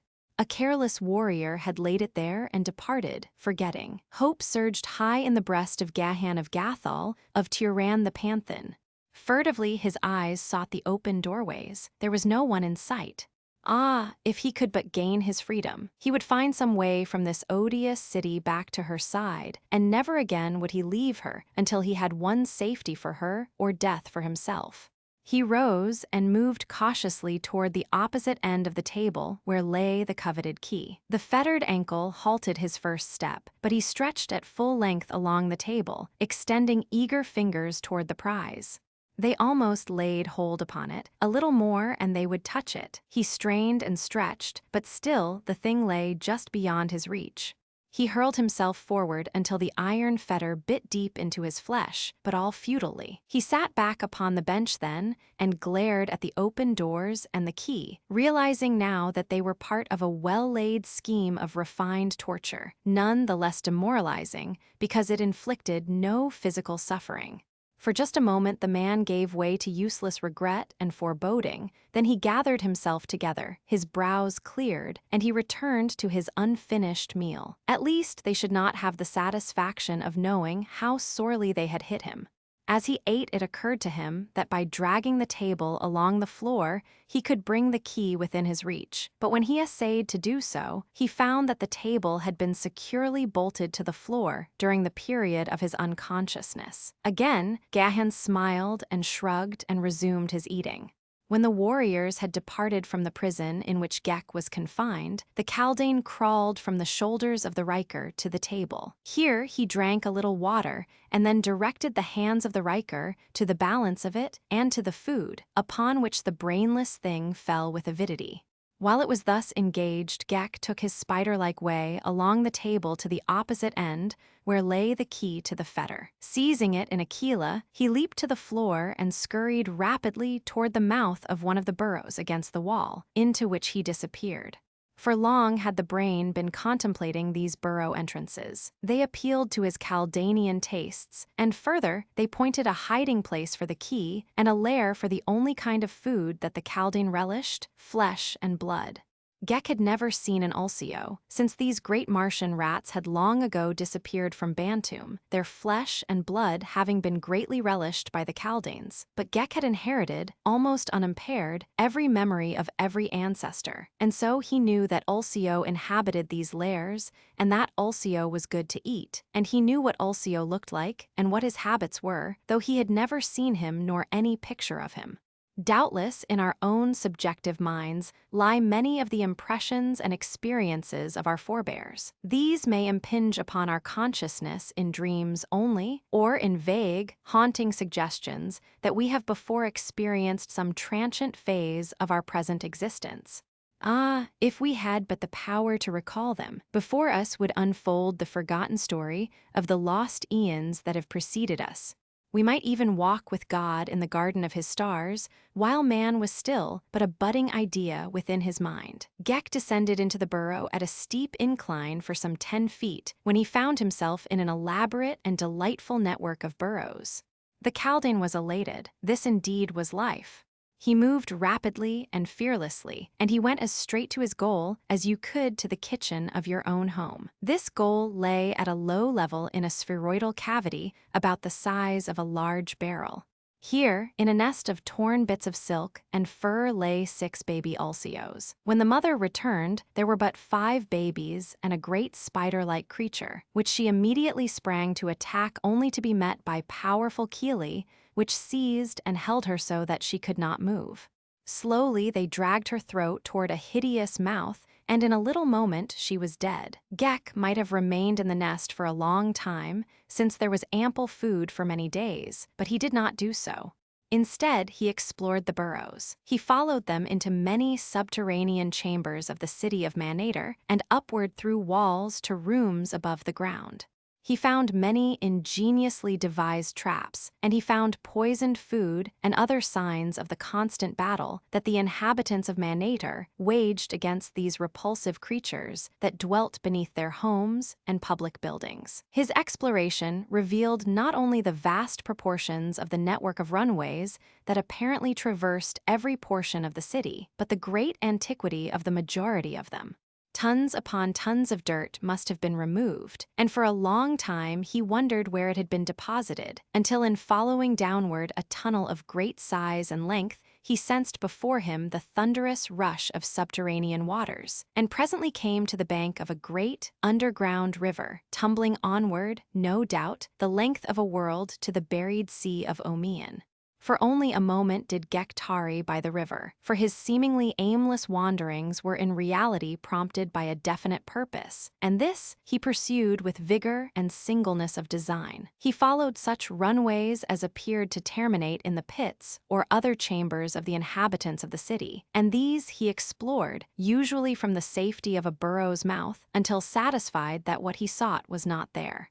He moved swiftly upon his spider legs and covered remarkable distances in short periods of time. His search not being rewarded with immediate success, he decided to return to the pit where his Riker lay chained and look to its wants. As he approached the end of the burrow that terminated in the pit, he slackened his pace, stopping just within the entrance of the runway that he might scan the interior of the chamber before entering it. As he did so, he saw the figure of a warrior appear suddenly in an opposite doorway. The Riker sprawled upon the table, his hands groping blindly for more food. Gek saw the warrior pause and gaze in sudden astonishment at the Riker. He saw the fellow's eyes go wide, and an ashen hue replace the copper bronze of his cheek. He stepped back as though someone had struck him in the face. For an instant only he stood thus, as in a paralysis of fear. Then he uttered a smothered shriek and turned and fled. Again was it a catastrophe that Gek, the Kaldane, could not smile. Quickly entering the room, he crawled to the tabletop and affixed himself to the shoulders of his Riker, and there he waited. And who may say that Gek, though he could not smile, possessed not a sense of humor? For a half-hour he sat there, and then there came to him the sound of men approaching along corridors of stone. He could hear their arms clank against the rocky walls, and he knew that they came at a rapid pace. But just before they reached the entrance to his prison, they paused and advanced more slowly. In the lead was an officer, and just behind him, wide-eyed and perhaps still a little ashen, the warrior who had so recently departed in haste. At the doorway they halted, and the officer turned sternly upon the warrior. With upraised finger he pointed at Gek. "There sits the creature. Didst thou dare lie then to thy dwar?" "I swear," cried the warrior, "that I spoke the truth. But a moment since the thing grovelled, headless, upon this very table, and may my first ancestor strike me dead upon the spot if I speak other than a true word." The officer looked puzzled. The men of Mars seldom if ever lie.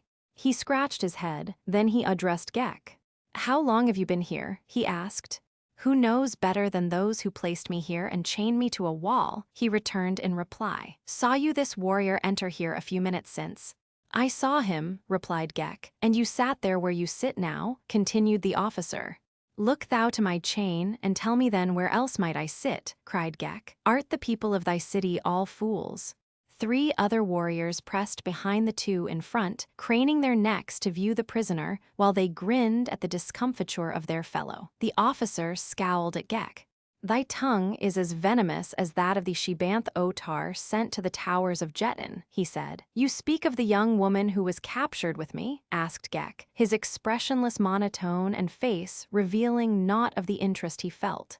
"I speak of her," replied the dwarf, and then turning to the warrior who had summoned him, "Return to thy quarters and remain there until the next games. Perhaps by that time thy eyes may have learned not to deceive thee." The fellow cast a venomous glance at Gek and turned away. The officer shook his head. "I do not understand it," he muttered. "Always has Yuvan been a true and dependable warrior. Could it be?" He glanced piercingly at Gek. "Thou hast a strange head that misfits thy body, fellow," he cried. "Our legends tell us of those ancient creatures that placed hallucinations upon the mind of their fellows. If thou be such then, maybe Yuvan suffered from thy forbidden powers. If thou be such, Otar will know well how to deal with thee." He wheeled about and motioned his warriors to follow him. "Wait," cried Gek. "Unless I am to be starved, send me food." "You have had food," replied the warrior. "Am I to be fed but once a day?" asked Gek. "I require food oftener than that. Send me food." "You shall have food," replied the officer. "None may say that the prisoners of Manator are ill-fed. Just are the laws of Manator," and he departed. No sooner had the sounds of their passing died away in the distance than Gek clambered from the shoulders of his Riker and scurried to the burrow where he had hidden the key. Fetching it, he unlocked the fetter from about the creature's ankle, locked it empty, and carried the key farther down into the burrow. Then he returned to his place upon his brainless servitor. After a while, he heard footsteps approaching, whereupon he rose and passed into another corridor from that down which he knew the warrior was coming. Here he waited out of sight, listening. He heard the man enter the chamber and halt. He heard a muttered exclamation, followed by the jangle of metal dishes as a salver was slammed upon a table, then rapidly retreating footsteps, which quickly died away in the distance. Gek lost no time in returning to the chamber, recovering the key, relocking the Riker to his chain. Then he replaced the key in the burrow and, squatting on the table beside his headless body, directed its hands toward the food. While the Riker ate, Gek sat listening for the scraping sandals and clattering arms that he knew soon would come. Nor had he long to wait. Gek scrambled to the shoulders of his Riker as he heard them coming. Again, it was the officer who had been summoned by Yuvan, and with him were 3 warriors. The one directly behind him was evidently the same who had brought the food, for his eyes went wide when he saw Gek sitting at the table, and he looked very foolish as the dwarf turned his stern glance upon him. "It is even as I said," he cried. "He was not here when I brought his food, but he is here now," said the officer grimly, "and his fetter is locked about his ankle. Look, it has not been opened, but where is the key? It should be upon the table at the end opposite him. Where is the key, creature?" he shouted at Gek. "How should I, a prisoner, know better than my jailer the whereabouts of the key to my fetters?" he retorted. "But it lay here," cried the officer, pointing to the other end of the table. "Did you see it?" asked Gek. The officer hesitated. "No, but it must have been there," he parried. "Did you see the key lying there?" asked Gek, pointing to another warrior. The fellow shook his head negatively. And you," continued the Chaldean, addressing the others. They both admitted that they never had seen the key. "And if it had been there, how could I have reached it?" he continued. "No, he could not have reached it," admitted the officer, "but there shall be no more of this. Izav, you will remain here on guard with this prisoner until you are relieved." Izav looked anything but happy as this intelligence was transmitted to him, and he eyed Gek suspiciously as the dwarf and the other warriors turned and left him to his unhappy lot. Chapter 13. A Desperate Deed. Emed crossed the tower chamber toward Tara of Helium and the slave girl. Lano he seized the former roughly by a shoulder. "Stand," he commanded. Tara struck his hand from her and, rising, backed away. "Lay not your hand upon the person of a princess of Helium, beast," she warned. Emed laughed. "Think you that I play at Jetton for you, without first knowing something of the stake for which I play?" he demanded. "Come here." The girl drew herself to her full height, folding her arms across her breast, nor did Emed note that the slim fingers of her right hand were inserted beneath the broad leather strap of her harness, where it passed over her left shoulder. "And Otar learns of this, you shall rue it, Emed," cried the slave girl. "There be no law in Manator that gives you this girl before you shall have won her fairly." "What cares Otar for her fate?" replied Emed. "Have I not heard? Did she not flout the great Jeddak, heaping abuse upon him? By my first ancestor, I think Otar might make a Jed of the man who subdued her." And again he advanced toward Tara. "Wait," said the girl in low, even tone. "Perhaps you know not what you do. Sacred to the people of Helium are the persons of the women of Helium. For the honor of the humblest of them would the great Jeddak himself unsheathe his sword. The greatest nations of Barsoom have trembled to the thunders of war in defense of the person of Dejah my mother. We are but mortal and so may die, but we may not be defiled.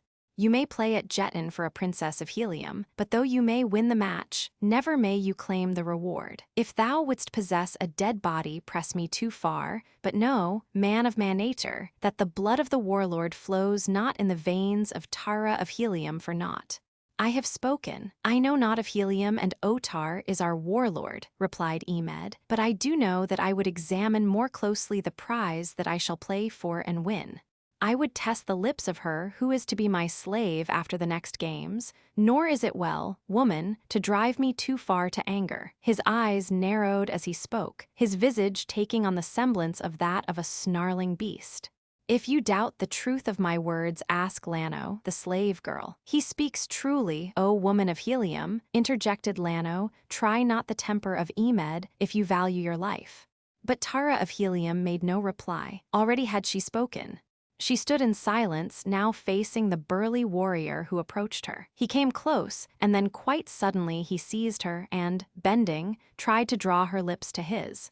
Lano saw the woman from Helium half turn, and with a quick movement jerk her right hand from where it had lain upon her breast. She saw the hand shoot from beneath the arm of Emed and rise behind his shoulder, and she saw in the hand a long, slim blade.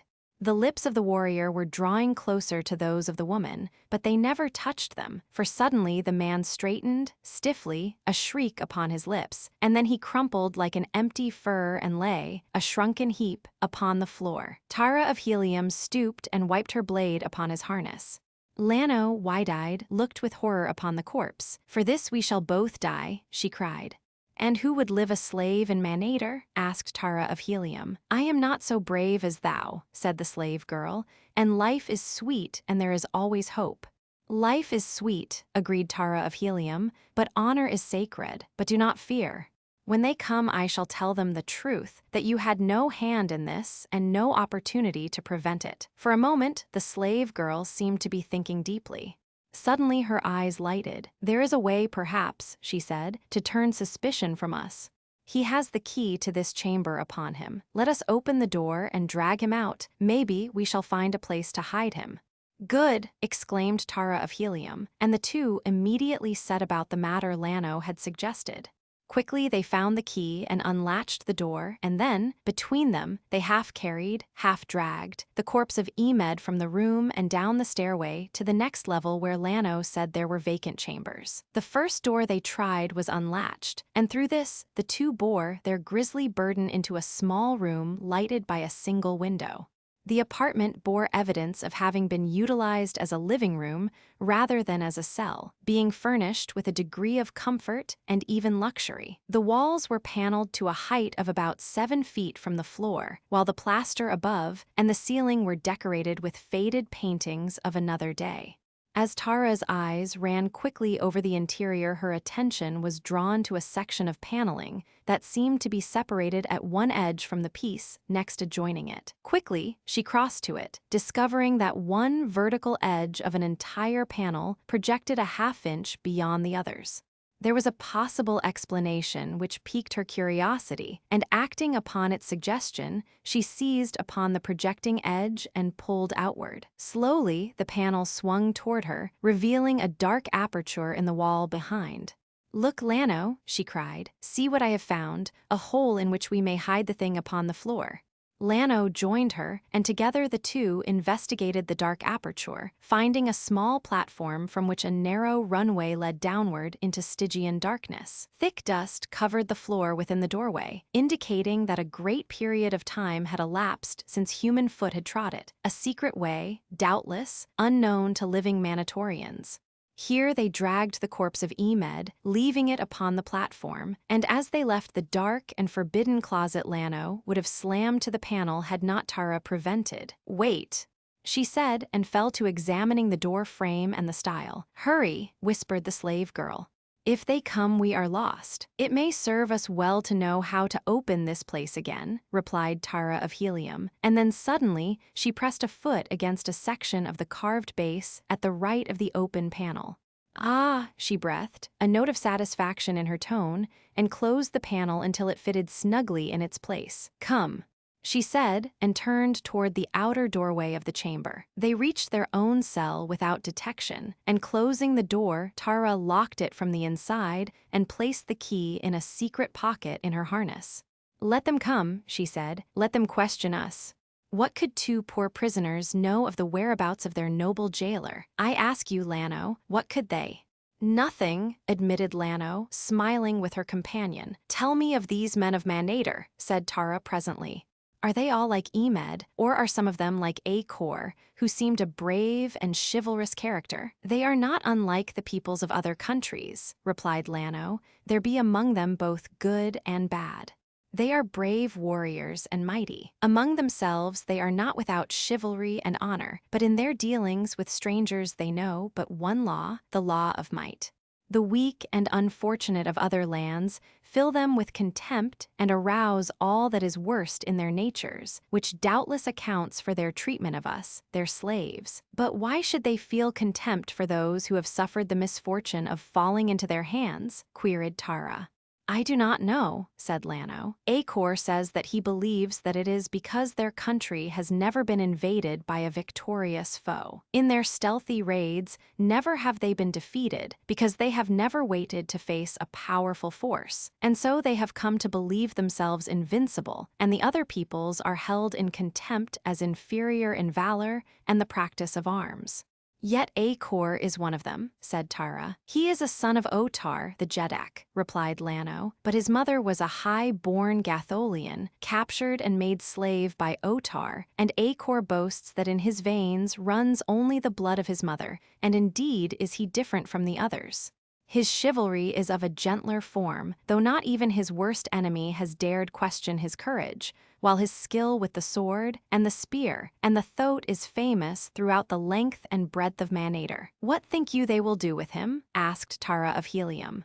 Sentence him to the games, replied Lano. If Otar be not greatly angered, he may be sentenced to but a single game, in which case he may come out alive. But if Otar wishes really to dispose of him, he will be sentenced to the entire series, and no warrior has ever survived the full 10, or rather none who was under a sentence from Otar. What are the games? I do not understand, said Tara. I have heard them speak of playing at Jetton, but surely no one can be killed at Jetton. We play it often at home. But not as they play it in the arena at Manator, replied Lano. Come to the window. And together the two approached an aperture facing toward the east. Below her Tara of Helium saw a great field entirely surrounded by the low building, and the lofty towers of which that in which she was imprisoned was but a unit. About the arena were tiers of seats, but the thing that caught her attention was a gigantic Jetton board laid out upon the floor of the arena in great squares of alternate orange and black. Here they play at Jetton with living pieces. They play for great stakes and usually for a woman, some slave of exceptional beauty. Oh, Tar himself might have played for you had you not angered him, but now you will be played for in an open game by slaves and criminals, and you will belong to the side that wins, not to a single warrior, but to all who survive the game. The eyes of Tara of Helium flashed, but she made no comment. Those who direct the play do not necessarily take part in it, continued the slave girl, but sit in those two great thrones which you see at either end of the board and direct their pieces from square to square. But where lies the danger? Asked Tara of Helium. If a piece be taken, it is merely removed from the board. This is a rule of Jetton as old almost as the civilization of Barsoom. But here in Manator, when they play in the great arena with living men, that rule is altered, explained Lano. When a warrior is moved to a square occupied by an opposing piece, the two battle to the death for possession of the square, and the one that is successful advantages by the move. Each is caparisoned to simulate the piece he represents, and in addition he wears that which indicates whether he be slave, a warrior serving a sentence, or a volunteer. If serving a sentence, the number of games he must play is also indicated, and thus the one directing the moves knows which pieces to risk and which to conserve. And further than this, a man's chances are affected by the position that is assigned him for the game. Those whom they wish to die are always panthans in the game, for the panthan has the least chance of surviving. Do those who direct the play ever actually take part in it? Asked Tara. Oh, yes, said Lano. Often when two warriors, even of the highest class, hold a grievance against one another, Otar compels them to settle it upon the arena. Then it is that they take active part and with drawn swords direct their own players from the position of chief. They pick their own players, usually the best of their own warriors and slaves, if they be powerful men who possess such, or their friends may volunteer, or they may obtain prisoners from the pits. These are games indeed, the very best that are seen. Often the great chiefs themselves are slain. It is within this amphitheater that the justice of Manator is meted then? Asked Tara. Very largely, replied Lano. How then, through such justice, could a prisoner win his liberty? Continued the girl from Helium.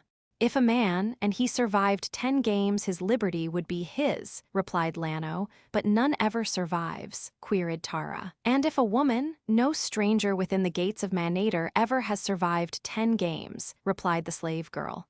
They are permitted to offer themselves into perpetual slavery if they prefer that to fighting at Jetton. Of course, they may be called upon, as any warrior, to take part in a game, but their chances then of surviving are increased, since they may never again have the chance of winning to liberty.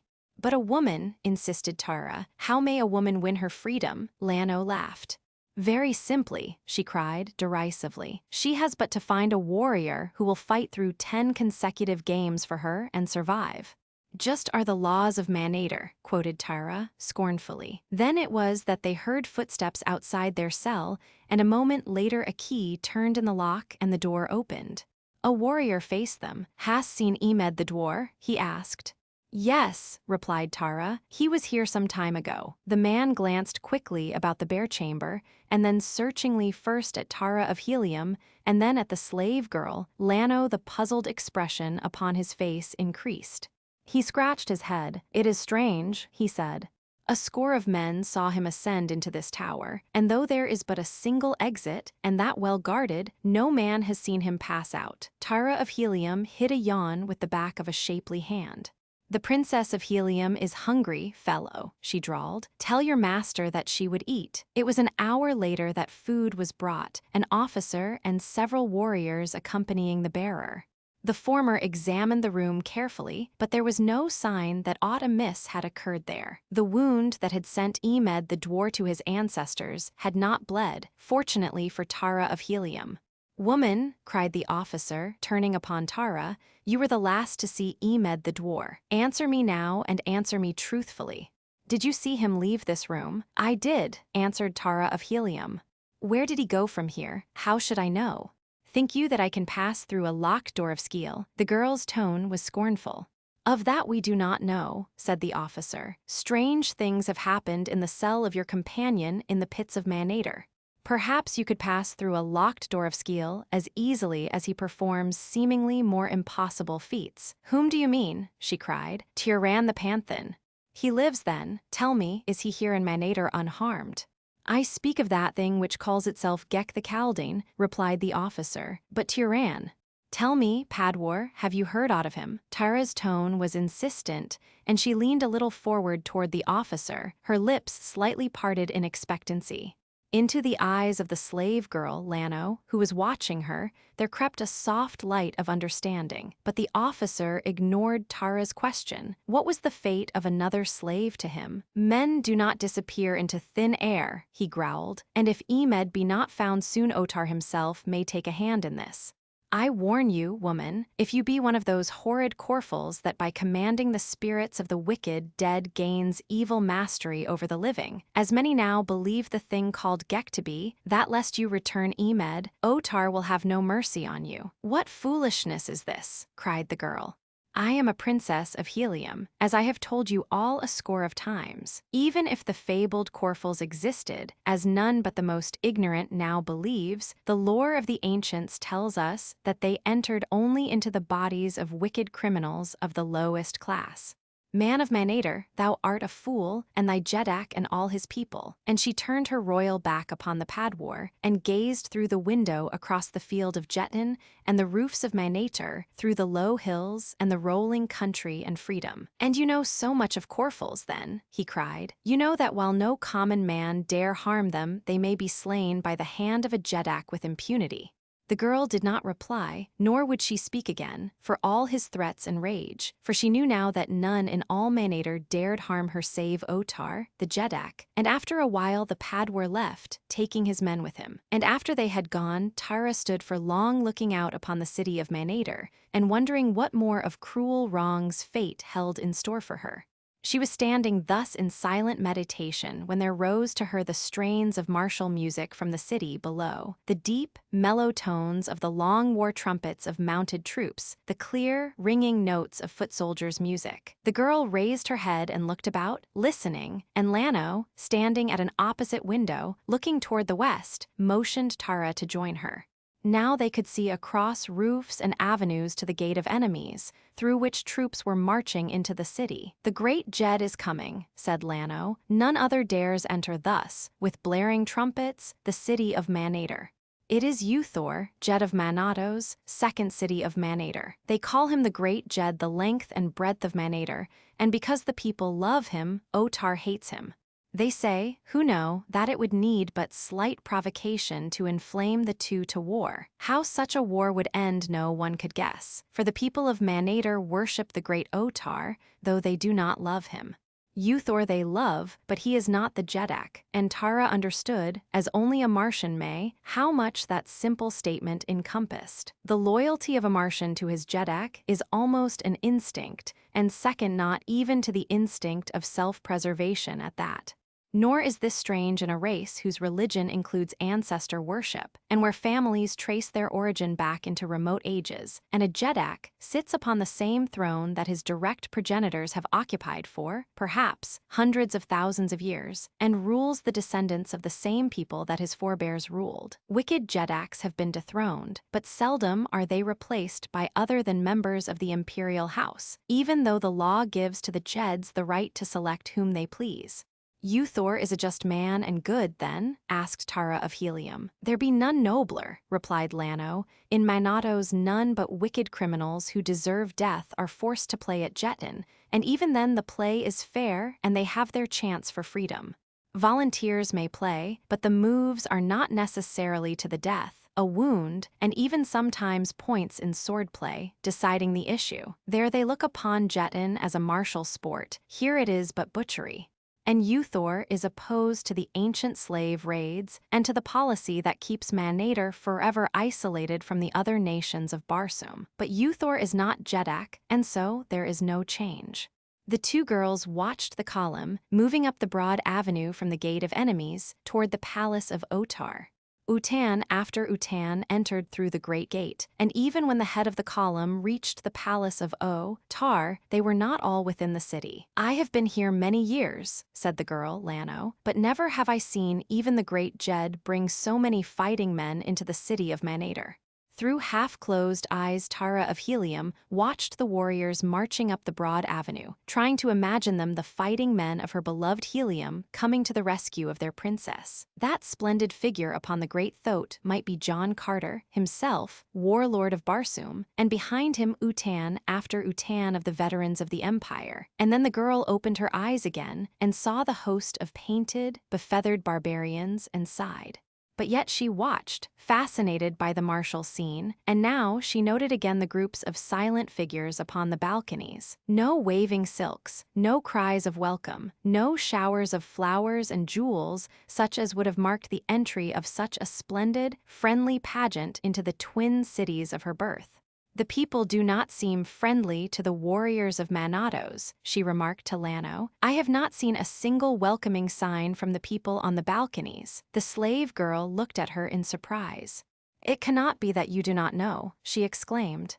"Why, they are," but she got no further. The door swung open and an officer stood before them. "The slave girl, Tara, is summoned to the presence of Otar, the Jedak," he announced.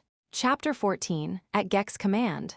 Tiran the Panthan chafed in his chains. Time dragged, silence and monotony prolonged minutes into hours. Uncertainty of the fate of the woman he loved turned each hour into an eternity of hell. He listened impatiently for the sound of approaching footsteps, that he might see and speak to some living creature, and learn, perchance, some word of Tara of Helium. After torturing hours, his ears were rewarded by the rattle of harness and arms. Men were coming. He waited breathlessly. Perhaps they were his executioners, but he would welcome them notwithstanding. He would question them, but if they knew naught of Tara, he would not divulge the location of the hiding place in which he had left her. Now they came, a half-dozen warriors and an officer, escorting an unarmed man, a prisoner, doubtless. Of this Turan was not left long in doubt, since they brought the newcomer and chained him to an adjoining ring. Immediately, the Panthan commenced to question the officer in charge of the guard. "Tell me," he demanded, "why I have been made prisoner, and if other strangers were captured since I entered your city." "What other prisoners?" asked the officer. "A woman and a man with a strange head," replied Turan. "It is possible," said the officer, "but what were their names?" "The woman was Tara, Princess of Helium, and the man was Gek, a Chaldean of Barsoom." "These were your friends?" asked the officer. "Yes," replied Turan. "It is what I would know," said the officer, and with a curt command to his men to follow him, he turned and left the cell. "Tell me of them," cried Turan after him. "Tell me of Tara of Helium. Is she safe?" But the man did not answer, and soon the sound of their departure died in the distance. "Tara of Helium was safe, but a short time since," said the prisoner chained at Turan's side. The Panthan turned toward the speaker, seeing a large man, handsome of face and with a manner both stately and dignified. "You have seen her?" he asked. "They captured her then. She is in danger." "She is being held in the towers of Jettin as a prize for the next games," replied the stranger. "And who are you?" asked Turan. "And why are you here a prisoner?" "I am Akor the Dwar, keeper of the towers of Jettin," replied the other. "I am here because I dared speak the truth of Otar the Jedak to one of his officers." "And your punishment?" asked Turan. "I do not know. Otar has not yet spoken." "Doubtless the games, perhaps the full 10, for Otar does not love Akor, his son." "You are the Jedak's son?" asked Turan. "I am the son of Otar and of a slave, Tara of Gathol, who was a princess in her own land." Turan looked searchingly at the speaker. A son of Tara of Gathol, a son of his mother's sister. This man, then, was his own cousin. Well did Gahan remember the mysterious disappearance of the Princess Haja and an entire utan of her personal troops. She had been upon a visit far from the city of Gathol, and returning home had vanished with her whole escort from the sight of man. So this was the secret of the seeming mystery. Doubtless, it explained many other similar disappearances that extended nearly as far back as the history of Gathol. Turan scrutinized his companion, discovering many evidences of resemblance to his mother's people. Akor might have been 10 years younger than he, but such differences in age are scarce accounted among a people who seldom or never age outwardly after maturity, and whose span of life may be 1,000 years. "And where lies Gathol?" asked Turan. "Almost due east of Manator," replied Akor. "And how far?" "Some 21 degrees it is from the city of Manator to the city of Gathol," replied Akor, "but little more than 10 degrees between the boundaries of the two countries. Between them, though, there lies a country of torn rocks and yawning chasms." Well did Gahan know this country that bordered his upon the west. Even the ships of the air avoided it, because of the treacherous currents that rose from the deep chasms and the almost total absence of safe landings. He knew now where Manator lay, and for the first time in long weeks the way to his own Gathol, and here was a man, a fellow prisoner, in whose veins flowed the blood of his own ancestors. A man who knew Manator, its people, its customs, and the country surrounding it. One who could aid him, with advice at least, to find a plan for the rescue of Tara of Helium and for escape. But would Akor, could he dare broach the subject? He could do no less than try. "And Otar you think will sentence you to death?" he asked. "And why?" "He would like to," replied Akor, "for the people chafe beneath his iron hand, and their loyalty is but the loyalty of a people to the long line of illustrious Jedaks from which he has sprung. He is a jealous man, and has found the means of disposing of most of those whose blood might entitle them to a claim upon the throne, and whose place in the affections of the people endowed them with any political significance. The fact that I was the son of a slave relegated me to a position of minor importance in the consideration of Otar. Yet I am still the son of a Jeddak and might sit upon the throne of Manator with as perfect congruity as Otar himself.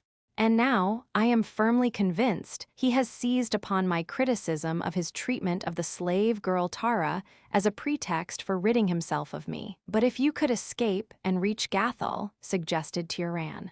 I have thought of that, mused Acor, but how much better off would I be? In the eyes of the Gatholians, I would be not a Gatholian, but a stranger, and doubtless they would accord me the same treatment that we of Manator accord strangers. Could you convince them that you are the son of the Princess Haja, your welcome would be assured, said Tiran, while on the other hand you could purchase your freedom and citizenship with a brief period of labor in the diamond mines. How know you all these things? Asked Acor. I thought you were from Helium. I am a Panthan, replied Tiran, and I have served many countries, among them Gathol. It is what the slaves from Gathol have told me, said Acor, thoughtfully, and my mother, before Otar sent her to live at Manatos. I think he must have feared her power and influence among the slaves from Gathol and their descendants, who number perhaps 1,000,000 people throughout the land of Manator. Are these slaves organized? Asked Tiran. Acor looked straight into the eyes of the Panthan for a long moment before he replied. You are a man of honor, he said. I read it in your face, and I am seldom mistaken in my estimate of a man, but, and he leaned closer to the other. Even the walls have ears, he whispered, and Tiran's question was answered. It was later in the evening that warriors came and unlocked the fetter from Tiran's ankle and led him away to appear before Otar, the Jeddak. They conducted him toward the palace along narrow, winding streets and broad avenues, but always from the balconies there looked down upon them in endless ranks the silent people of the city. The palace itself was filled with life and activity. Mounted warriors galloped through the corridors and up and down the runways connecting adjacent floors. It seemed that no one walked within the palace other than a few slaves. Squealing, fighting thoats were stabled in magnificent halls, while their riders, if not upon some duty of the palace, played at jetnin with small figures carved from wood. Tiran noted the magnificence of the interior architecture of the palace, the lavish expenditure of precious jewels and metals, the gorgeous mural decorations which depicted almost exclusively martial scenes, and principally duels which seemed to be fought upon jettin boards of heroic size. The capitals of many of the columns, supporting the ceilings of the corridors and chambers through which they passed, were wrought into formal likenesses of jettin pieces. Everywhere there seemed a suggestion of the game. Along the same path that Tara of Helium had been led, Tiran was conducted toward the throne room of Otar the Jeddak, and when he entered the Hall of Chiefs, his interest turned to wonder and admiration as he viewed the ranks of statuesque thoatmen decked in their gorgeous, martial panoply. Never, he thought, had he seen upon Barsoom more soldierly figures or thoats so perfectly trained to perfection of immobility as these. Not a muscle quivered, not a tail lashed, and the riders were as motionless as their mounts, each warlike eye straight to the front, the great spears inclined at the same angle.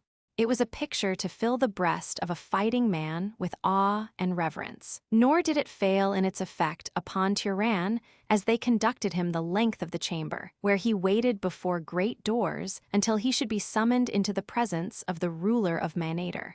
When Tara of Helium was ushered into the throne room of Otar, she found the great hall filled with the chiefs and officers of Otar and Uthor, the latter occupying the place of honor at the foot of the throne, as was his due. The girl was conducted to the foot of the aisle and halted before the Jeddak, who looked down upon her from his high throne with scowling brows and fierce, cruel eyes. The laws of Manator are just, said Otar, addressing her. Thus is it that you have been summoned here again to be judged by the highest authority of Manator. Word has reached me that you are suspected of being a Corful. What word have you to say in refutation of the charge? Tara of Helium could scarce restrain a sneer as she answered the ridiculous accusation of witchcraft. So ancient is the culture of my people, she said, that authentic history reveals no defense for that which we know existed only in the ignorant and superstitious minds of the most primitive peoples of the past. To those who are yet so untutored as to believe in the existence of Corphals, there can be no argument that will convince them of their error. Only long ages of refinement and culture can accomplish their release from the bondage of ignorance. I have spoken, yet you do not deny the accusation, said Otar. It is not worthy the dignity of a denial, she responded haughtily. And I were you, woman, said a deep voice at her side, I should nevertheless deny it. Tara of Helium turned to see the eyes of Uthor, the great jet of Manatos, upon her. Brave eyes they were, but neither cold nor cruel. Otar rapped impatiently upon the arm of his throne. Uthor forgets, he cried, that Otar is the Jeddak. Uthor remembers, replied the Jet of Manatos, that the laws of Manator permit any who may be accused to have advice and counsel before their judge. Tara of Helium saw that for some reason this man would have assisted her, and so she acted upon his advice. I deny the charge, she said. I am no Corphal. Of that we shall learn, snapped Otar. Eudor, where are those who have knowledge of the powers of this woman? And Eudor brought several who recounted the little that was known of the disappearance of Emed, and others who told of the capture of Gek and Tara, suggesting by deduction that having been found together, they had sufficient in common to make it reasonably certain that one was as bad as the other, and that therefore it remained but to convict one of them of Corphalism to make certain the guilt of both. And then Otar called for Gek, and immediately the hideous Kaldane was dragged before him by warriors who could not conceal the fear in which they held this creature. And you, said Otar in cold, accusing tones. Already have I been told enough of you to warrant me in passing through your heart the Jeddak's steel, of how you stole the brains from the warrior Yuvan, so that he thought he saw your headless body still endowed with life, of how you caused another to believe that you had escaped, making him to see naught but an empty bench and a blank wall where you had been. Ah, Otar, but that is as nothing, cried a young Padwar who had come in command of the escort that brought Gek. The thing which he did to Izav here would prove his guilt alone. What did he to the warrior Izav? Demanded Otar. Let Izav speak. The warrior Izav, a great fellow of bulging muscles and thick neck, advanced to the foot of the throne. He was pale and still trembling visibly as from a nervous shock. Let my first ancestor be my witness, Otar, that I speak the truth, he began. I was left to guard this creature, who sat upon a bench, shackled to the wall. I stood by the open doorway at the opposite side of the chamber. He could not reach me, yet Otar may engulf me if he did not drag me to him helpless as an unhatched egg. He dragged me to him, greatest of Jeddaks, with his eyes. With his eyes he seized upon my eyes and dragged me to him, and he made me lay my swords and dagger upon the table and back off into a corner, and still keeping his eyes upon my eyes his head, quitted his body, and crawling upon 6 short legs, it descended to the floor and backed part way into the hole of an ulcio. And then the head disappeared down the hole of the ulcio with the key, and when it returned, it resumed its body and stood guard over me at the doorway until the Padwar came to fetch it hither. It is enough, said Otar, sternly. Both shall receive the Jeddak's steel, and rising from his throne, he drew his long sword and descended the marble steps toward them, while 2 brawny warriors seized Tara by either arm and 2 seized Gek, holding them facing the naked blade of the Jeddak. Hold, just Otar, cried Eudor. There be yet another to be judged. Let us confront him who calls himself Tyran with these his fellows before they die. Good, exclaimed Otar, pausing halfway down the steps. Fetch Tyran, the slave. When Tyran had been brought into the chamber, he was placed a little to Tara's left and a step nearer the throne. Otar eyed him menacingly. You are Tyran, he asked, friend and companion of these. The Panthan was about to reply when Tara of Helium spoke. I know not this fellow, she said. Who dares say that he be a friend and companion of the Princess Tara of Helium? Tyran and Gek looked at her in surprise, but at Tyran she did not look, and to Gek she passed a quick glance of warning, as to say, hold thy peace. The panthin tried not to fathom her purpose, for the head is useless when the heart usurps its functions, and Tyran knew only that the woman he loved had denied him, and though he tried not even to think it, his foolish heart urged but a single explanation, that she refused to recognize him lest she be involved in his difficulties. Otar looked first at one and then at another of them, but none of them spoke. Were they not captured together? He asked of Eudor. No, replied the dwarf. He who is called Tyran was found seeking entrance to the city and was enticed to the pits. The following morning I discovered the other two upon the hill beyond the gate of enemies. But they are friends and companions, said a young Padwar, for this Tyran inquired of me concerning these two, calling them by name and saying that they were his friends. It is enough, stated Otar, all three shall die, and he took another step downward from the throne. For what shall we die? Asked Gek. Your people prate of the just laws of Manator, and yet you would slay 3 strangers without telling them of what crime they are accused. He is right, said a deep voice. It was the voice of Uthor, the great Jed of Manatos. Otar looked at him and scowled, but there came voices from other portions of the chamber seconding the demand for justice. Then know, though you shall die anyway, cried Otar, that all 3 are convicted of Corphilism, and that as only a Jeddak may slay such as you in safety, you are about to be honored with the steel of Otar. Fool, cried Tyran. Know you not that in the veins of this woman flows the blood of 10,000 Jeddaks, that greater than yours is her power in her own land? She is Tara, Princess of Helium, great-granddaughter of Tardos Mors, daughter of John Carter, warlord of Barsoom. She cannot be a Corphil, nor is this creature Gek, nor am I.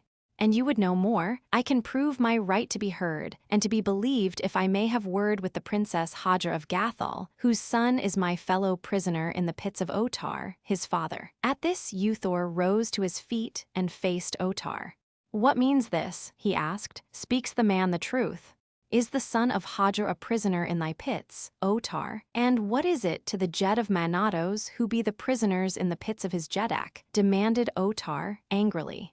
It is this to the Jed of Manatos, replied Uthor in a voice so low as to be scarce more than a whisper, and yet that was heard the whole length and breadth of the great throne room of Otar, Jeddak of Manator. You gave me a slave woman, Haja, who had been a princess in Gathol, because you feared her influence among the slaves from Gathol.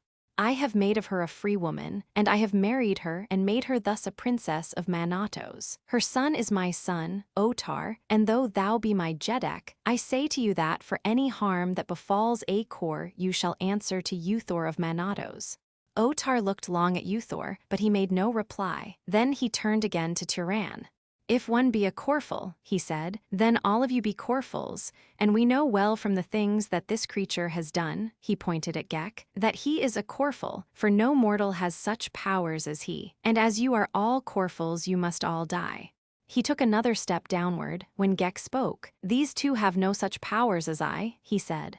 They are but ordinary, brainless things such as yourself. I have done all the things that your poor, ignorant warriors have told you, but this only demonstrates that I am of a higher order than yourselves, as is indeed the fact. I am a Kaldane, not a Corphil. There is nothing supernatural or mysterious about me, other than that to the ignorant all things which they cannot understand are mysterious. Easily might I have eluded your warriors and escaped your pits, but I remained in the hope that I might help these 2 foolish creatures who have not the brains to escape without help. They befriended me and saved my life.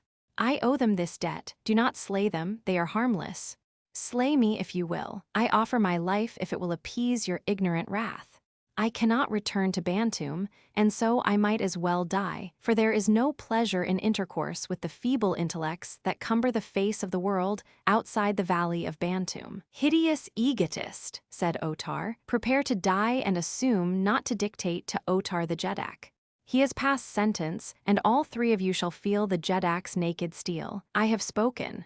He took another step downward, and then a strange thing happened. He paused, his eyes fixed upon the eyes of Gek. His sword slipped from nerveless fingers, and still he stood there swaying forward and back. A Jed rose to rush to his side, but Gek stopped him with a word. Wait, he cried. The life of your Jeddak is in my hands. You believe me a Corful, and so you believe, too, that only the sword of a Jeddak may slay me. Therefore your blades are useless against me. Offer harm to any one of us, or seek to approach your Jeddak until I have spoken, and he shall sink lifeless to the marble. Release the 2 prisoners and let them come to my side. I would speak to them privately. Quick, do as I say. I would as lief as not slay Otar.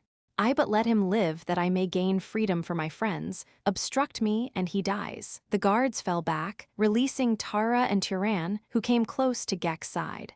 Do as I tell you, and do it quickly, whispered the Kaldane. I cannot hold this fellow long, nor could I kill him thus. There are many minds working against mine, and presently mine will tire and Otar will be himself again. You must make the best of your opportunity while you may. Behind the arras that you see hanging in the rear of the throne above you is a secret opening. From it, a corridor leads to the pits of the palace, where there are storerooms containing food and drink. Few people go there. From these pits lead others to all parts of the city. Follow one that runs due west, and it will bring you to the gate of enemies. The rest will then lie with you. I can do no more. Hurry before my waning powers fail me. I am not as Lud, who was a king. He could have held this creature forever. Make haste, go. Chapter 15. The Old Man of the Pits.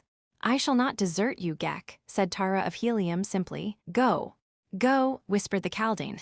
You can do me no good. Go, or all I have done is for naught. Tara shook her head. I cannot, she said. They will slay her, said Gek to Turan, and the Panthan, torn between loyalty to this strange creature who had offered its life for him, and love of the woman, hesitated but a moment. Then he swept Tara from her feet, and lifting her in his arms, leaped up the steps that led to the throne of Manator. Behind the throne, he parted the arras and found the secret opening. Into this, he bore the girl, and down a long, narrow corridor and winding runways that led to lower levels until they came to the pits of the palace of Otar. Here was a labyrinth of passages and chambers, presenting 1,000 hiding places. As Turan bore Tara up the steps toward the throne, a score of warriors rose as though to rush forward to intercept them. Stay, cried Gek, or your Jeddak dies, and they halted in their tracks, waiting the will of this strange, uncanny creature. Presently Gek took his eyes from the eyes of Otar, and the Jeddak shook himself as one who would be rid of a bad dream and straightened up, half-dazed still. Look, said Gek then, I have given your Jeddak his life, nor have I harmed one of those whom I might easily have slain when they were in my power. No harm have I or my friends done in the city of Manator. Why then should you persecute us? Give us our lives, give us our liberty. Otar, now in command of his faculties, stooped and regained his sword. In the room was silence as all waited to hear the Jeddak's answer. Just are the laws of Manator, he said at last. Perhaps, after all, there is truth in the words of the stranger. Return him then to the pits, and pursue the others and capture them. Through the mercy of Otar, they shall be permitted to win their freedom upon the field of Jetton in the coming games. Still ashen was the face of the Jeddak as Gek was led away, and his appearance was that of a man who had been snatched from the brink of eternity into which he has gazed, not with the composure of great courage, but with fear. There were those in the throne room who knew that the execution of the 3 prisoners had but been delayed, and the responsibility placed upon the shoulders of others, and one of those who knew was Uthor, the great Jed of Manatos. His curling lip betokened his scorn of the Jeddak, who had chosen humiliation rather than death. He knew that Otar had lost more of prestige in those few moments than he could regain in a lifetime, for the Martians are jealous of the courage of their chiefs. There can be no evasions of stern duty, no temporizing with honor. That there were others in the room who shared Uthor's belief was evidenced by the silence and the grim scowls. Otar glanced quickly around. He must have sensed the hostility and guessed its cause, for he went suddenly angry, and as one who seeks by the vehemence of his words to establish the courage of his heart, he roared forth what could be considered as naught other than a challenge. The will of Otar, the Jeddak, is the law of Manator, he cried, and the laws of Manator are just, they cannot err. Udor, dispatch those who will search the palace, the pits, and the city, and return the fugitives to their cells. And now for you, Uthor of Manatos. think you with impunity to threaten your Jeddak, to question his right to punish traitors and instigators of treason? What am I to think of your own loyalty, who takes to wife a woman I have banished from my court because of her intrigues against the authority of her Jeddak and her master? But Otar is just. Make your explanations and your peace then, before it is too late. Uthor has nothing to explain, replied the Jed of Manatos, nor is he at war with his Jeddak, but he has the right that every Jed and every warrior enjoys of demanding justice at the hands of the Jeddak, for whomsoever he believes to be persecuted. With increasing rigor has the Jeddak of Manator persecuted the slaves from Gathol, since he took to himself the unwilling Princess Haja. If the slaves from Gathol have harbored thoughts of vengeance, and escape 'tis no more than might be expected from a proud and courageous people. Ever have I counseled greater fairness in our treatment of our slaves, many of whom, in their own lands, are people of great distinction and power. But always has Otar, the Jeddak, flouted with arrogance my every suggestion. Though it has been through none of my seeking that the question has arisen now, I am glad that it has. For the time was bound to come when the Jeds of Manator would demand from Otar the respect and consideration that is their due from the man who holds his high office at their pleasure. Know, then, Otar, that you must free Acor, the dwarf, forthwith, or bring him to fair trial before the assembled Jeds of Manator. I have spoken. You have spoken well and to the point, Uthor, cried Otar, for you have revealed to your Jeddak and your fellow Jeds the depth of the disloyalty that I have long suspected. Acor already has been tried and sentenced by the Supreme Tribunal of Manator, Otar, the Jeddak, and you too shall receive justice from the same unfailing source. In the meantime, you are under arrest. To the pits with him, to the pits with Uthor the false Jed. He clapped his hands to summon the surrounding warriors to do his bidding. A score leaped forward to seize Uthor. They were warriors of the palace, mostly, but 200 leaped to defend Uthor, and with ringing steel they fought at the foot of the steps to the throne of Manator where stood Otar, the Jeddak, with drawn sword ready to take his part in the melee. Here he was reinforced by the little army that had marched with him into Manator. Slowly, they retreated toward the gate of enemies between the rows of silent people looking down upon them from the balconies, and there, within the city walls, they made their stand. In a dimly lighted chamber beneath the palace of Otar the Jeddak, Tiran the Panthan lowered Tara of Helium from his arms and faced her. I am sorry, princess, he said, that I was forced to disobey your commands or to abandon Gek, but there was no other way. Could he have saved you, I would have stayed in his place. Tell me that you forgive me. How could I do less? She replied graciously. But it seemed cowardly to abandon a friend. Had we been 3 fighting men, it had been different, he said. We could only have remained and died together, fighting. But you know, Tara of Helium, that we may not jeopardize a woman's safety even though we risk the loss of honor. I know that, Tiran, she said, but no one may say that you have risked honor who knows the honor and bravery that are yours. He heard her with surprise, for these were the first words that she had spoken to him that did not savor of the attitude of a princess to a panthan, though it was more in her tone than the actual words that he apprehended the difference. How at variance were they to her recent repudiation of him? He could not fathom her, and so he blurted out the question that had been in his mind since she had told Otar that she did not know him. Tara of Helium, he said, your words are balm to the wound you gave me in the throne room of Otar. Tell me, princess, why you denied me. She turned her great, deep eyes up to his, and in them was a little of reproach. You did not guess, she asked, that it was my lips alone and not my heart that denied you. Otar had ordered that I die, more because I was a companion of Gek than because of any evidence against me, and so I knew that if I acknowledged you as one of us, you would be slain, too. It was to save me then, he cried, his face suddenly lighting. It was to save my brave panthan, she said in a low voice. Tara of Helium, said the warrior, dropping to one knee, your words are as food to my hungry heart, and he took her fingers in his and pressed them to his lips. Gently she raised him to his feet. You need not tell me, kneeling, she said softly. Her hand was still in his as he rose, and they were very close. And the man was still flushed with the contact of her body since he had carried her from the throne room of Otar. He felt his heart pounding in his breast, and the hot blood surging through his veins as he looked at her beautiful face, with its downcast eyes and the half-parted lips that he would have given a kingdom to possess. And then he swept her to him, and as he crushed her against his breast, his lips smothered hers with kisses. But only for an instant. Like a tigress, the girl turned upon him, striking him and thrusting him away.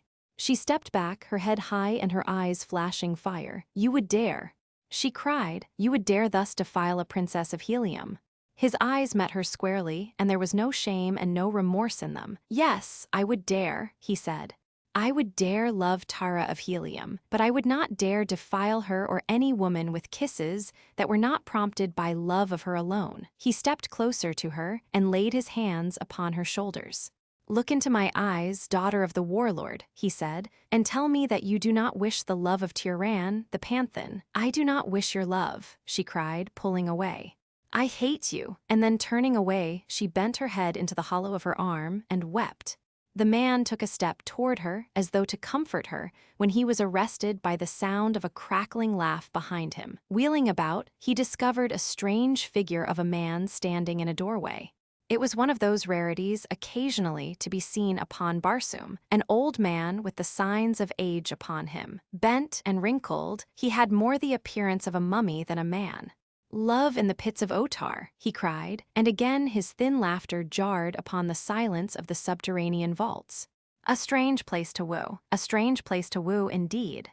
When I was a young man, we roamed in the gardens beneath giant pimellias and stole our kisses in the brief shadows of hurtling Thuria. We came not to the gloomy pits to speak of love, but times have changed and ways have changed, though I had never thought to live to see the time when the way of a man with a maid or a maid with a man would change. Ah, but we kissed them then, and what if they objected, eh? What if they objected? Why, we kissed them more. Aye, those were the days," and he cackled again. "Aye, well do I recall the first of them I ever kissed, and I've kissed an army of them since. She was a fine girl, but she tried to slip a dagger into me while I was kissing her. Aye, those were the days. But I kissed her. She's been dead over 1,000 years now, but she was never kissed again like that while she lived, I'll swear, not since she's been dead either. And then there was that other, but Tyran, seeing 1,000 or more years of osculatory memoirs portending, interrupted. "Tell me, ancient one," he said, "not of thy loves but of thyself. Who are you? What do you here in the pits of Otar?" "I might ask you the same, young man," replied the other. "Few there are who visit the pits other than the dead, except my pupils." "Aye. That is it, you are new pupils. Good. But never before have they sent a woman to learn the great art from the greatest artist. But times have changed. Now in my day the women did no work, they were just for kissing and loving. Aye, those were the women. I mind the one we captured in the south. Aye, she was a devil, but how she could love. She had breasts of marble and a heart of fire. Why, she—" Yes, interrupted Tyran. "We are pupils, and we are anxious to get to work. Lead on and we will follow." Aye, yes, come. All is rush and hurry, as though there were not another countless myriad of ages ahead. Aye, yes. As many as lie behind. 2,000 years have passed since I broke my shell, and always rush, yet I cannot see that aught has been accomplished. Manator is the same today as it was then, except the girls. We had the girls then. There was one that I gained upon the fields of Jetton. Aye, but you should have seen. Lead on, cried Tyran. After we are at work you shall tell us of her. Aye, yes, said the old fellow, and shuffled off down a dimly lighted passage. Follow me, you are going with him, asked Tara. Why not, replied Tyran. We know not where we are or the way from these pits, for I know not east from west, but he doubtless knows, and if we are shrewd we may learn from him that which we would know. At least we cannot afford to arouse his suspicions. And so they followed him, followed along winding corridors and through many chambers, until they came at last to a room in which there were several marble slabs raised upon pedestals some 3 feet above the floor, and upon each slab lay a human corpse. Here we are, exclaimed the old man. These are fresh, and we shall have to get to work upon them soon. I am working now on one for the Gate of Enemies. He slew many of our warriors. Truly is he entitled to a place in the gate. Come, you shall see him." He led them to an adjoining apartment. Upon the floor were many fresh, human bones, and upon a marble slab a mass of shapeless flesh. "You will learn this later," announced the old man, "but it will not harm you to watch me now, for there are not many thus prepared, and it may be long before you will have the opportunity to see another prepared for the gate of enemies. First, you see, I remove all the bones, carefully that the skin may be damaged as little as possible. The skull is the most difficult, but it can be removed by a skillful artist. You see, I have made but a single opening. This I now sew up, and that done, the body is hung so." And he fastened a piece of rope to the hair of the corpse, and swung the horrid thing to a ring in the ceiling.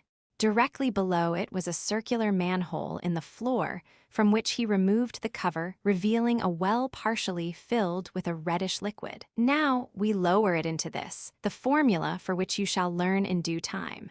We fasten it thus to the bottom of the cover, which we now replace. In a year it will be ready, but it must be examined often in the meantime, and the liquid kept above the level of its crown. It will be a very beautiful piece, this one, when it is ready, and you are fortunate again, for there is one to come out today." He crossed to the opposite side of the room and raised another cover, reached in and dragged a grotesque-looking figure from the hole. It was a human body, shrunk by the action of the chemical in which it had been immersed, to a little figure scarce a foot high. "Aye, is it not fine?" cried the little old man. "Tomorrow it will take its place in the gate of enemies." He dried it off with cloths and packed it away carefully in a basket. "Perhaps you would like to see some of my life work," he suggested, and without waiting for their assent, led them to another apartment, a large chamber in which were 40 or 50 people. All were sitting or standing quietly about the walls, with the exception of one huge warrior who bestrode a great thoat in the very center of the room, and all were motionless. "It is very wonderful," said Turan. "It must require great skill and patience and time." "That it does," replied the old man, "though having done it so long I am quicker than most, but mine are the most natural. Why, I would defy the wife of that warrior to say that insofar as appearances are concerned, he does not live," and he pointed at the man upon the thoat. "Many of them, of course, are brought here wasted or badly wounded, and these I have to repair. That is where great skill is required, for everyone wants his dead to look as they did at their best in life. But you shall learn to mount them and paint them and repair them, and sometimes to make an ugly one look beautiful. And it will be a great comfort to be able to mount your own. Why, for 1500 years, no one has mounted my own dead but myself. I have many, my balconies are crowded with them, but I keep a great room for my wives. I have them all, as far back as the first one, and many is the evening I spend with them, quiet evenings and very pleasant. And then, the pleasure of preparing them and making them even more beautiful than in life partially recompenses one for their loss. I take my time with them, looking for a new one while I am working on the old. When I am not sure about a new one, I bring her to the chamber where my wives are and compare her charms with theirs, and there is always a great satisfaction at such times in knowing that they will not object. I love harmony." "Did you prepare all the warriors in the Hall of Chiefs?" asked Turan. "Yes, I prepare them and repair them," replied the old man. "Otar will trust no other. Even now, I have 2 in another room who were damaged in some way and brought down to me. Otar does not like to have them gone long, since it leaves 2 riderless thoats in the hall, but I shall have them ready presently. He wants them all there in the event any momentous question arises upon which the living Jeds cannot agree or do not agree with Otar. Such questions he carries to the Jeds in the Hall of Chiefs. There he shuts himself up alone with the great chiefs who have attained wisdom through death.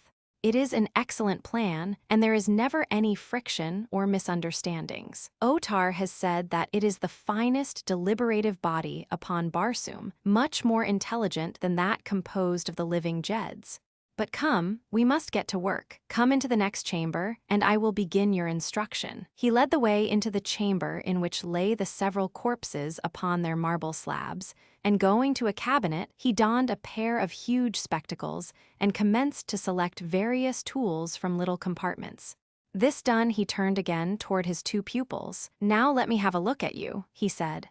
"My eyes are not what they once were, and I need these powerful lenses for my work or to see distinctly the features of those around me." He turned his eyes upon the two before him.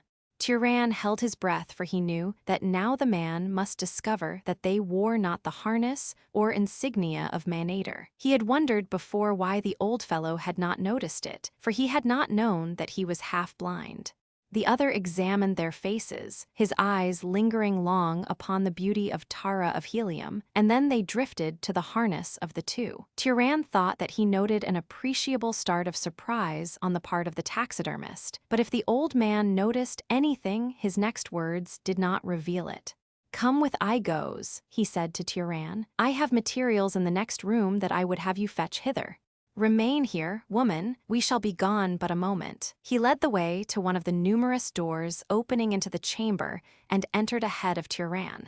Just inside the door he stopped, and pointing to a bundle of silks and furs upon the opposite side of the room, directed Tiran to fetch them. The latter had crossed the room and was stooping to raise the bundle when he heard the click of a lock behind him. Wheeling instantly, he saw that he was alone in the room and that the single door was closed. Running rapidly to it, he strove to open it, only to find that he was a prisoner. I goes, stepping out and locking the door behind him, turned toward Tara. "Your leather betrayed you," he said, laughing his cackling laugh. "You sought to deceive old I goes, but you found that though his eyes are weak, his brain is not. But it shall not go ill with you. You are beautiful, and I goes loves beautiful women. I might not have you elsewhere in Manator, but here there is none to deny old I goes. Few come to the pits of the dead, only those who bring the dead, and they hasten away as fast as they can. No one will know that I goes has a beautiful woman locked with his dead.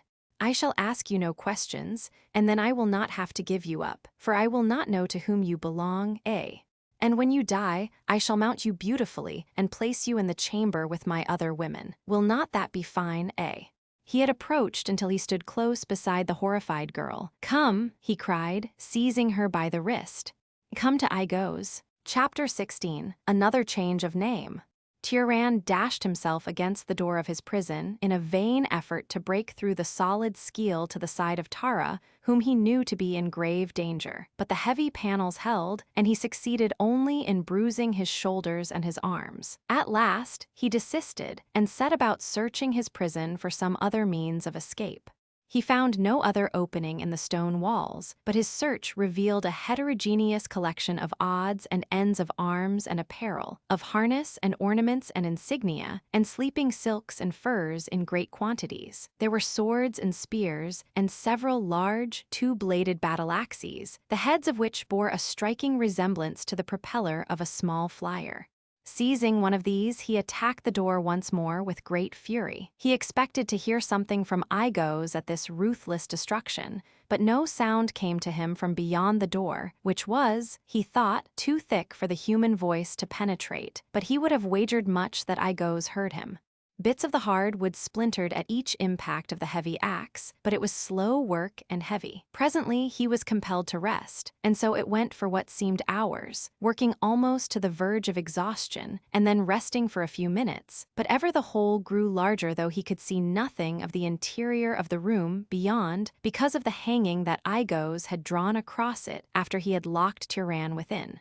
At last, however, the panthan had hewn an opening through which his body could pass, and seizing a long sword that he had brought close to the door for the purpose, he crawled through into the next room. Flinging aside the arras, he stood ready, sword in hand, to fight his way to the side of Tara of Helium, but she was not there. In the center of the room lay I goes, dead upon the floor, but Tara of Helium was nowhere to be seen. Tiran was nonplussed.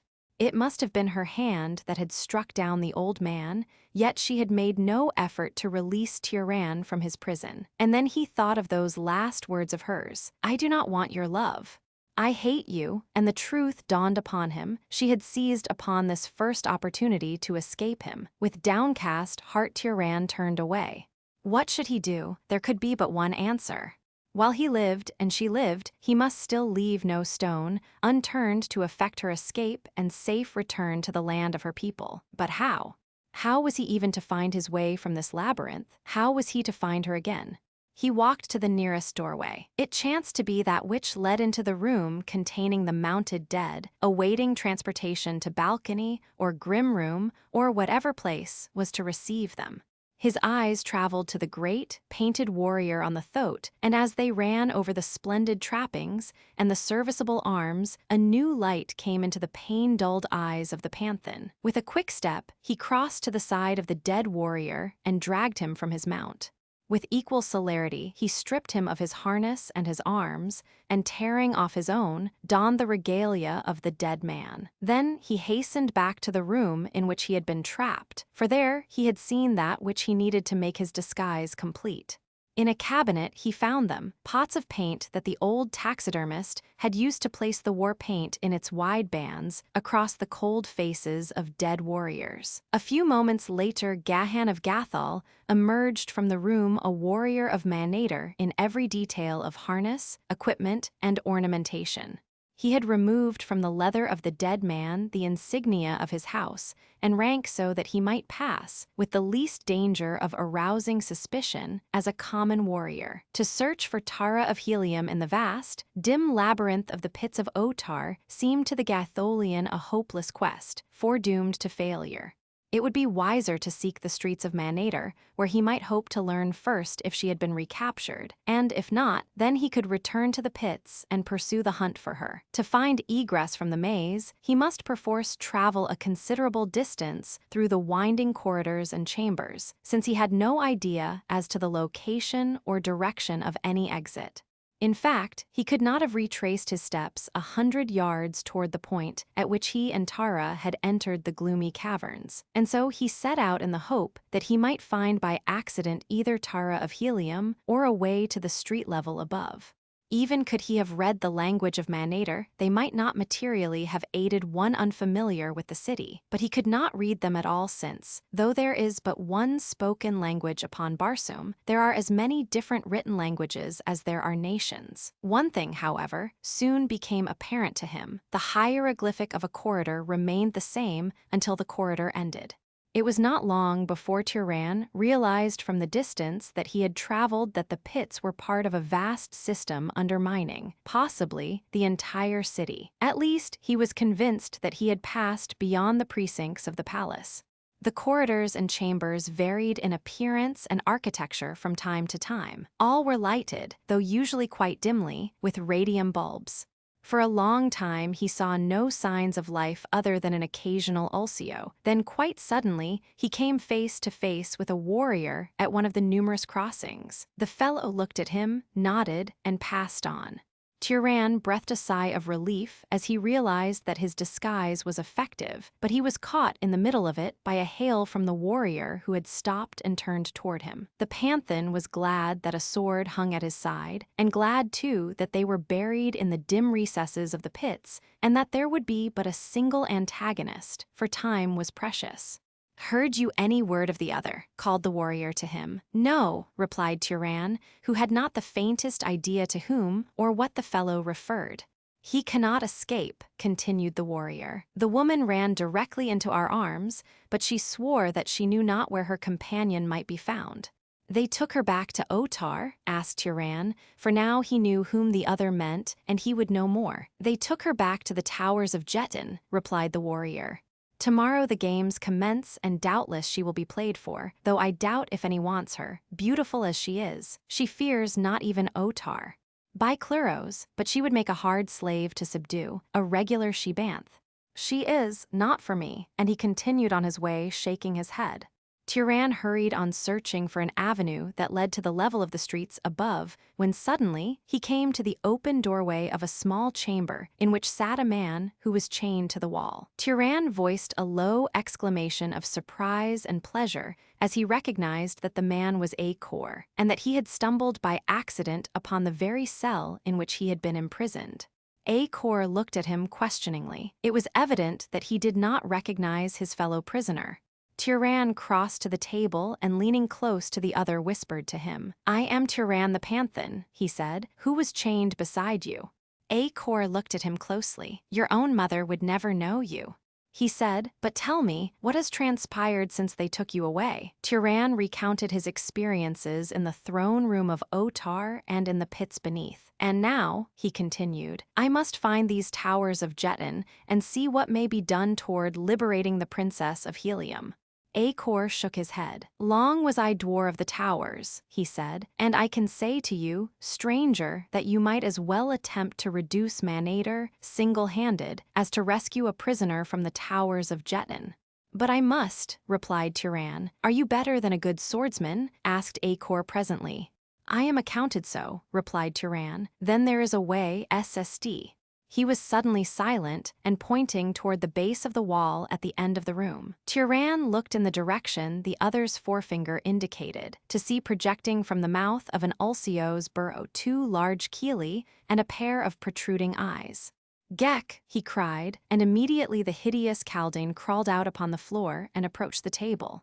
Acor drew back with a half-stifled ejaculation of repulsion. "Do not fear," Tiran reassured him. "It is my friend, he whom I told you held Otar while Tara and I escaped." Gek climbed to the tabletop and squatted between the 2 warriors.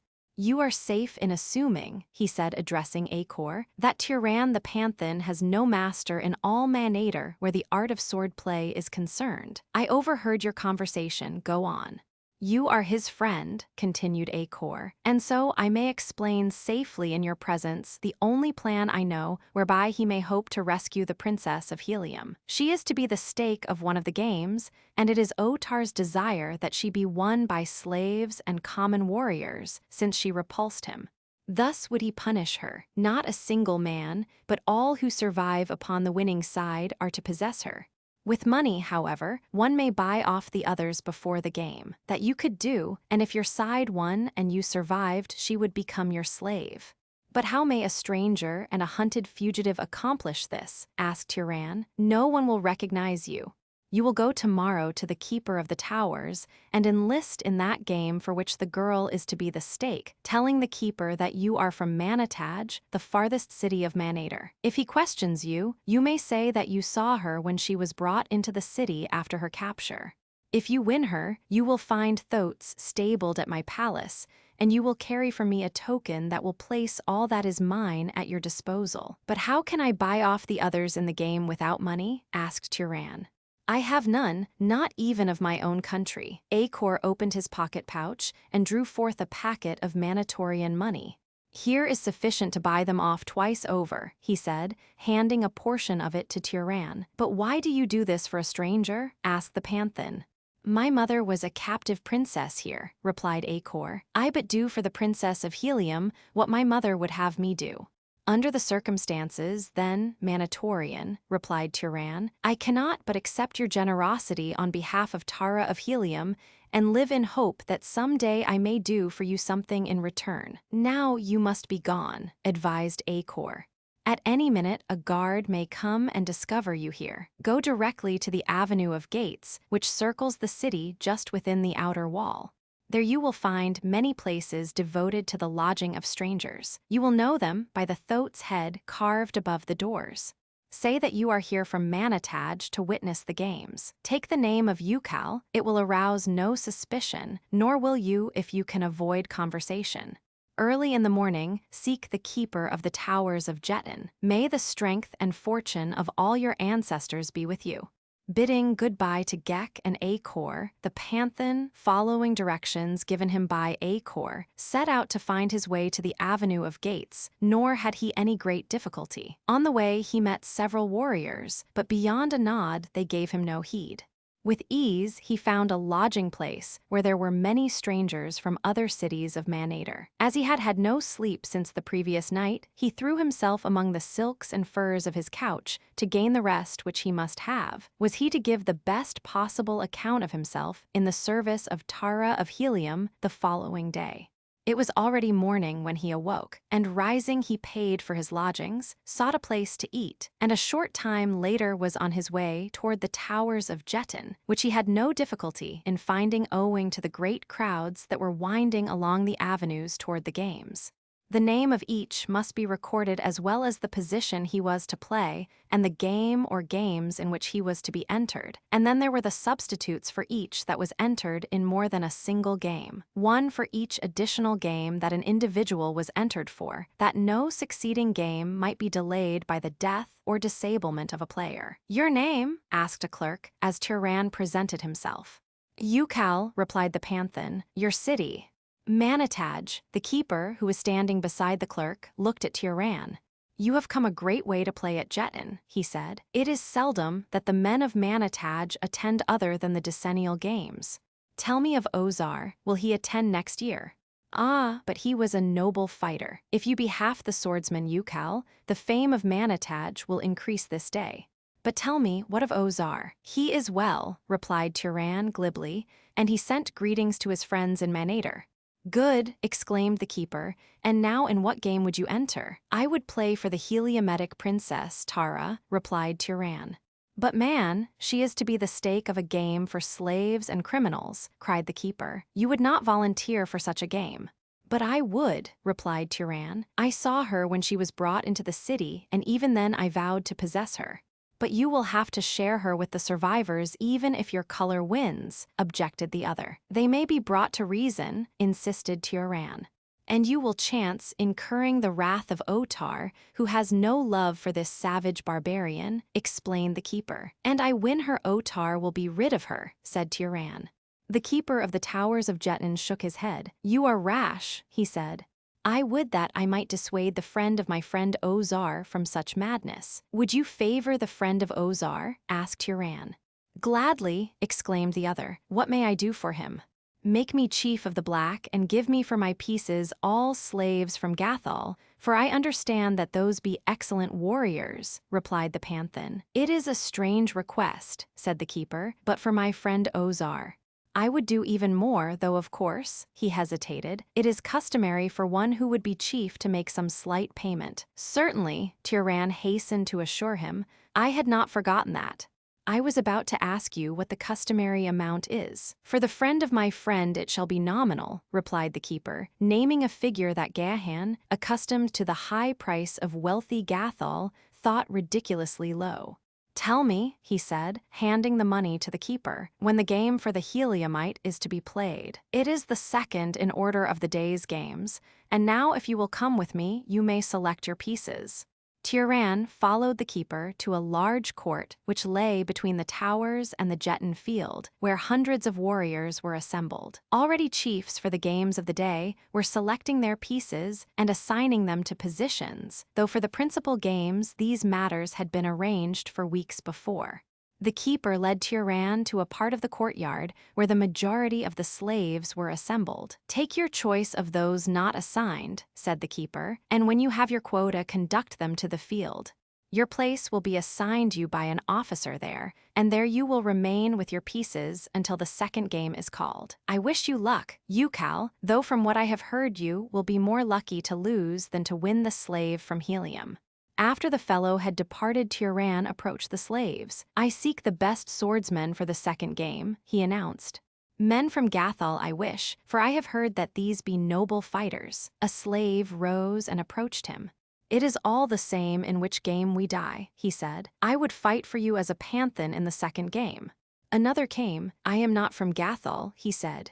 "I am from Helium, and I would fight for the honor of a princess of Helium." "Good," exclaimed Tyran. "Art a swordsman of repute in Helium?" "I was a dwarf under the great warlord, and I have fought at his side in a score of battles from the Golden Cliffs to the Carrion Caves. My name is Valdor. Who knows Helium knows my prowess." The name was well known to Gahan, who had heard the man spoken of on his last visit to Helium, and his mysterious disappearance discussed as well as his renown as a fighter. "How could I know aught of Helium?" asked Tyran. "But if you be such a fighter as you say, no position could suit you better than that of flyer. What say you?" The man's eyes denoted sudden surprise. He looked keenly at Tyran, his eyes running quickly over the other's harness. Then he stepped quite close, so that his words might not be overheard. "Methinks you may know more of Helium than of Manator," he whispered. "What mean you, fellow?" demanded Turan, seeking to cudgel his brains for the source of this man's knowledge, guess, or inspiration. "I mean," replied Valdor, "that you are not of Manator, and that if you wish to hide the fact, it is well that you speak not to a Manatorian as you did just speak to me of flyers. There be no flyers in Manator, and no piece in their game of Jetton bearing that name. Instead, they call him who stands next to the chief or princess, Oddwar. The piece has the same moves and power that the flyer has in the game as played outside Manator. Remember this then, and remember, too, that if you have a secret it be safe in the keeping of Valdor of Helium." Turan made no reply, but turned to the task of selecting the remainder of his pieces. Valdor, the Heliumite, and Florin, the volunteer from Gathol, were of great assistance to him, since one or the other of them knew most of the slaves from whom his selection was to be made. The pieces all chosen, Turan led them to the place beside the playing field where they were to wait their turn, and here he passed the word around that they were to fight for more than the stake he offered for the princess, should they win. This stake they accepted, so that Turan was sure of possessing Tara if his side was victorious, but he knew that these men would fight even more valorously for chivalry than for money, nor was it difficult to enlist the interest even of the Gatholians in the service of the princess. And now he held out the possibility of a still further reward. "I cannot promise you," he explained, "but I may say I have heard that this day which makes it possible that should we win this game, we may even win your freedom." They leaped to their feet and crowded around him with many questions. "It may not be spoken of aloud," he said, "but Florin and Valdor know, and they assure me that you may all be trusted. Listen. What I would tell you places my life in your hands, but you must know that every man will realize that he is fighting today the greatest battle of his life, for the honor and the freedom of Barsoom's most wondrous princess, and for his own freedom as well, for the chance to return each to his own country, and to the woman who awaits him there. First, then, is my secret. I am not of Manator. Like yourselves, I am a slave, though for the moment disguised as a Manatorian from Manataj.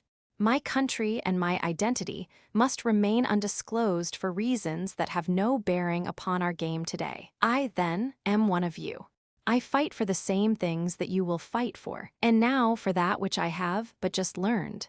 Uthor, the great jet of Manatos, quarreled with Otar in the palace the day before yesterday, and their warriors set upon one another. Uthor was driven as far as the Gate of Enemies, where he now lies encamped. At any moment the fight may be renewed, but it is thought that Uthor has sent to Manatos for reinforcements. Now, men of Gathol, here is the thing that interests you. Uthor has recently taken to wife the Princess Hajar of Gathol, who was slave to Otar and whose son, Acor, was dwar of the towers of Jetton. Hajar's heart is filled with loyalty for Gathol and compassion for her sons who are here enslaved, and this latter sentiment she has to some extent transmitted to Uthor. Aid me, therefore, in freeing the Princess Tara of Helium, and I believe that I can aid you and her and myself to escape the city. Bend close your ears, slaves of Otar, that no cruel enemy may hear my words." And Gahan of Gathol whispered in low tones the daring plan he had conceived. "And now," he demanded when he had finished, "let him who does not dare speak now." None replied. "Is there none? And it would not betray you should I cast my sword at thy feet. It had been done ere this," said one in low tones pregnant with suppressed feeling. "And I," chorused the others in vibrant whispers. Chapter 17, A Play to the Death. Clear and sweet a trumpet spoke across the fields of Jetton. From the high tower, its cool voice floated across the city of Manator, and above the babel of human discords rising from the crowded mass that filled the seats of the stadium below. It called the players for the first game, and simultaneously there fluttered to the peaks of 1,000 staffs on tower and battlement, and the great wall of the stadium, the rich, gay pennons of the fighting chiefs of Manator. Thus was marked the opening of the Jedax Games, the most important of the year, and second only to the Grand Decennial Games. Gahan of Gathol watched every play with eagle eye. The match was an unimportant one, being but to settle some petty dispute between two chiefs, and was played with professional Jetton players for points only. No one was killed, and there was but little blood spilled. It lasted about an hour and was terminated by the chief of the losing side deliberately permitting himself to be outpointed, that the game might be called a draw. Again the trumpet sounded, this time announcing the second and last game of the afternoon. While this was not considered an important match, those being reserved for the fourth and fifth days of the games, it promised to afford sufficient excitement since it was a game to the death. The vital difference between the game played with living men and that in which inanimate pieces are used lies in the fact that while in the latter the mere placing of a piece upon a square occupied by an opponent piece terminates the move, in the former the two pieces thus brought together engage in a duel for possession of the square. In this respect was Gahan handicapped, though the loyalty of his players did much to offset his ignorance of them, since they aided him in arranging the board to the best advantage and told him honestly the faults and virtues of each. One fought best in a losing game, another was too slow, another too impetuous. This one had fire and a heart of steel, but lacked endurance. Of the opponents, though, they knew little or nothing, and now as the two sides took their places upon the black and orange squares of the great jeton board, Gahan obtained, for the first time, a close view of those who opposed him. The orange chief had not yet entered the field, but his men were all in place. Valdor turned to Gahan. "They are all criminals from the pits of Manator," he said. "There is no slave among them. We shall not have to fight against a single fellow countryman, and every life we take will be the life of an enemy." "It is well," replied Gahan, "but where is their chief and where the two princesses? They are coming now, see." And he pointed across the field to where two women could be seen approaching under guard. As they came nearer, Gahan saw that one was indeed Tara of Helium, but the other he did not recognize, and then they were brought to the center of the field midway between the two sides and there waited until the orange chief arrived. Florin voiced an exclamation of surprise when he recognized him. "By my first ancestor, if it is not one of their great chiefs," he said, "and we were told that slaves and criminals were to play for the stake of this game." His words were interrupted by the keeper of the towers, whose duty it was not only to announce the games and the stakes, but to act as referee as well. Of this, the second game of the first day of the Jedak's games in the 433rd year of Otar, Jedak of Manator, the princesses of each side shall be the sole stakes, and to the survivors of the winning side shall belong both the princesses, to do with as they shall see fit. The orange princess is the slave woman Gahan of Gathol. The black princess is the slave woman Tara, a princess of Helium. The black chief is Ukal of Manataj, a volunteer player. The orange chief is the Dwar Udor of the 8th Utan of the Jedak of Manator, also a volunteer player. The squares shall be contested to the death, just are the laws of Manator. I have spoken. The initial move was won by Udor, following which the two chiefs escorted their respective princesses to the square each was to occupy. It was the first time Gahan had been alone with Tara since she had been brought upon the field. He saw her scrutinizing him closely as he approached to lead her to her place and wondered if she recognized him, but if she did, she gave no sign of it. He could not but remember her last words, "I hate you," and her desertion of him when he had been locked in the room beneath the palace by Igos, the taxidermist, and so he did not seek to enlighten her as to his identity. He meant to fight for her, to die for her, if necessary, and if he did not die to go on fighting to the end for her love. Gahan of Gathol was not easily to be discouraged, but he was compelled to admit that his chances of winning the love of Tara of Helium were remote. Already had she repulsed him twice, once as Jed of Gathol and again as Tiran the Panthan. Before his love, however, came her safety, and the former must be relegated to the background until the latter had been achieved. Passing among the players already at their stations, the two took their places upon their respective squares. At Tara's left was the black chief, Gahan of Gathol, directly in front of her the princess, Panthan, Florin of Gathol, and at her right the princess, Odwar, Valdor of Helium, and each of these knew the part that he was to play, win or lose, as did each of the other black players.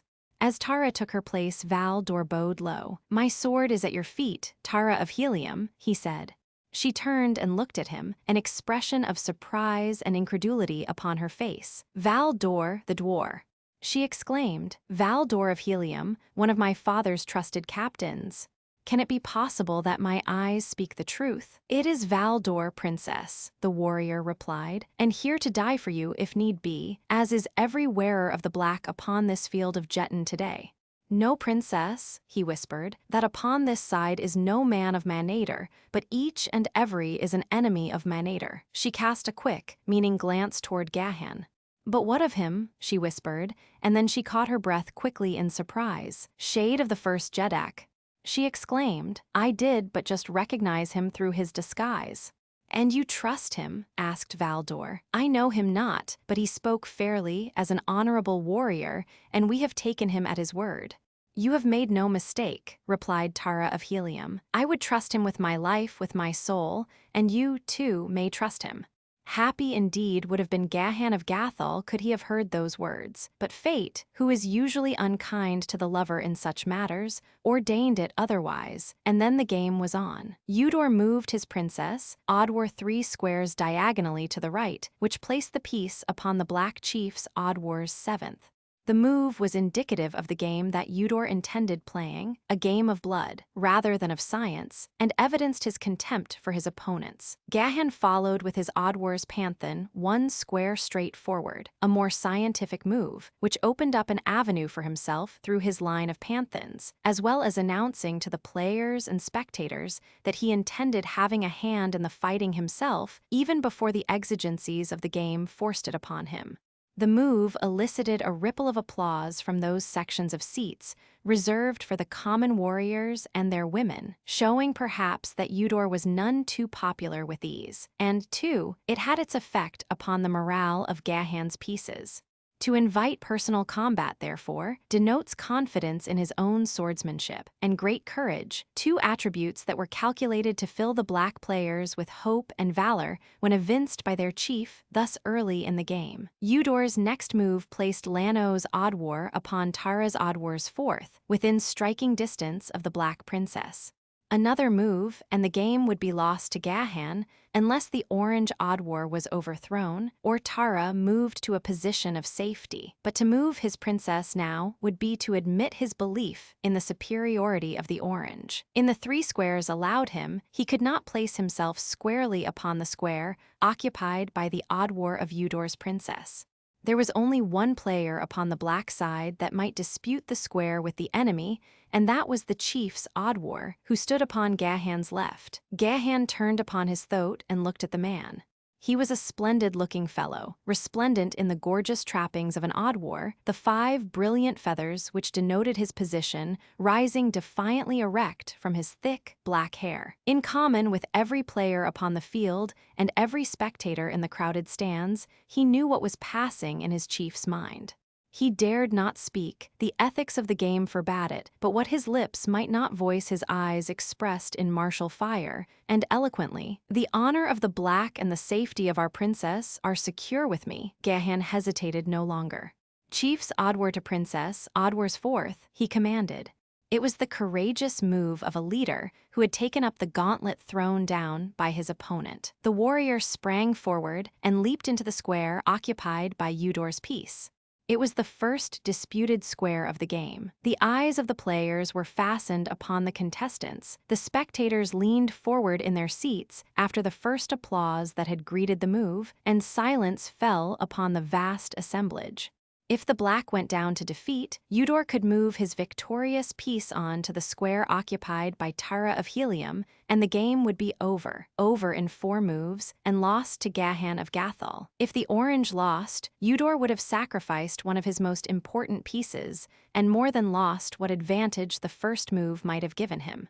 Physically, the 2 men appeared perfectly matched, and each was fighting for his life. But from the first, it was apparent that the Black Oddwar was the better swordsman, and Gahan knew that he had another, and perhaps a greater advantage over his antagonist. The latter was fighting for his life only, without the spur of chivalry or loyalty.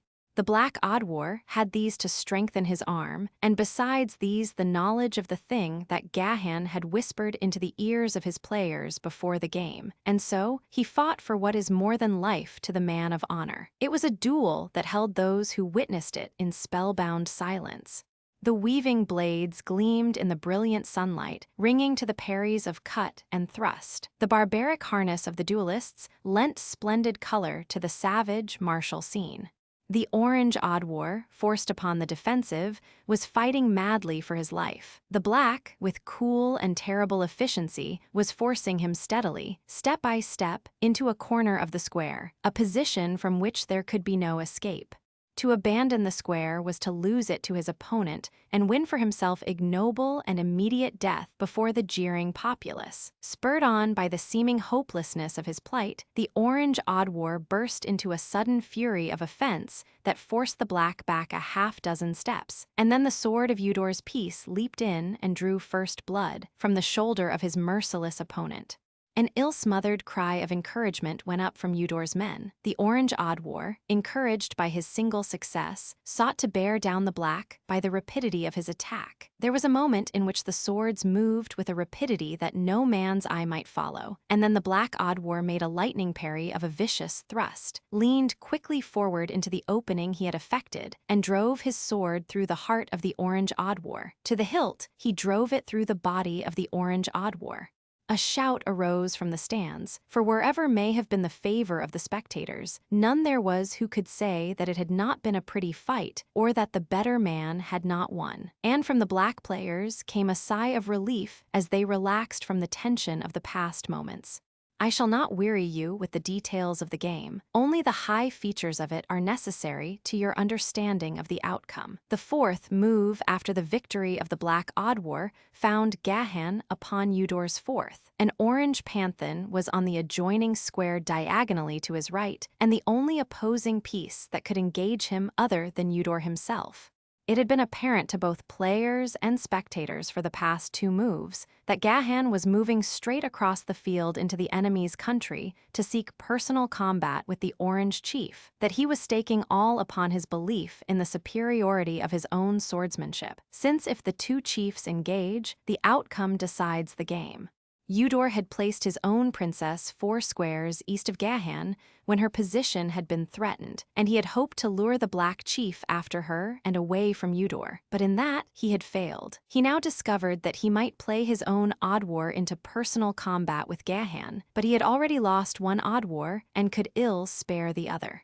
His position was a delicate one, since he did not wish to engage Gahan personally, while it appeared that there was little likelihood of his being able to escape. There was just one hope, and that lay in his princess, Panthan, so, without more deliberation, he ordered the piece onto the square occupied by the Black Chief. The sympathies of the spectators were all with Gahan now. If he lost, the game would be declared a draw, nor do they think better of drawn games upon Barsoom than do Earth men.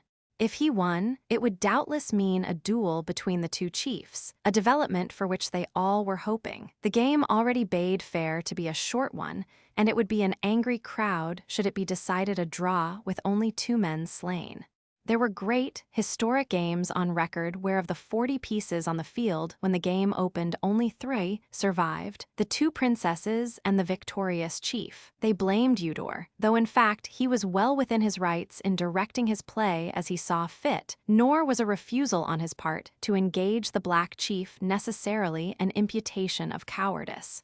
He was a great chief who had conceived a notion to possess the slave Tara. There was no honor that could accrue to him from engaging in combat with slaves and criminals, or an unknown warrior from Manataj, nor was the stake of sufficient import to warrant the risk. But now the duel between Gahan and the Orange Panthan was on, and the decision of the next move was no longer in other hands than theirs. It was the first time that these Manatorians had seen Gahan of Gathol fight, but Tara of Helium knew that he was master of his sword. Could he have seen the proud light in her eyes as he crossed blades with the wearer of the orange, he might easily have wondered if they were the same eyes that had flashed fire and hatred at him that time he had covered her lips with mad kisses in the pits of the palace of Otar. Short and to the point was the duel that decided possession of the Orange Chief's fourth. The spectators had settled themselves for an interesting engagement of at least average duration when they were brought almost standing by a brilliant flash of rapid swordplay that was over ere one could catch his breath. They saw the Black Chief step quickly back, his point upon the ground, while his opponent, his sword slipping from his fingers, clutched his breast, sank to his knees, and then lunged forward upon his face. And then Gahan of Gathol turned his eyes directly upon Eudor of Manator, 3 squares away. 3 squares is a chief's move, 3 squares in any direction or combination of directions, only provided that he does not cross the same square twice in a given move. The people saw and guessed Gahan's intention. They rose and roared forth their approval as he moved deliberately across the intervening squares toward the Orange Chief. Otar, in the royal enclosure, sat frowning upon the scene. Otar was angry. He was angry with Eudor for having entered this game for possession of a slave, for whom it had been his wish only slaves and criminals should strive. He was angry with the warrior from Manataj for having so far outgeneraled and outfought the men from Manator. He was angry with the populace because of their open hostility toward one who had basked in the sunshine of his favor for long years.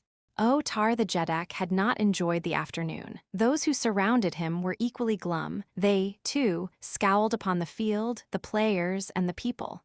Among them was a bent and wrinkled old man who gazed through weak and watery eyes upon the field and the players. As Gahan entered his square, Eudor leaped toward him with drawn sword with such fury as might have overborne a less skilled and powerful swordsman.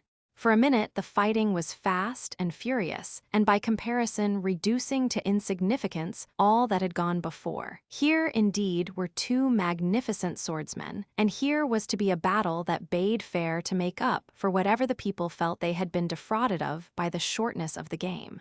Nor had it continued long before many there were who would have prophesied that they were witnessing a duel that was to become historic in the annals of Jetton at Manator. Every trick, every subterfuge, known to the art of fence these men employed. Time and again, each scored a point and brought blood to his opponent's copper hide until both were red with gore, but neither seemed able to administer the coup de grace. From her position upon the opposite side of the field, Tara of Helium watched the long-drawn battle. Always it seemed to her that the Black Chief fought upon the defensive, or when he assumed to push his opponent, he neglected 1,000 openings that her practiced eye beheld. Never did he seem in real danger, nor never did he appear to exert himself to quite the pitch needful for victory. The duel already had been long contested, and the day was drawing to a close. Presently, the sudden transition from daylight to darkness, which, owing to the tenuity of the air upon Barsoom, occurs almost without the warning twilight of earth, would occur. Would the fight never end? Would the game be called a draw after all? What ailed the Black Chief? Tara wished that she might answer at least the last of these questions, for she was sure that Tyran the Panthan, as she knew him, while fighting brilliantly, was not giving of himself all that he might. She could not believe that fear was restraining his hand, but that there was something beside inability to push Eudor more fiercely, she was confident. What it was, however, she could not guess. Once she saw Gahan glance quickly up toward the sinking sun. In 30 minutes it would be dark. And then she saw, and all those others saw, a strange transition steal over the swordplay of the Black Chief. It was as though he had been playing with the great dwarf, Eudor, all these hours, and now he still played with him, but there was a difference. He played with him terribly as a carnivore plays with its victim in the instant before the kill. The Orange Chief was helpless now in the hands of a swordsman so superior that there could be no comparison, and the people sat in open-mouthed wonder and awe as Gahan of Gathol cut his foe to ribbons and then struck him down with a blow that cleft him to the chin. In 20 minutes the sun would set, but what of that? Chapter 18, A Task for Loyalty.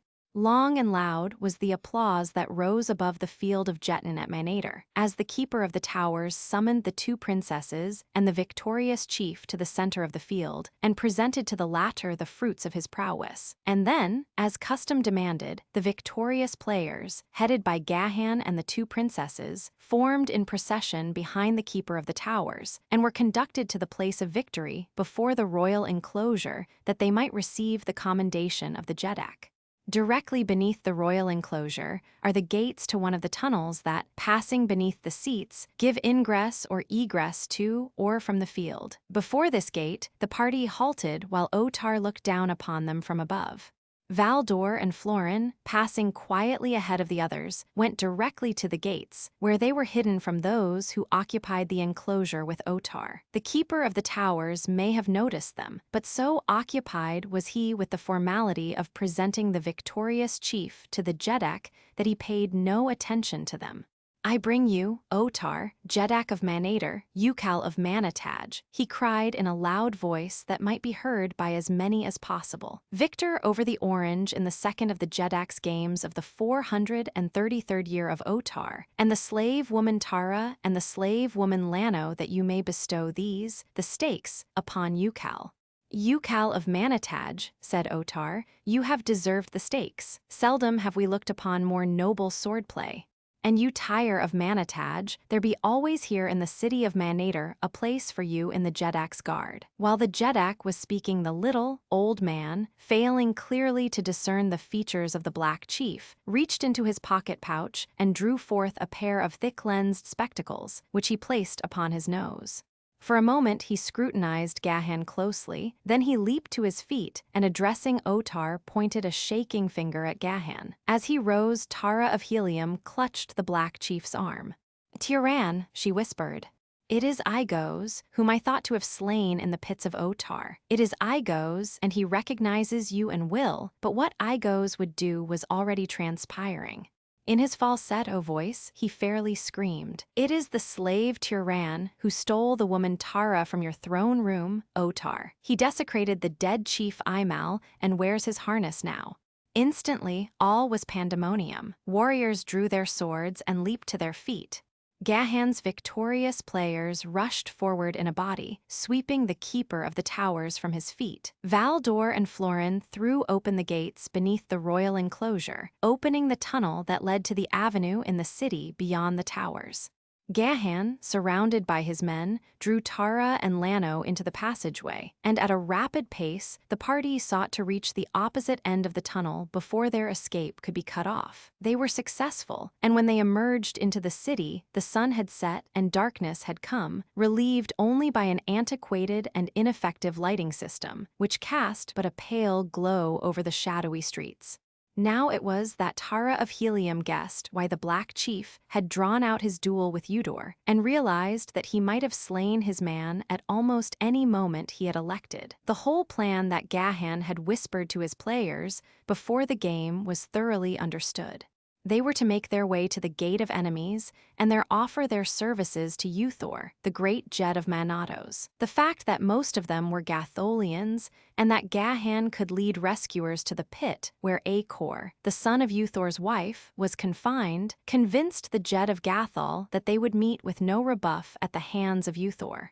But even should he refuse them, still were they bound together to go on toward freedom, if necessary cutting their way through the forces of Uthor at the Gate of Enemies, 20 men against a small army. But of such stuff are the warriors of Barsoom. They had covered a considerable distance along the almost deserted avenue before signs of pursuit developed, and then there came upon them suddenly from behind a dozen warriors mounted on thoats, a detachment, evidently, from the Jeddak's guard. Instantly, the avenue was a pandemonium of clashing blades, cursing warriors, and squealing thoats. In the first onslaught, lifeblood was spilled upon both sides. 2 of Gahan's men went down, and upon the enemy's side 3 riderless thoats attested at least a portion of their casualties. Gahan was engaged with a fellow who appeared to have been selected to account for him only, since he rode straight for him and sought to cut him down without giving the slightest heed to several who slashed at him as he passed them. The Gatholian, practiced in the art of combating a mounted warrior from the ground, sought to reach the left side of the fellow's throat a little to the rider's rear, the only position in which he would have any advantage over his antagonist, or rather the position that would most greatly reduce the advantage of the mounted man. And, similarly, the Manitorian strove to thwart his design. And while they jockeyed for position, a rider swept swiftly past them. As he passed behind Gahan, the latter heard a cry of alarm. "Tyran, they have me," came to his ears in the voice of Tara of Helium. A quick glance across his shoulder showed him the galloping thoatman in the act of dragging Tara to the withers of the beast. And then, with the fury of a demon, Gahan of Gathol leaped for his own man, dragged him from his mount, and as he fell smote his head from his shoulders with a single cut of his keen sword. Gahan's mount, carrying but a single rider, gained upon that of the Manitorian, so that as they neared the palace Gahan was scarce 100 yards behind, and now, to his consternation, he saw the fellow turn into the great entranceway. For a moment only was he halted by the guards, and then he disappeared within. Gahan was almost upon him then, but evidently he had warned the guards, for they leaped out to intercept the Gatholian. But no. The fellow could not have known that he was pursued, since he had not seen Gahan seize a mount, nor would he have thought that pursuit would come so soon. If he had passed then, so could Gahan pass, for did he not wear the trappings of a Manitorian? The Gatholian thought quickly, and stopping his throat called to the guardsmen to let him pass. In the name of Otar, they hesitated a moment. "Aside," cried Gahan, "must the Jedak's messenger parley for the right to deliver his message?" "To whom would you deliver it?" asked the padwar of the guard. "Saw you not him who just entered?" cried Gahan, and without waiting for a reply urged his throat straight past them into the palace, and while they were deliberating what was best to be done, it was too late to do anything, which is not unusual. Along the marble corridors Gahan guided his throat, and because he had gone that way before, rather than because he knew which way Tara had been taken, he followed the runways and passed through the chambers that led to the throne room of Otar. On the second level, he met a slave. "Which way went he who carried the woman before him?" he asked. The slave pointed toward a nearby runway that led to the third level, and Gahan dashed rapidly on in pursuit. At the same moment, a thoatman, riding at a furious pace, approached the palace and halted his mount at the gate. "Saw you aught of a warrior pursuing one who carried a woman before him on his throat?" He shouted to the guard. "He but just passed in," replied the padwar, saying that he was Otar's messenger. "He lied," cried the newcomer. "He was Tyran, the slave, who stole the woman from the throne room 2 days since. Arouse the palace. He must be seized, and alive if possible. It is Otar's command." Instantly, warriors were dispatched to search for the Gatholian and warn the inmates of the palace to do likewise. Owing to the games, there were comparatively few retainers in the great building, but those whom they found were immediately enlisted in the search, so that presently at least 50 warriors were seeking through the countless chambers and corridors of the palace of Otar. As Gahan's throat bore him to the third level, the man glimpsed the hind quarters of another throat disappearing at the turn of a corridor far ahead.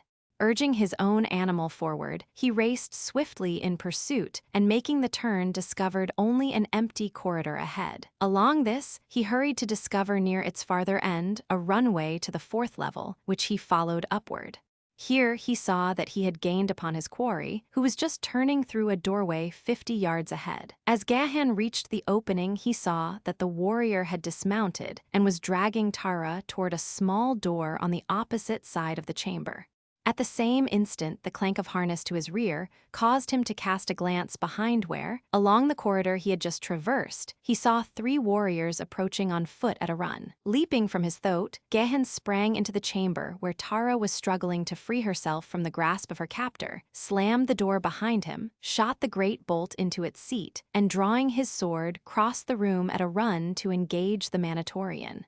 The fellow, thus menaced, called aloud to Gahan to halt, at the same time thrusting Tara at arm's length and threatening her heart with the point of his short sword. "Stay," he cried, "or the woman dies, for such is the command of Otar, rather than that she again fall into your hands." Gahan stopped. But a few feet separated him from Tara and her captor, yet he was helpless to aid her. Slowly, the warrior backed toward the open doorway behind him, dragging Tara with him. The girl struggled and fought, but the warrior was a powerful man, and having seized her by the harness from behind, was able to hold her in a position of helplessness. "Save me, Tyran," she cried. "Let them not drag me to a fate worse than death. Better that I die now, while my eyes behold a brave friend than later, fighting alone among enemies in defense of my honor." He took a step nearer. The warrior made a threatening gesture with his sword close to the soft, smooth skin of the princess, and Gahan halted. "I cannot, Tara of Helium," he cried. "Think not ill of me that I am weak, that I cannot see you die. Too great is my love for you, daughter of Helium." The Manitorian warrior, a derisive grin upon his lips, backed steadily away. He had almost reached the doorway when Gahan saw another warrior in the chamber toward which Tara was being borne, a fellow who moved silently, almost stealthily, across the marble floor as he approached Tara's captor from behind. In his right hand he grasped a long sword. 2-1, thought Gahan, and a grim smile touched his lips, for he had no doubt that once they had Tara safely in the adjoining chamber, the two would set upon him. If he could not save her, he could at least die for her. And then, suddenly, Gahan's eyes fastened with amazement upon the figure of the warrior behind the grinning fellow who held Tara and was forcing her to the doorway. He saw the newcomer step almost within arm's reach of the other. He saw him stop, an expression of malevolent hatred upon his features. He saw the great sword swing through the arc of a great circle, gathering swift and terrific momentum from its own weight backed by the brawn of the steel thews that guided it. He saw it pass through the feathered skull of the Manitorian, splitting his sardonic grin in twain, and open him to the middle of his breastbone. As the dead hand relaxed its grasp upon Tara's wrist, the girl leaped forward, without a backward glance, to Gahan's side. His left arm encircled her, nor did she draw away, as with ready sword the Gatholian awaited fate's next decree. Before them, Tara's deliverer was wiping the blood from his sword upon the hair of his victim. He was evidently a Manitorian, his trappings those of the Jedak's guard, and so his act was inexplicable to Gahan and to Tara. Presently he sheathed his sword and approached them. "When a man chooses to hide his identity behind an assumed name," he said, looking straight into Gahan's eyes, "whatever friend pierces the deception were no friend if he divulged the other's secret." He paused as though awaiting a reply. "Your integrity has perceived, and your lips voiced an unalterable truth," replied Gahan, whose mind was filled with wonder if the implication could by any possibility be true, that this Manitorian had guessed his identity. "We are thus agreed," continued the other, "and I may tell you that though I am here known as Aesor, my real name is Tasser." He paused and watched Gahan's face intently for any sign of the effect of this knowledge, and was rewarded with a quick, though guarded expression of recognition. Tasser, friend of his youth, the son of that great Gatholian noble who had given his life so gloriously, however futilely, in an attempt to defend Gahan's sire from the daggers of the assassins. Tasser and under Padwar in the guard of Otar, Jedak of Manator. It was inconceivable, and yet it was he. There could be no doubt of it. "Tasser," Gahan repeated aloud, "but it is no Manitorian name." The statement was half interrogatory, for Gahan's curiosity was aroused. He would know how his friend and loyal subject had become a Manitorian. Long years had passed since Tasser had disappeared as mysteriously as the Princess Haja and many other of Gahan's subjects. The Jed of Gathol had long supposed him dead. "No," replied Tasser, "nor is it a Manitorian name. Come, while I search for a hiding place for you in some forgotten chamber in one of the untenanted portions of the palace, and as we go I will tell you briefly how Tasser the Gatholian became Aesor the Manitorian. It befell that as I rode with a dozen of my warriors along the western border of Gathol, searching for Zitidars that had strayed from my herds, we were set upon and surrounded by a great company of Manitorians. They overpowered us, though not before half our number was slain and the balance helpless from wounds. And so I was brought a prisoner to Manataj, a distant city of Manator, and there sold into slavery. A woman bought me, a princess of Manataj, whose wealth and position were unequaled in the city of her birth. She loved me, and when her husband discovered her infatuation, she beseeched me to slay him, and when I refused, she hired another to do it. Then she married me, but none would have aught to do with her in Manataj, for they suspected her guilty knowledge of her husband's murder. And so we set out from Manataj for Manatos, accompanied by a great caravan bearing all her worldly goods and jewels and precious metals. And on the way she caused the rumor to be spread that she and I had died. Then we came to Manator instead, she taking a new name and I the name Asor, that we might not be traced through our names. With her great wealth she bought me a post in the Jedak's guard, and none knows that I am not a Manatorian, for she is dead. She was beautiful, but she was a devil. And you never sought to return to your native city? Asked Gahan. Never has the hope been absent from my heart, or my mind empty of a plan, replied Tasser. I dream of it by day and by night, but always must I return to the same conclusion, that there can be but a single means for escape. I must wait until fortune favors me with a place in a raiding party to Gathol.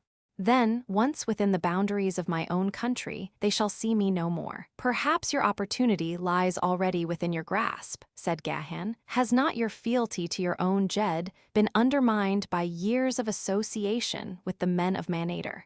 The statement was half challenge. And my Jed stood before me now, cried Tasser, and my avowal could be made without violating his confidence. I should cast my sword at his feet and beg the high privilege of dying for him as my sire died for his sire.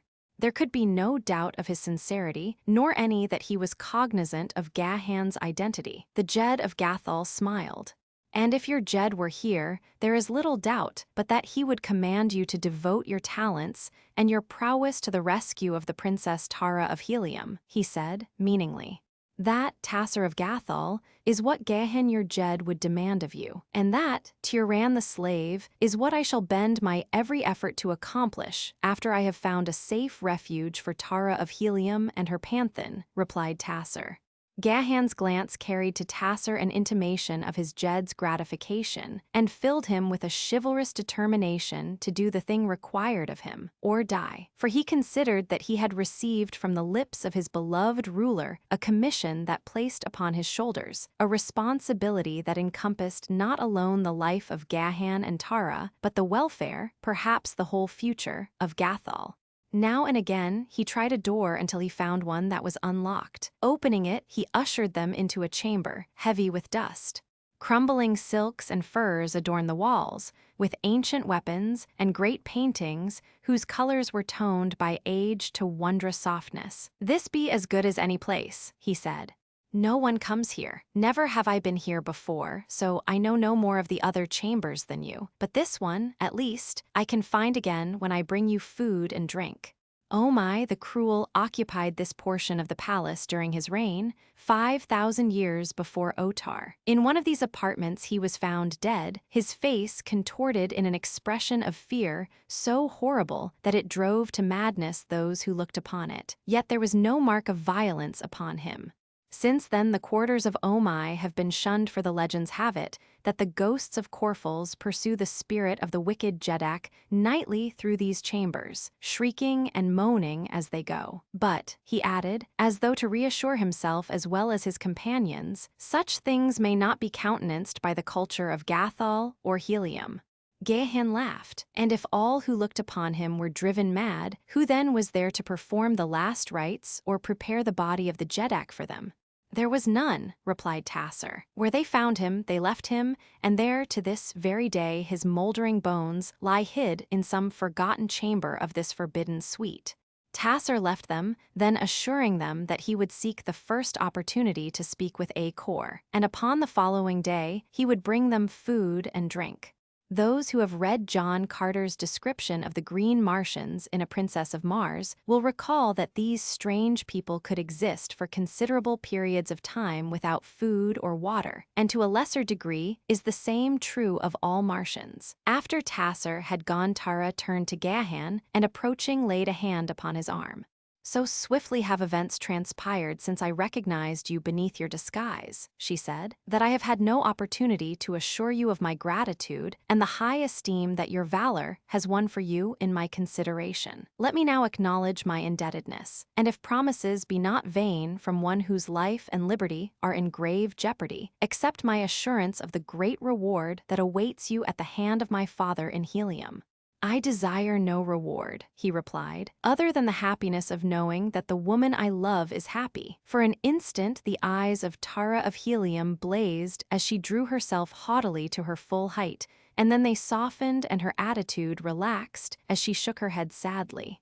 I have it not in my heart to reprimand you, tyran, she said, however great your fault, for you have been an honorable and a loyal friend to Tara of Helium, but you must not say what my ears must not hear. You mean, he asked, that the ears of a princess must not listen to words of love from a panthan. It is not that, tyran, she replied, but rather that I may not in honor listen to words of love from another than him to whom I am betrothed, a fellow countryman, Jorcantos. You mean, Tara of Helium, he cried, that were it not for that you would. Stop. She commanded, you have no right to assume aught else than my lips testify. The eyes are ofttimes more eloquent than the lips, Tara, he replied, and in yours I have read that which is neither hatred nor contempt for Tyran the Panthan, and my heart tells me that your lips bore false witness when they cried in anger. I hate you. I do not hate you, Tyran, nor yet may I love you, said the girl simply. When I broke my way out from the chamber of Igos, I was indeed upon the verge of believing that you did hate me, he said, for only hatred, it seemed to me, could account for the fact that you had gone without making an effort to liberate me. But presently, both my heart and my judgment told me that Tara of Helium could not have deserted a companion in distress, and though I still am in ignorance of the facts, I know that it was beyond your power to aid me. It was indeed, said the girl. Scarce had Igos fallen at the bite of my dagger than I heard the approach of warriors. I ran then to hide until they had passed, thinking to return and liberate you, but in seeking to elude the party I had heard, I ran full into the arms of another. They questioned me as to your whereabouts, and I told them that you had gone ahead and that I was following you, and thus I led them from you. I knew, was Gahan's only comment, but his heart was glad with elation, as a lover's must be who has heard from the lips of his divinity an avowal of interest and loyalty, however little tinged by a suggestion of warmer regard it may be. To be abused, even, by the mistress of one's heart is better than to be ignored. As the two conversed in the ill-lit chamber, the dim bulbs of which were encrusted with the accumulated dust of centuries, a bent and withered figure traversed slowly the gloomy corridors without, his weak and watery eyes peering through thick lenses at the signs of passage written upon the dusty floor. Chapter 19. The Menace of the Dead. The night was still young when there came one to the entrance of the banquet hall, where Otar of Manator dined with his chiefs, and brushing past the guards, entered the great room with the insolence of a privileged character, as in truth he was. As he approached, the head of the long-bored Otar took notice of him. "Well, hoary one," he cried, "what brings you out of your beloved and stinking burrow again this day? We thought that the sight of the multitude of living men at the games would drive you back to your corpses as quickly as you could go." The cackling laugh of Igos acknowledged the royal sally. "Aye, Otar," squeaked the ancient one, "Igos goes out not upon pleasure bound, but when one does ruthlessly desecrate the dead of Igos, vengeance must be had." "You refer to the act of the slave Tyran?" demanded Otar. "Tyran, yes, and the slave Tara, who slipped beneath my hide a murderous blade." Another fraction of an inch, Otar and Igos' ancient and wrinkled covering were even now in some apprentice tanner's hands. Aye, but they have again eluded us," cried Otar. "Even in the palace of the great Jeddak twice have they escaped the stupid knaves I call the Jeddak's guard." Otar had risen and was angrily emphasizing his words with heavy blows upon the table, dealt with a golden goblet. "Aye, Otar, they elude thy guard, but not the wise old Kalat Igos. What mean you?" "Speak," commanded Otar. "I know where they are hid," said the ancient taxidermist. "In the dust of unused corridors, their feet have betrayed them." "You followed them, you have seen them," demanded the Jeddak. "I followed them and I heard them speaking beyond a closed door," replied Igos, "but I did not see them." "Where is that door?" cried Otar. "We will send at once and fetch them." He looked about the table as though to decide to whom he would entrust this duty. A dozen warrior chiefs arose and laid their hands upon their swords. "To the chambers of Omai the Cruel I trace them," squeaked Igos. "There you will find them where the moaning Corfles pursue the shrieking ghost of Omai. Aye," and he turned his eyes from Otar toward the warriors who had arisen, only to discover that, to a man, they were hurriedly resuming their seats. The cackling laughter of Igos broke derisively the hush that had fallen on the room. The warriors looked sheepishly at the food upon their plates of gold. Otar snapped his fingers impatiently. "Be there only cravens among the chiefs of Manator?" he cried. "Repeatedly have these presumptuous slaves flouted the majesty of your Jeddak. Must I command one to go and fetch them?" Slowly a chief arose and 2 others followed his example, though with ill-concealed reluctance. "All, then, are not cowards," commented Otar. "The duty is distasteful. Therefore all 3 of you shall go, taking as many warriors as you wish." "But do not ask for volunteers," interrupted Igos, "or you will go alone." The 3 chiefs turned and left the banquet hall, walking slowly like doomed men to their fate. Gahan and Tara remained in the chamber to which Tasser had led them, the man brushing away the dust from a deep and comfortable bench where they might rest in comparative comfort.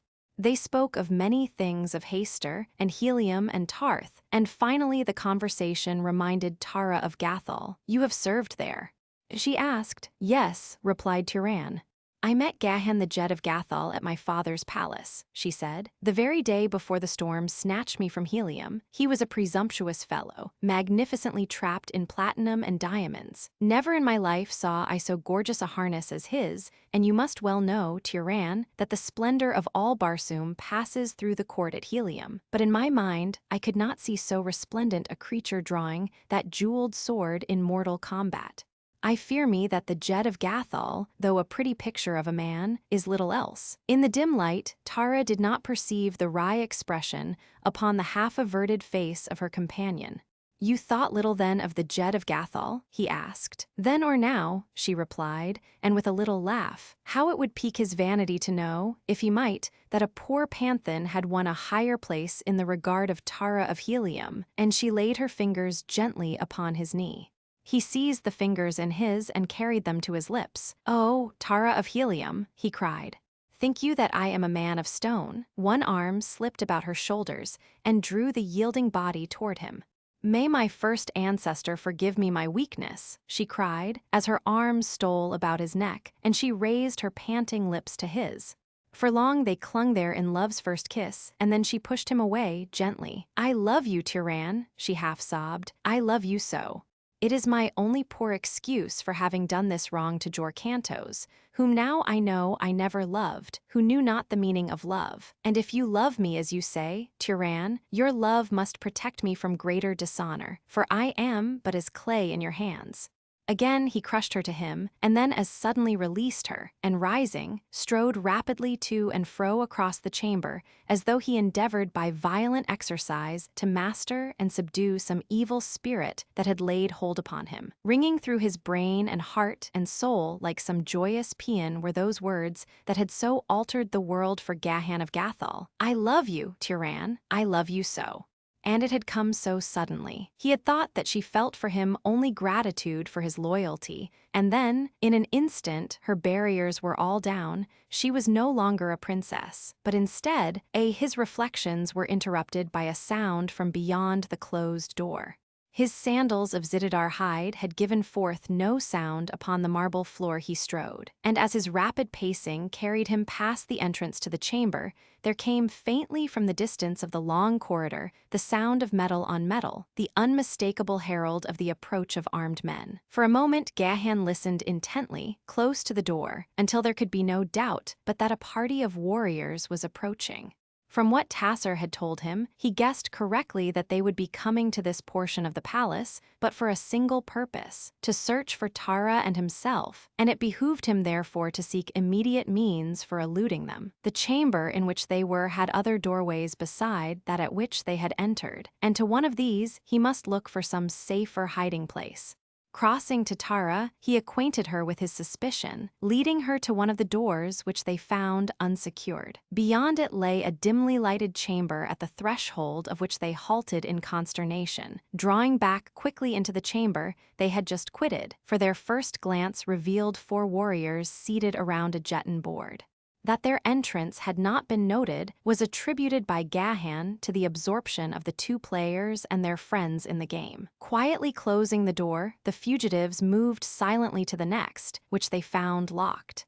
There was now but another door which they had not tried, and this they approached quickly as they knew that the searching party must be close to the chamber. To their chagrin, they found this avenue of escape barred. Now indeed were they in a sorry plight, for should the searchers have information leading them to this room, they were lost. Again, leading Tara to the door behind which were the jeton players, Gahan drew his sword and waited, listening. The sound of the party in the corridor came distinctly to their ears. They must be quite close, and doubtless they were coming in force. Beyond the door were but 4 warriors who might be readily surprised. There could, then, be but one choice, and acting upon it, Gahan quietly opened the door again, stepped through into the adjoining chamber, Tara's hand in his, and closed the door behind them. The 4 at the jeton board evidently failed to hear them. One player had either just made or was contemplating a move, for his fingers grasped a piece that still rested upon the board. The other 3 were watching his move. For an instant, Gahan looked at them, playing jeton there in the dim light of this forgotten and forbidden chamber, and then a slow smile of understanding lighted his face. "Come," he said to Tara, "we have nothing to fear from these. For more than 5,000 years they have sat thus, a monument to the handiwork of some ancient taxidermist." As they approached more closely, they saw that the lifelike figures were coated with dust, but that otherwise the skin was in as fine a state of preservation as the most recent of Igo's groups. And then they heard the door of the chamber they had quitted open and knew that the searchers were close upon them. Across the room, they saw the opening of what appeared to be a corridor, and which investigation proved to be a short passageway, terminating in a chamber in the center of which was an ornate sleeping dais. This room, like the others, was but poorly lighted, time having dimmed the radiance of its bulbs and coated them with dust. A glance showed that it was hung with heavy goods and contained considerable massive furniture, in addition to the sleeping platform. A second glance at which revealed what appeared to be the form of a man lying partially on the floor and partially on the dais. No doorways were visible other than that at which they had entered, though both knew that others might be concealed by the hangings. Gahan, his curiosity aroused by the legends surrounding this portion of the palace, crossed to the dais to examine the figure that apparently had fallen from it, to find the dried and shriveled corpse of a man lying upon his back on the floor with arms outstretched and fingers stiffly outspread. One of his feet was doubled partially beneath him, while the other was still entangled in the sleeping silks and furs upon the dais. After 5,000 years, the expression of the withered face and the eyeless sockets retained the aspect of horrid fear to such an extent that Gahan knew that he was looking upon the body of Omai the Cruel. Suddenly Tara, who stood close beside him, clutched his arm and pointed toward a far corner of the room. Gahan looked and looking felt the hairs upon his neck rising. He threw his left arm about the girl and with bared sword stood between her and the hangings that they watched, and then slowly Gahan of Gathol backed away. For in this grim and somber chamber, which no human foot had trod for 5,000 years, and to which no breath of wind might enter, the heavy hangings in the far corner had moved. Not gently had they moved as a draught might have moved them had there been a draught, but suddenly they had bulged out as though pushed against from behind.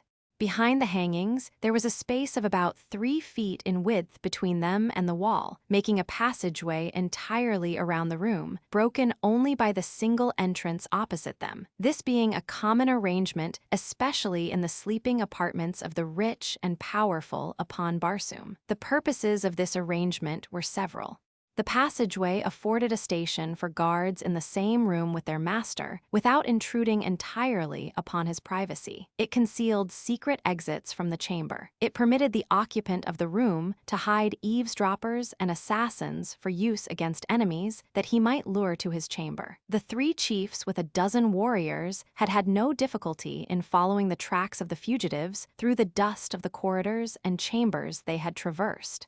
To enter this portion of the palace at all had required all the courage they possessed, and now that they were within the very chambers of Oh My, their nerves were pitched to the highest key. Another turn and they would snap, for the people of Manator are filled with weird superstitions. Following the tracks of Gahan and Tara, they found that though each doorway had been approached, only one threshold had been crossed, and this door they gingerly opened, revealing to their astonished gaze the 4 warriors at the Jeton table. For a moment they were on the verge of flight, for though they knew what they were, coming as they did upon them in this mysterious and haunted suite, they were as startled as though they had beheld the very ghosts of the departed.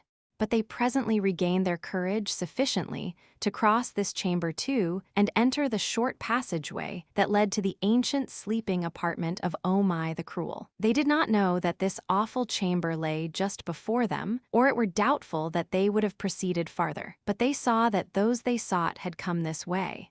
And so they followed, but within the gloomy interior of the chamber they halted, the 3 chiefs urging their followers, in low whispers, to close in behind them, and there just within the entrance they stood, until, their eyes becoming accustomed to the dim light, one of them pointed suddenly to the thing lying upon the floor with one foot tangled in the coverings of the dais. "Look," he gasped.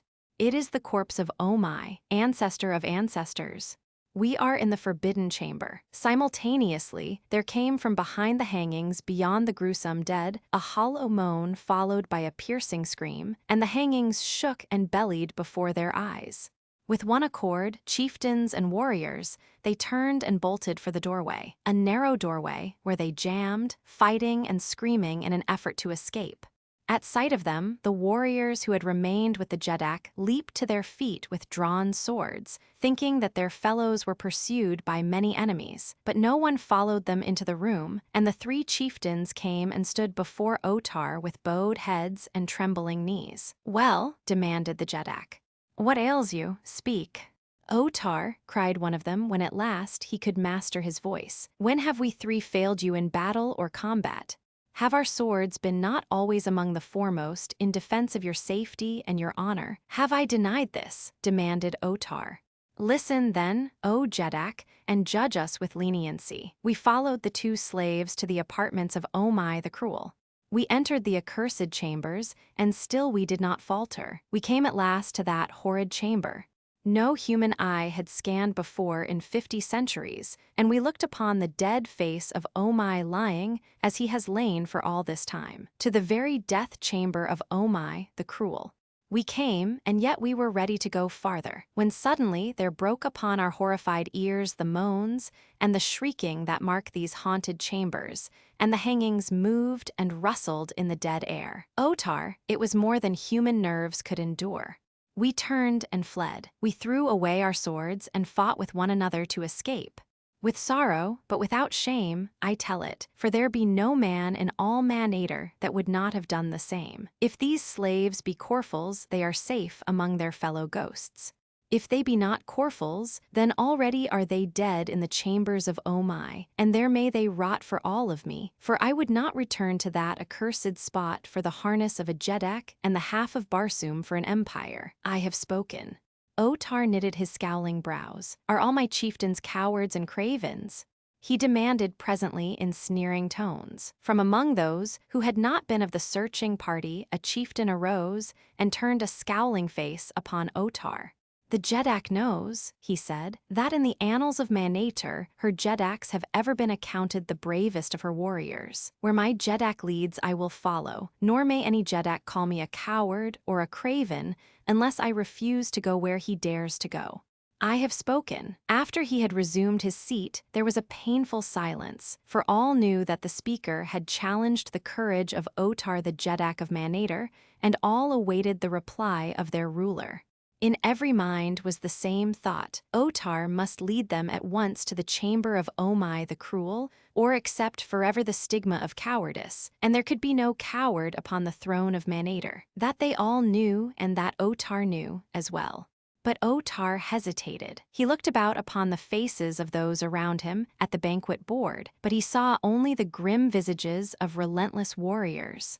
There was no trace of leniency in the face of any. And then his eyes wandered to a small entrance at one side of the great chamber. An expression of relief expunged the scowl of anxiety from his features. "Look," he exclaimed.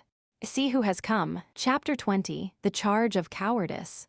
Gahan, watching through the aperture between the hangings, saw the frantic flight of their pursuers. A grim smile rested upon his lips as he viewed the mad scramble for safety and saw them throw away their swords and fight with one another to be first from the chamber of fear. And when they were all gone, he turned back toward Tara, the smile still upon his lips. But the smile died the instant that he turned, for he saw that Tara had disappeared.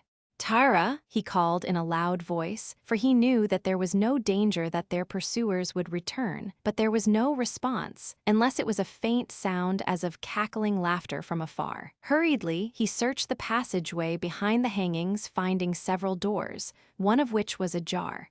Through this, he entered the adjoining chamber, which was lighted more brilliantly for the moment by the soft rays of hurtling Thuria taking her mad way through the heavens. Here, he found the dust upon the floor disturbed and the imprint of sandals. They had come this way, Tara, and whatever the creature was that had stolen her, but what could it have been? Gahan, a man of culture and high intelligence, held few if any superstitions. In common with nearly all races of Barsoom, he clung, more or less inherently, to a certain exalted form of ancestor worship, though it was rather the memory or legends of the virtues and heroic deeds of his forebears that he deified rather than themselves. He never expected any tangible evidence of their existence after death. He did not believe that they had the power either for good or for evil other than the effect that their example, while living, might have had upon following generations. He did not believe, therefore, in the materialization of dead spirits. Yet he was at a loss to know what power might have removed Tara so suddenly and mysteriously from his side in a chamber that had not known the presence of man for 5,000 years. In the darkness, he could not see whether there were the imprints of other sandals than Tara's, only that the dust was disturbed, and when it led him into gloomy corridors, he lost the trail altogether. A perfect labyrinth of passages and apartments were now revealed to him as he hurried on through the deserted quarters of Omai. Here was an ancient bath, doubtless that of the Jeddak himself, and again he passed through a room in which a meal had been laid upon a table 5,000 years before, the untasted breakfast of Omai, perhaps. There passed before his eyes in the brief moments that he traversed the chambers a wealth of ornaments and jewels and precious metals that surprised even the Gahan of Gathol, whose harness was of diamonds and platinum, and whose riches were the envy of a world. But at last, his search of Omai's chambers ended in a small closet in the floor of which was the opening to a spiral runway leading straight down into Stygian darkness. The dust at the entrance of the closet had been freshly disturbed, and as this was the only possible indication that Gahan had of the direction taken by the abductor of Tara, it seemed as well to follow on as to search elsewhere. So, without hesitation, he descended into the utter darkness below. Feeling with a foot before taking a forward step, his descent was necessarily slow. But Gahan was a Barsoomian, and so knew the pitfalls that might await the unwary in such dark, forbidden portions of a Jeddak's palace. He had descended for what he judged might be 3 full levels, and was pausing, as he occasionally did, to listen, when he distinctly heard a peculiar shuffling, scraping sound approaching him from below. Whatever the thing was, it was ascending the runway at a steady pace and would soon be near him. Gahan laid his hand upon the hilt of his sword and drew it slowly from its scabbard that he might make no noise that would apprise the creature of his presence. He wished that there might be even the slightest lessening of the darkness. If he could see but the outline of the thing that approached him, he would feel that he had a fairer chance in the meeting. But he could see nothing, and then, because he could see nothing, the end of his scabbard struck the stone side of the runway, giving off a sound that the stillness and the narrow confines of the passage and the darkness seemed to magnify to a terrific clatter. Instantly, the shuffling sound of approach ceased. For a moment, Gahan stood in silent waiting. Then, casting aside discretion, he moved on again down the spiral. The thing, whatever it might be, gave forth no sound now by which Gahan might locate it. At any moment it might be upon him, and so he kept his sword in readiness. Down, ever downward the steep spiral led. The darkness and the silence of the tomb surrounded him, yet somewhere ahead was something. He was not alone in that horrid place. Another presence that he could not hear or see hovered before him, of that he was positive. Perhaps it was the thing that had stolen Tara. Perhaps Tara herself, still in the clutches of some nameless horror, was just ahead of him. He quickened his pace. It became almost a run at the thought of the danger that threatened the woman he loved, and then he collided with a wooden door that swung open to the impact. Before him was a lighted corridor. On either side were chambers. He had advanced but a short distance from the bottom of the spiral when he recognized that he was in the pits below the palace. A moment later, he heard behind him the shuffling sound that had attracted his attention in the spiral runway. Wheeling about, he saw the author of the sound emerging from a doorway he had just passed. It was Gek the Kaldane. "Gek," exclaimed Gahan, "it was you in the runway. Have you seen Tara of Helium?" "It was I in the spiral," replied the Kaldane, "but I have not seen Tara of Helium. I have been searching for her. Where is she?" "I do not know," replied the Gatholian, "but we must find her and take her from this place." "We may find her," said Gek, "but I doubt our ability to take her away. It is not so easy to leave Manator as it is to enter it. I may come and go at will through the ancient burrows of the Ulcios, but you are too large for that, and your lungs need more air than may be found in some of the deeper runways." "But you, Thor," exclaimed Gahan, "have you heard aught of him or his intentions?" "I have heard much," replied Gek. "He camps at the Gate of Enemies. That spot he holds, and his warriors lie just beyond the gate, but he has not sufficient force to enter the city and take the palace. An hour since, and you might have made your way to him, but now every avenue is strongly guarded since Otar learned that Acor had escaped to Uthor." "Acor has escaped and joined Uthor," exclaimed Gahan, "but little more than an hour since. I was with him when a warrior came, a man whose name is Tasser, who brought a message from you. It was decided that Tasser should accompany Acor in an attempt to reach the camp of Uthor, the great Jed of Manatos, and exact from him the assurances you required. Then Uthor was to return and take food to you and the Princess of Helium. I accompanied them. We won through easily and found Uthor more than willing to respect your every wish. But when Tasser would have returned to you, the way was blocked by the warriors of Otar. Then it was that I volunteered to come to you and report and find food and drink, and then go forth among the Gatholian slaves of Manator and prepare them for their part in the plan that Uthor and Tasser conceived." "And what was this plan?" "Uthor has sent for reinforcements. To Manatos he has sent, and to all the outlying districts that are his. It will take a month to collect and bring them hither, and in the meantime the slaves within the city are to organize secretly, stealing and hiding arms against the day that the reinforcements arrive. When that day comes, the forces of Uthor will enter the Gate of Enemies, and as the warriors of Otar rush to repulse them, the slaves from Gathol will fall upon them from the rear with the majority of their numbers, while the balance will assault the palace. They hope thus to divert so many from the gate that Uthor will have little difficulty in forcing an entrance to the city." Perhaps they will succeed, commented Gahan, but the warriors of Otar are many, and those who fight in defense of their homes and their jeddak have always an advantage. Ah, Gek, would that we had the great warships of Gathol or of Helium to pour their merciless fire into the streets of Manator, while Uthor marched to the palace over the corpses of the slain. He paused, deep in thought, and then turned his gaze again upon the Kaldane. Heard you aught of the party that escaped with me from the field of Jetton, of Florin, Valdor, and the others? What of them? 10 of these won through to Uthor at the gate of enemies, and were well received by him. 8 fell in the fighting upon the way. Valdor and Florin live, I believe, for I am sure that I heard Uthor address 2 warriors by these names. Good, exclaimed Gahan. Go then, through the burrows of the Ulcios, to the gate of enemies, and carry to Florin the message that I shall write in his own language. Come while I write the message. In a nearby room, they found a bench and table, and there Gahan sat and wrote in the strange, stenographic characters of Martian script a message to Florin of Gathol.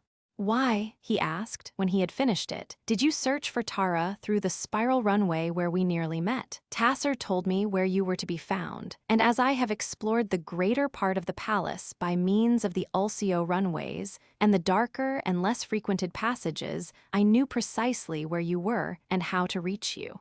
This secret spiral ascends from the pits to the roof of the loftiest of the palace towers. It has secret openings at every level, but there is no living Manatorian, I believe, who knows of its existence. At least never have I met one within it, and I have used it many times. Thrice have I been in the chamber where Omai lies, though I knew nothing of his identity or the story of his death until Tasser told it to us in the camp of Uthor. You know the palace thoroughly then, Gahan interrupted. Better than Otar himself or any of his servants. Good. And you would serve the Princess Tara, Gek. You may serve her best by accompanying Florin and following his instructions. I will write them here at the close of my message to him, for the walls have ears, Gek, while none but a Gatholian may read what I have written to Florin. He will transmit it to you. Can I trust you? I may never return to Bantoom, replied Gek. Therefore I have but 2 friends in all Barsoom. What better may I do than serve them faithfully? You may trust me, Gatholian, who with a woman of your kind has taught me that there be finer and nobler things than perfect mentality, uninfluenced by the unreasoning tuitions of the heart. I go. As Otar pointed to the little doorway, all eyes turned in the direction he indicated, and surprise was writ large upon the faces of the warriors when they recognized the 2 who had entered the banquet hall. There was Igo's, and he dragged behind him one who was gagged and whose hands were fastened behind with a ribbon of tough silk. It was the slave girl. Igo's cackling laughter rose above the silence of the room. I, he shrilled. What the young warriors of Otar cannot do, old Igo's does alone. Only a Corful may capture a Corful, growled one of the chiefs who had fled from the chambers of Omai. Igo's laughed. Terror turned your heart to water, he replied, and shame your tongue to libel. This be no Corful, but only a woman of Helium, her companion a warrior who can match blades with the best of you and cut your putrid hearts. Not so in the days of Igo's youth. Ah, then were there men in Manator. Well do I recall that day that I, peace, doddering fool, commanded Otar, where is the man? Where I found the woman, in the death chamber of Omai. Let your wise and brave chieftains go thither and fetch him. I am an old man, and could bring but one. You have done well, I goes, Otar hastened to assure him, for when he learned that Gahan might still be in the haunted chambers, he wished to appease the wrath of Igos, knowing well the vitriolic tongue and temper of the Ancient One. You think she is no Corful, then, Igos? He asked, wishing to carry the subject from the man who was still at large. No more than you, replied the ancient taxidermist. Otar looked long and searchingly at Tara of Helium. All the beauty that was hers seemed suddenly to be carried to every fiber of his consciousness. She was still garbed in the rich harness of a black princess of Jetton, and as Otar the Jeddak gazed upon her, he realized that never before had his eyes rested upon a more perfect figure, a more beautiful face. She is no Corful, he murmured to himself. She is no Corful, and she is a princess of Helium, and by the golden hair of the holy Hecador, she is beautiful. Take the gag from her mouth and release her hands, he commanded aloud. Make room for the Princess Tara of Helium at the side of Otar of Manator. She shall dine as becomes a princess. Slaves did as Otar bid, and Tara of Helium stood with flashing eyes behind the chair that was offered her. Sit, commanded Otar. The girl sank into the chair. I sit as a prisoner, she said, not as a guest at the board of my enemy, Otar of Manator. Otar motioned his followers from the room. I would speak alone with the Princess of Helium, he said. The company and the slaves withdrew, and once more the Jeddak of Manator turned toward the girl. Otar of Manator would be your friend, he said. Tara of Helium sat with arms folded upon her small, firm breasts, her eyes flashing from behind narrowed lids, nor did she deign to answer his overture. Otar leaned closer to her. He noted the hostility of her bearing, and he recalled his first encounter with her. She was a she-banth, but she was beautiful. She was by far the most desirable woman that Otar had ever looked upon, and he was determined to possess her. He told her so. I could take you as my slave, he said to her, but it pleases me to make you my wife. You shall be Jedara of Manator. You shall have 7 days in which to prepare for the great honor that Otar is conferring upon you. And at this hour of the 7th day, you shall become an empress and the wife of Otar in the throne room of the Jeddaks of Manator. He struck a gong that stood beside him upon the table, and when a slave appeared, he bade him recall the company. Slowly, the chiefs filed in and took their places at the table. Their faces were grim and scowling, for there was still unanswered the question of their Jeddak's courage. If Otar had hoped they would forget, he had been mistaken in his men. Otar arose. In 7 days, he announced, there will be a great feast in honor of the new Jedara of Manator, and he waved his hand toward Tara of Helium. The ceremony will occur at the beginning of the 7th Zode in the throne room. In the meantime, the Princess of Helium will be cared for in the tower of the women's quarters of the palace. Conduct her thither, Ethos, with a suitable guard of honor, and see to it that slaves and eunuchs be placed at her disposal, who shall attend upon all her wants and guard her carefully from harm. About 8:30 p.m. Earth time.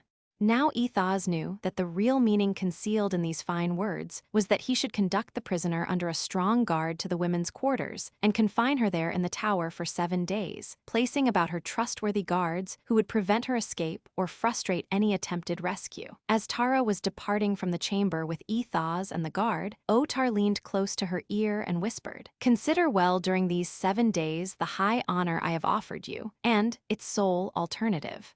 As though she had not heard him, the girl passed out of the banquet hall, her head high and her eyes straight to the front. After Gek had left him, Gahan roamed the pits and the ancient corridors of the deserted portions of the palace, seeking some clue to the whereabouts or the fate of Tara of Helium. He utilized the spiral runway in passing from level to level until he knew every foot of it from the pits to the summit of the high tower, and into what apartments it opened at the various levels, as well as the ingenious and hidden mechanism that operated the locks of the cleverly concealed doors leading to it. For food, he drew upon the stores he found in the pits, and when he slept he lay upon the royal couch of Omai in the forbidden chamber, sharing the dais with the dead foot of the ancient Jeddak. In the palace about him seethed, all unknown to Gahan, a vast unrest. Warriors and chieftains pursued the duties of their vocations with dour faces, and little knots of them were collecting here and there, and with frowns of anger discussing some subject that was uppermost in the minds of all. It was upon the 4th day following Tara's incarceration in the tower that Ethos, the majordomo of the palace and one of Otar's creatures, came to his master upon some trivial errand. Otar was alone in one of the smaller chambers of his personal suite when the majordomo was announced, and after the matter upon which Ethos had come was disposed of, the Jeddak signed him to remain. From the position of an obscure warrior, I have elevated you, Ethos, to the honors of a chief. Within the confines of the palace your word is second only to mine. You are not loved for this, Ethos, and should another Jeddak ascend the throne of Manator, what would become of you, whose enemies are among the most powerful of Manator? Speak not of it, Otar, begged Ethos. These last few days I have thought upon it much, and I would forget it, but I have sought to appease the wrath of my worst enemies. I have been very kind and indulgent with them. You, too, read the voiceless message in the air, demanded the Jeddak. Ethos was palpably uneasy, and he did not reply. Why did you not come to me with your apprehensions? Demanded Otar. Be this loyalty. I feared, O mighty Jeddak, replied Ethos. I feared that you would not understand and that you would be angry. What know you? Speak the whole truth, commanded Otar. There is much unrest among the chieftains and the warriors, replied Ethos. Even those who were your friends fear the power of those who speak against you.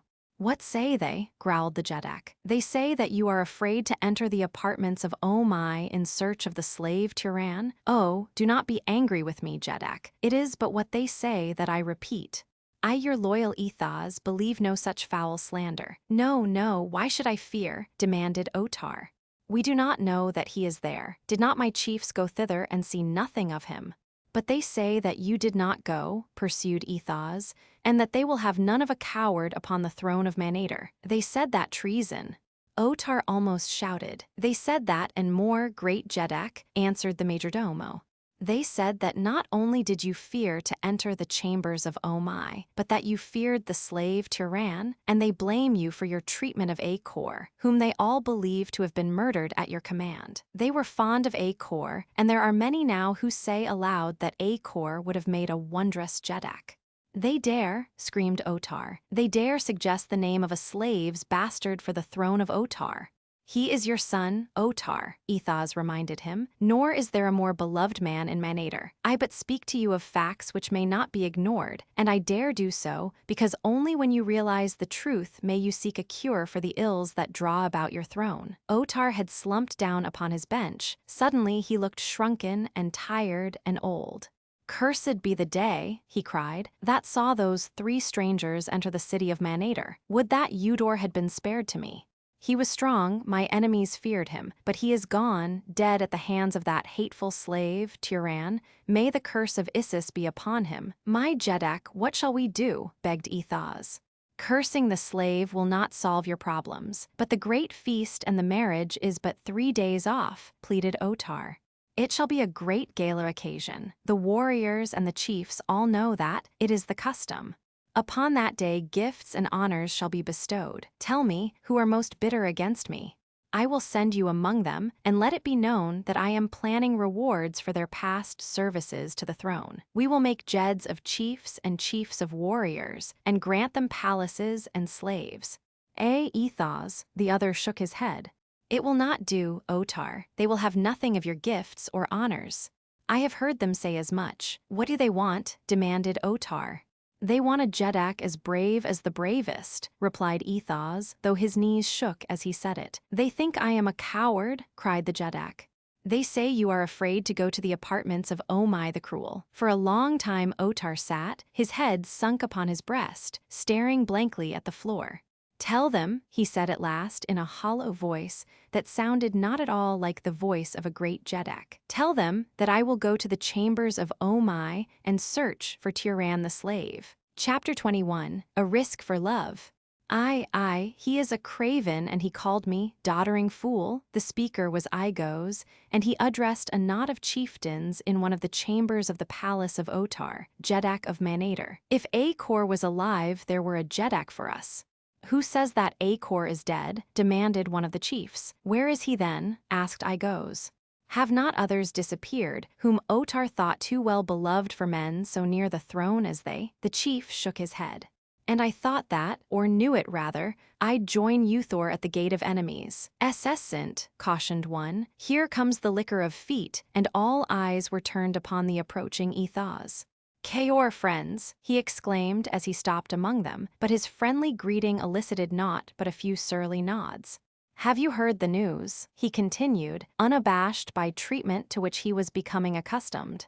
What, has Otar seen an Ulcio and fainted? Demanded Igos with broad sarcasm. Men have died for less than that, ancient one, Ethos reminded him. I am safe, retorted Igos, for I am not a brave and popular son of the Jeddak of Manator. This was indeed open treason, but Ethos feigned not to hear it. He ignored Igos and turned to the others. Otar goes to the chamber of Omai this night in search of Tiran the slave, he said. He sorrows that his warriors have not the courage for so mean a duty, and that their Jeddak is thus compelled to arrest a common slave, with which taunt Etha is passed on to spread the word in other parts of the palace. As a matter of fact, the latter part of his message was purely original with himself, and he took great delight in delivering it to the discomfiture of his enemies. As he was leaving the little group of men, Igos called after him. "At what hour does Otar intend visiting the chambers of Omai?" he asked. "Toward the end of the 8th zode," replied the majordomo, and went his way. "About 1:00 a.m. Earth time. We shall see," stated Igos. "What shall we see?" asked a warrior. "We shall see whether Otar visits the chamber of Omai." "How? I shall be there myself, and if I see him, I will know that he has been there. If I don't see him, I will know that he has not," explained the old taxidermist. "Is there anything there to fill an honest man with fear?" asked a chieftain. "What have you seen?" "It was not so much what I saw, though that was bad enough, as what I heard," said Igos. "Tell us, what heard and saw you?" "I saw the dead Omai," said Igos. The others shuddered. "And you went not mad?" they asked. "Am I mad?" retorted Igos. "And you will go again?" "Yes." "Then indeed you are mad," cried one. "You saw the dead Omai, but what heard you that was worse?" whispered another. "I saw the dead Omai lying upon the floor of his sleeping chamber, with one foot tangled in the sleeping silks and furs upon his couch. I heard horrid moans and frightful screams." "And you are not afraid to go there again?" demanded several. "The dead cannot harm me," said Igos. "He has lain thus for 5,000 years, nor can a sound harm me. I heard it once and live, I can hear it again. It came from almost at my side, where I hid behind the hangings and watched the slave Tiran before I snatched the woman away from him." "Igos, you are a very brave man," said a chieftain. "Otar called me doddering fool, and I would face worse dangers than lie in the forbidden chambers of Omai to know it if he does not visit the chamber of Omai. Then indeed shall Otar fall." The night came and the Zods dragged, and the time approached when Otar, Jeddak of Manator, was to visit the chamber of Omai in search of the slave Tiran. To us, who may doubt the existence of malignant spirits, his fear may seem unbelievable, for he was a strong man, an excellent swordsman, and a warrior of great repute. But the fact remained that Otar of Manator was nervous with apprehension as he strode the corridors of his palace toward the deserted halls of Omai. And when he stood at last with his hand upon the door that opened from the dusty corridor to the very apartments themselves, he was almost paralyzed with terror. But though he had started alone, he had become aware that he was being followed, and he knew that it was because his people had no faith in either his courage or his veracity. He did not believe that he would find the slave Tiran. He did not very much want to find him, for though Otar was an excellent swordsman and a brave warrior in physical combat, he had seen how Tiran had played with Eudor, and he had no stomach for a passage at arms with one whom he knew outclassed him. And so Otar stood with his hand upon the door, afraid to enter, afraid not to. But at last, his fear of his own warriors, watching behind him, grew greater than the fear of the unknown behind the ancient door, and he pushed the heavy skeel aside and entered. Silence and gloom and the dust of centuries lay heavy upon the chamber.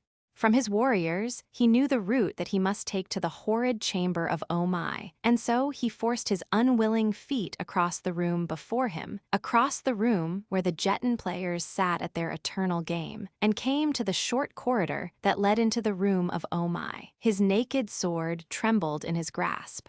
He paused after each forward step to listen, and when he was almost at the door of the ghost-haunted chamber, his heart stood still within his breast, and the cold sweat broke from the clammy skin of his forehead, for from within there came to his affrighted ears the sound of muffled breathing. Then it was that Otar of Manator came near to fleeing from the nameless horror that he could not see, but that he knew lay waiting for him in that chamber just ahead. But again came the fear of the wrath and contempt of his warriors and his chiefs. They would degrade him, and they would slay him into the bargain. There was no doubt of what his fate would be should he flee the apartments of Omai in terror. His only hope, therefore, lay in daring the unknown in preference to the known. He moved forward. A few steps took him to the doorway. The chamber before him was darker than the corridor, so that he could just indistinctly make out the objects in the room. He saw a sleeping dais near the center, with a darker blotch of something lying on the marble floor beside it. He moved a step farther into the doorway, and the scabbard of his sword scraped against the stone frame. To his horror, he saw the sleeping silks and furs upon the central dais move. He saw a figure slowly arising to a sitting posture from the deathbed of Omai the Cruel. His knees shook, but he gathered all his moral forces, and gripping his sword more tightly in his trembling fingers, prepared to leap across the chamber upon the horrid apparition. He hesitated just a moment. He felt eyes upon him, ghoulish eyes that bored through the darkness into his withering heart, eyes that he could not see. He gathered himself for the rush, and then there broke from the thing upon the couch an awful shriek, and Otar sank senseless to the floor. Gahan rose from the couch of Omai, smiling, only to swing quickly about with drawn sword as the shadow of a noise impinged upon his keen ears from the shadows behind him. Between the parted hangings, he saw a bent and wrinkled figure. It was Igos. "Sheathe your sword, Tyran," said the old man. "You have naught to fear from Igos." "What do you here?" demanded Gahan. "I came to make sure that the great coward did not cheat us." And he called me doddering fool, but look at him now, stricken insensible by terror, but one might forgive him that who had heard your uncanny scream.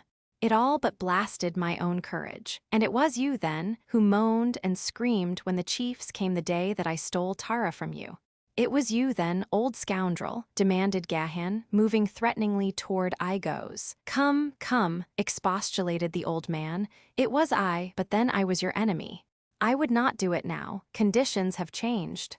"How have they changed? What has changed them?" asked Gahan. "Then I did not fully realize the cowardice of my Jeddak, or the bravery of you and the girl. I am an old man from another age, and I love courage. At first I resented the girl's attack upon me, but later I came to see the bravery of it, and it won my admiration, as have all her acts. She feared not Otar, she feared not me, she feared not all the warriors of Manator. And you, blood of a million sires, how you fight. I am sorry that I exposed you at the fields of Jettin. I am sorry that I dragged the girl Tara back to Otar. I would make amends, I would be your friend. Here is my sword at your feet," and drawing his weapon, Igos cast it to the floor in front of Gahan. The Gatholian knew that scarce the most abandoned of knaves would repudiate this solemn pledge, and so he stooped, and picking up the old man's sword returned it to him, hilt first, in acceptance of his friendship. "Where is the Princess Tara of Helium?" asked Gahan. "Is she safe?" "She is confined in the tower of the women's quarters, awaiting the ceremony that is to make her Jedara of Manator," replied Igos. "This thing dared think that Tara of Helium would mate with him," growled Gahan. "I will make short work of him if he is not already dead from fright," and he stepped toward the fallen Otar to run his sword through the Jeddak's heart. "No," cried Igos. "Slay him not and pray that he be not dead if you would save your princess." "How is that?" asked Gahan. "If word of Otar's death reached the quarters of the women, the Princess Tara would be lost. They know Otar's intention of taking her to wife and making her Jedara of Manator, so you may rest assured that they all hate her with the hate of jealous women. Only Otar's power protects her now from harm. Should Otar die, they would turn her over to the warriors and the male slaves, for there would be none to avenge her." Gahan sheathed his sword. "Your point is well taken, but what shall we do with him?" "Leave him where he lies," counseled Igos. "He is not dead. When he revives, he will return to his quarters with a fine tale of his bravery, and there will be none to impugn his boasts, none but Igos. Come. He may revive at any moment, and he must not find us here." Igos crossed to the body of his Jeddak, knelt beside it for an instant, and then returned past the couch to Gahan. The two quit the chamber of Omai and took their way toward the spiral runway. Here, Igos led Gahan to a higher level and out upon the roof of that portion of the palace, from where he pointed to a high tower quite close by. "There," he said, "lies the Princess of Helium, and quite safe she will be until the time of the ceremony." "Safe, possibly, from other hands, but not from her own," said Gahan. She will never become Jadara of Manator. First will she destroy herself. She would do that, asked Igos. She will, unless you can get word to her that I still live and that there is yet hope, replied Gahan. I cannot get word to her, said Igos. The quarters of his women Otar guards with jealous hand. Here are his most trusted slaves and warriors, yet even so, thick among them are countless spies, so that no man knows which be which. No shadow falls within those chambers that is not marked by 100 eyes. Gahan stood gazing at the lighted windows of the high tower in the upper chambers, of which Tara of Helium was confined. I will find a way, Igos, he said. There is no way, replied the old man. For some time they stood upon the roof, beneath the brilliant stars and hurtling moons of dying Mars, laying their plans against the time that Tara of Helium should be brought from the high tower to the throne room of Otar. It was then, and then alone, argued Igos, that any hope of rescuing her might be entertained.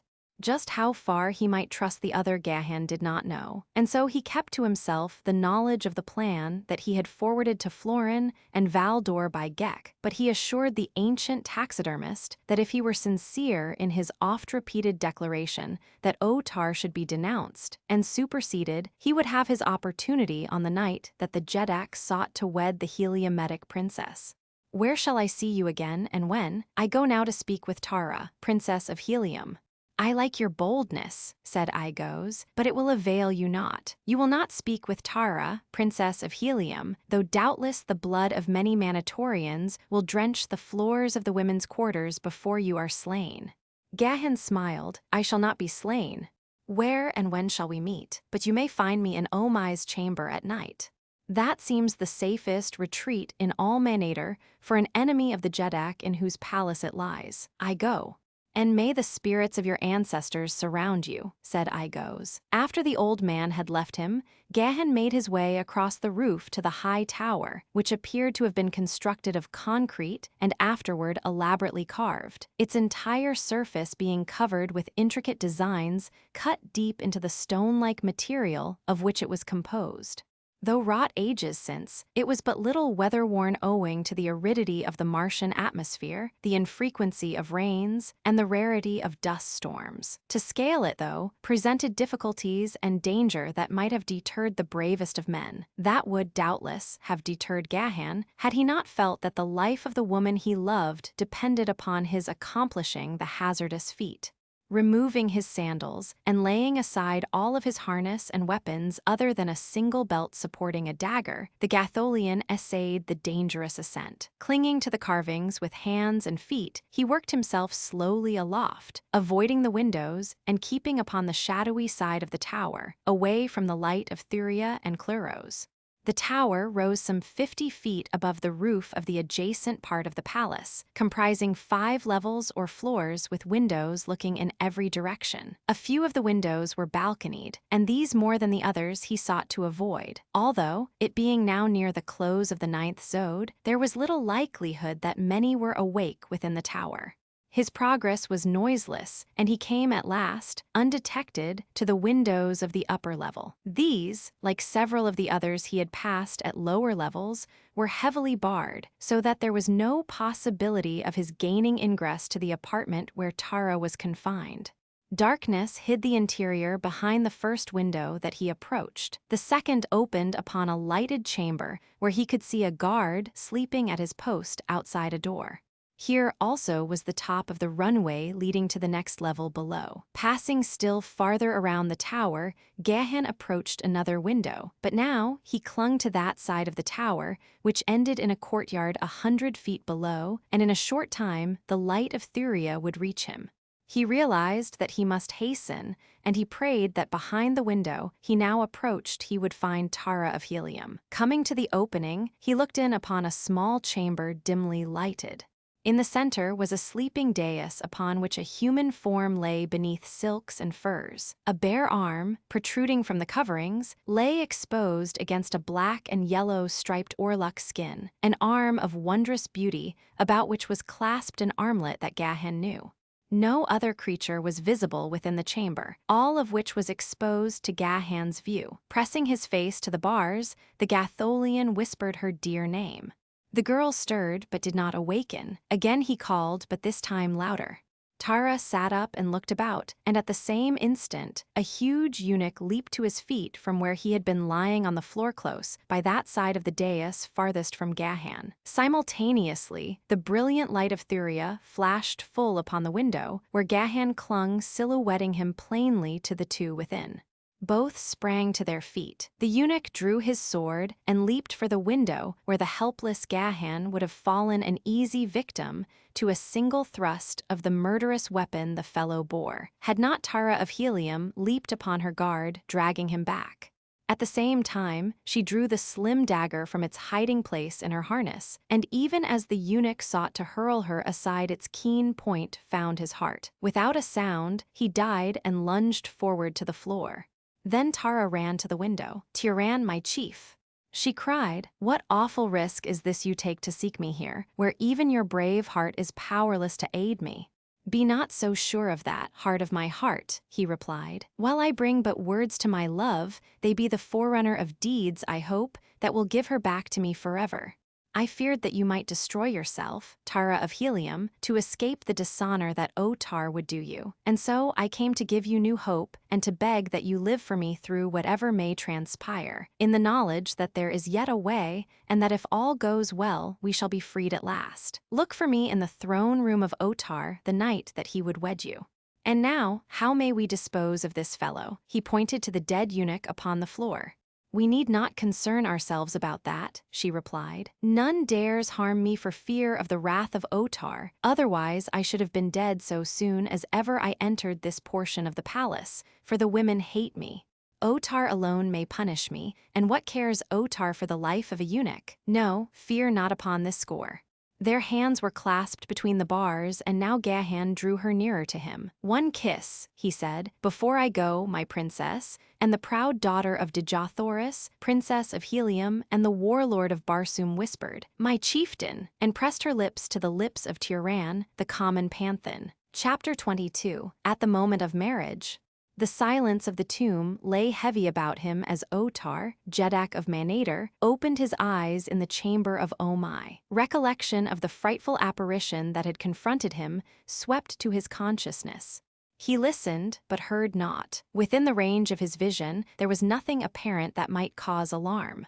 Slowly he lifted his head and looked about. Upon the floor beside the couch lay the thing that had at first attracted his attention, and his eyes closed in terror as he recognized it for what it was, but it moved not nor spoke. Otar opened his eyes again and rose to his feet. He was trembling in every limb. There was nothing on the dais from which he had seen the thing arise. Otar backed slowly from the room.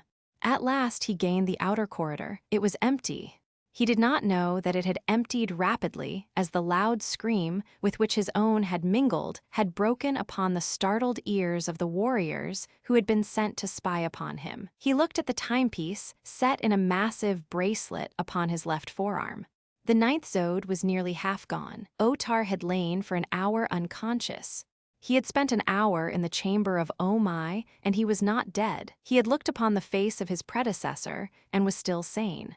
He shook himself and smiled. Rapidly, he subdued his rebelliously shaking nerves, so that by the time he reached the tenanted portion of the palace, he had gained control of himself. He walked with chin high and something of a swagger. To the banquet hall he went, knowing that his chiefs awaited him there, and as he entered they arose, and upon the faces of many were incredulity and amaze, for they had not thought to see Otar the Jedak again, after what the spies had told them of the horrid sounds issuing from the chamber of Omai. Thankful was Otar that he had gone alone to that chamber of fright, for now no one could deny the tale that he should tell. Ethaz rushed forward to greet him, for Ethaz had seen black looks directed toward him as the towels slipped by and his benefactor failed to return. "O brave and glorious Jedak," cried the majordomo, "we rejoice at your safe return and beg of you the story of your adventure." "It was not," exclaimed Otar. "I searched the chambers carefully and waited in hiding for the return of the slave, Tyran, if he were temporarily away, but he came not. He is not there, and I doubt if he ever goes there." Few men would choose to remain long in such a dismal place. "You were not attacked?" asked Ethaz. "You heard no screams, nor moans. I heard hideous noises and saw phantom figures, but they fled before me so that never could I lay hold of one, and I looked upon the face of Omai, and I am not mad." I even rested in the chamber beside his corpse. In a far corner of the room, a bent and wrinkled old man hid a smile behind a golden goblet of strong brew. "Come, let us drink," cried Otar and reached for the dagger, the pommel of which he was accustomed to use to strike the gong which summoned slaves, but the dagger was not in its scabbard. Otar was puzzled. He knew that it had been there just before he entered the chamber of Omai, for he had carefully felt of all his weapons to make sure that none was missing.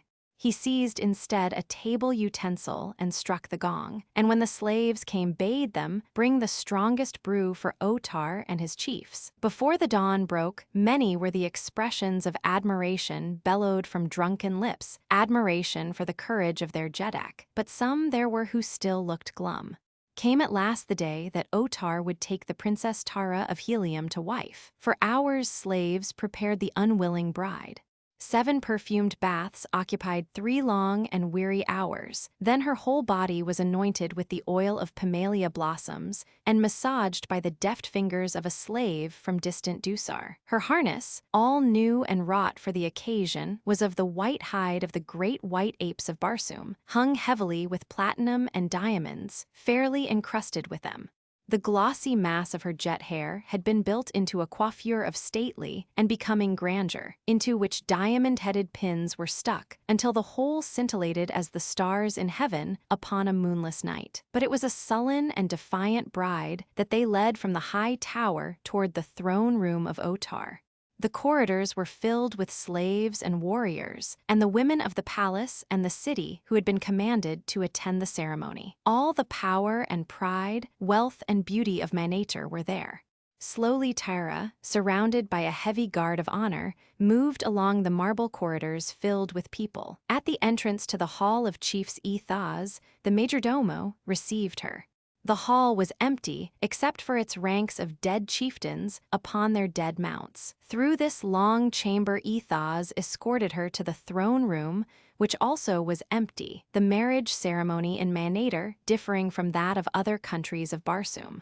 Here the bride would await the groom at the foot of the steps leading to the throne. The guests followed her in and took their places, leaving the central aisle from the Hall of Chiefs to the throne clear. For up this Otar would approach his bride alone after a short solitary communion with the dead behind closed doors in the Hall of Chiefs. It was the custom. The guests had all filed through the Hall of Chiefs. The doors at both ends had been closed. Presently those at the lower end of the hall opened, and Otar entered. His black harness was ornamented with rubies and gold. His face was covered by a grotesque mask of the precious metal, in which 2 enormous rubies were set for eyes, though below them were narrow slits through which the wearer could see.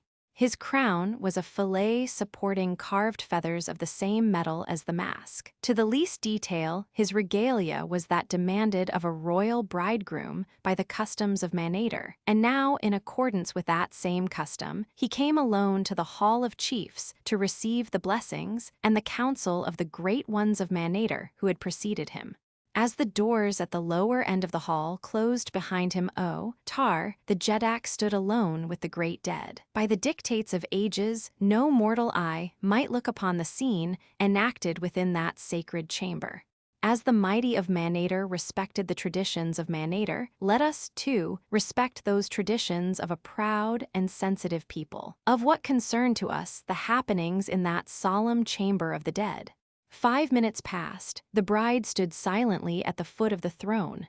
The guests spoke together in low whispers until the room was filled with the hum of many voices. At length the doors leading into the Hall of Chiefs swung open, and the resplendent bridegroom stood framed for a moment in the massive opening. A hush fell upon the wedding guests. With measured and impressive step, the groom approached the bride. Tara felt the muscles of her heart contract with the apprehension that had been growing upon her as the coils of fate settled more closely about her, and no sign came from Turan. Where was he? What, indeed, could he accomplish now to save her? Surrounded by the power of Otar with never a friend among them, her position seemed at last without vestige of hope.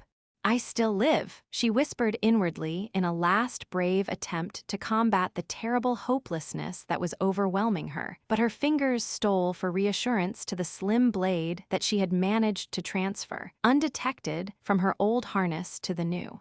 And now the groom was at her side, and taking her hand was leading her up the steps to the throne, before which they halted and stood facing the gathering below. Would Tiran's promised succor come too late? Tara listened to the long, monotonous intonation of the wedding service. She heard the virtues of Otar extolled and the beauties of the bride. The moment was approaching, and still no sign of Tiran. But what could he accomplish should he succeed in reaching the throne room other than to die with her? There could be no hope of rescue. The dignitary lifted the golden handcuffs from the pillow upon which they reposed. He blessed them and reached for Tara's wrist. The time had come. The thing could go no further, for alive or dead. By all the laws of Barsoom, she would be the wife of Otar of Manader the instant the two were locked together. Even should rescue come then or later, she could never dissolve those bonds, and Tiran would be lost to her as surely as though death separated them. Her hand stole toward the hidden blade, but instantly the hand of the groom shot out and seized her wrist. He had guessed her intention. Through the slits in the grotesque mask, she could see his eyes upon her, and she guessed the sardonic smile that the mask hid. For a tense moment, the two stood thus. The people below them kept breathless silence for the play before the throne had not passed unnoticed.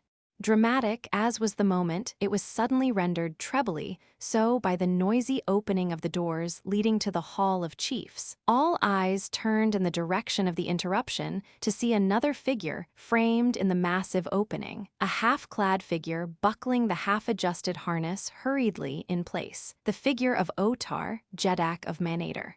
"Stop!" he screamed, springing forward along the aisle toward the throne. "Seize the impostor!" All eyes shot to the figure of the groom before the throne. They saw him raise his hand and snatch off the golden mask, and Tara of Helium, in wide-eyed incredulity, looked up into the face of Tiran the Panthan. "Tiran the slave!" they cried then. "Death to him! Death to him!" "Wait!" shouted Tiran, drawing his sword, as a dozen warriors leaped forward. "Wait!" screamed another voice, old and cracked, as Igos, the ancient taxidermist, sprang from among the guests and reached the throne steps ahead of the foremost warriors. At sight of the old man, the warriors paused, for age is held in great veneration among the peoples of Barsoom, as is true, perhaps, of all peoples whose religion is based to any extent upon ancestor worship. But Otar gave no heed to him, leaping instead swiftly toward the throne. "Stop, coward!" cried Igos. The people looked at the little old man in amazement. "Men of Manader," he cackled in his thin, shrill voice, "wouldst be ruled by a coward and a liar." "Down with him," shouted Otar. "Not until I have spoken," retorted Igos. "It is my right, if I fail my life is forfeit, that you all know. And I know, I demand therefore to be heard." "It is my right, it is his right," echoed the voices of a score of warriors in various parts of the chamber. "That Otar is a coward and a liar I can prove," continued Igos. "He said that he faced bravely the horrors of the chamber of Omai and saw nothing of the slave Tiran. I was there, hiding behind the hangings, and I saw all that transpired. Tiran had been hiding in the chamber and was even then lying upon the couch of Omai when Otar, trembling with fear, entered the room. Tiran, disturbed, arose to a sitting position at the same time voicing a piercing shriek. Otar screamed and swooned. "It is a lie," cried Otar. "It is not a lie and I can prove it," retorted Igos. "Didst notice the night that he returned from the chambers of Omai and was boasting of his exploit, that when he would summon slaves to bring wine, he reached for his dagger to strike the gong with its pommel as is always his custom? Didst note that, any of you? And that he had no dagger. Otar, where is the dagger that you carried into the chamber of Omai? You do not know, but I know. While you lay in the swoon of terror, I took it from your harness and hid it among the sleeping silks upon the couch of Omai. There it is even now, and if any doubt it, let them go thither, and there they will find it, and know the cowardice of their Jeddak." "But what of this impostor?" demanded one. "Shall he stand with impunity upon the throne of Manator, whilst we squabble about our ruler?"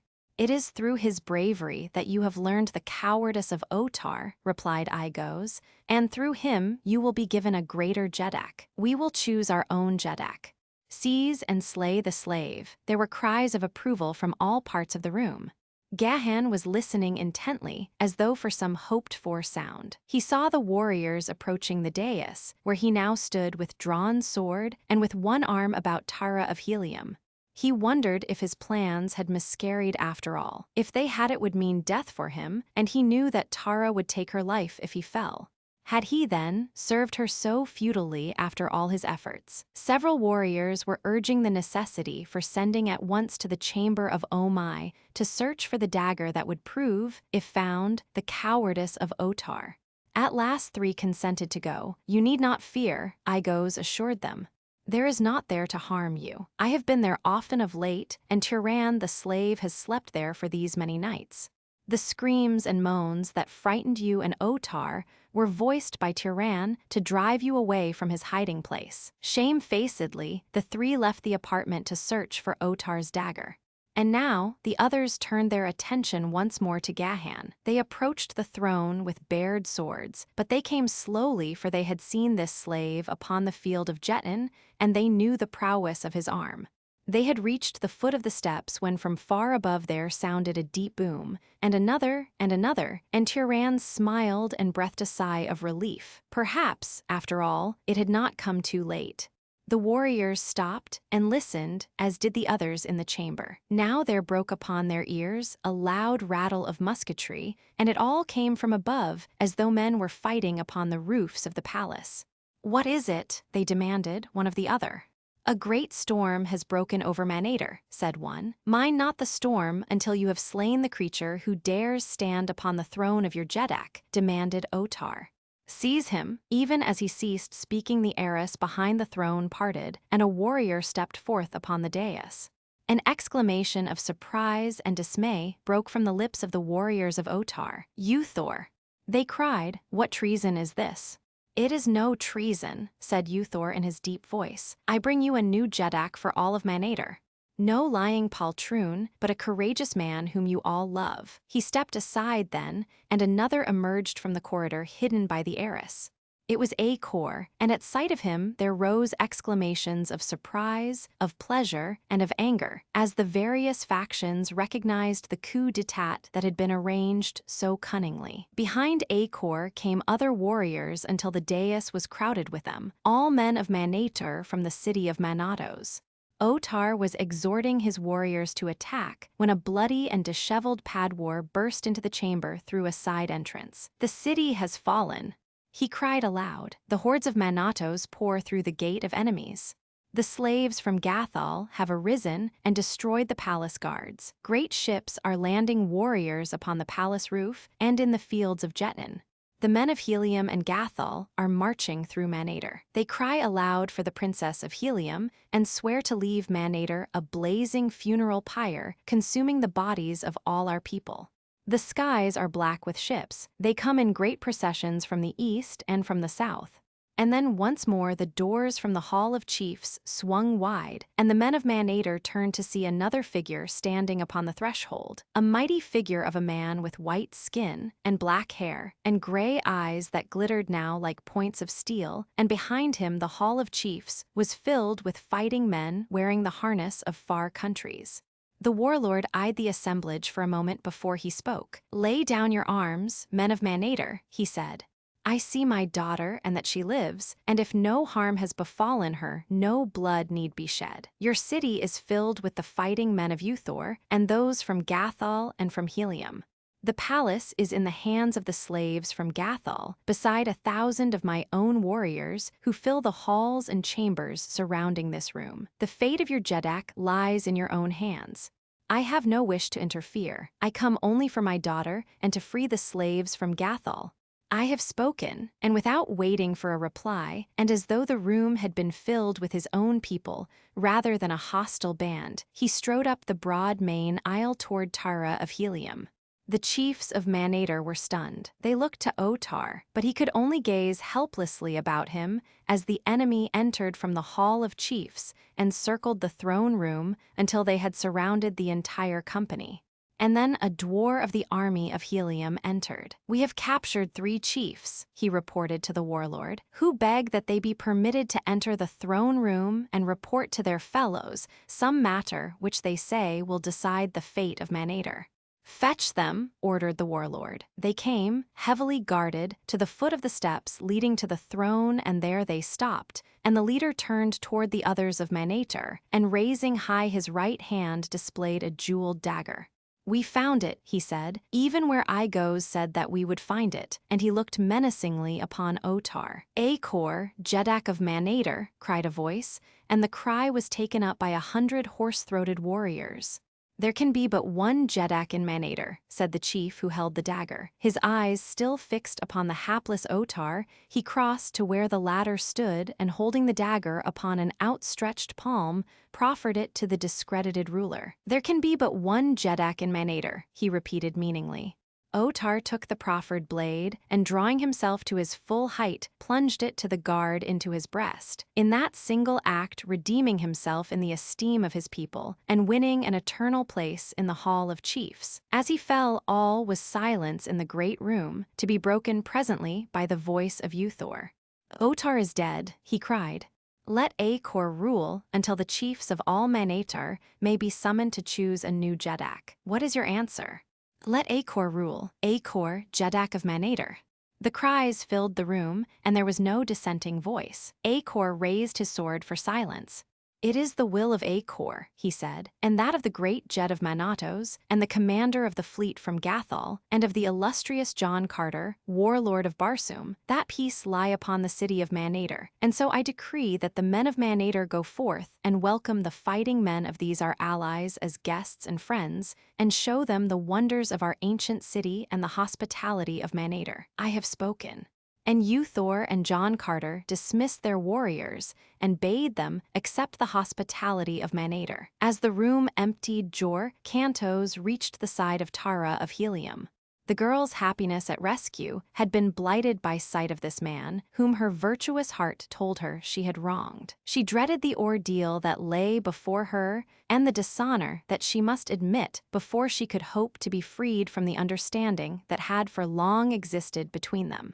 And now Jor Cantos approached, and kneeling raised her fingers to his lips. "Beautiful daughter of Helium," he said, "how may I tell you the thing that I must tell you of the dishonor that I have all unwittingly done you? I can but throw myself upon your generosity for forgiveness, but if you demand it, I can receive the dagger as honorably as did Otar." "What do you mean?" asked Tara of Helium. "What are you talking about? Why speak thus in riddles to one whose heart is already breaking, her heart already breaking?" The outlook was anything but promising, and the young Padwar wished that he had died before ever he had had to speak the words he now must speak. "Tara of Helium," he continued, "we all thought you dead. For a long year have you been gone from Helium. I mourned you truly, and then, less than a moon since, I wed with Alvia Marthais." He stopped and looked at her with eyes that might have said, "Now strike me dead." "Oh, foolish man," cried Tara. "Nothing you could have done could have pleased me more. Jor Cantos, I could kiss you." "I do not think that Alvia Marthais would mind," he said, his face now wreathed with smiles. As they spoke, a body of men had entered the throne room and approached the dais.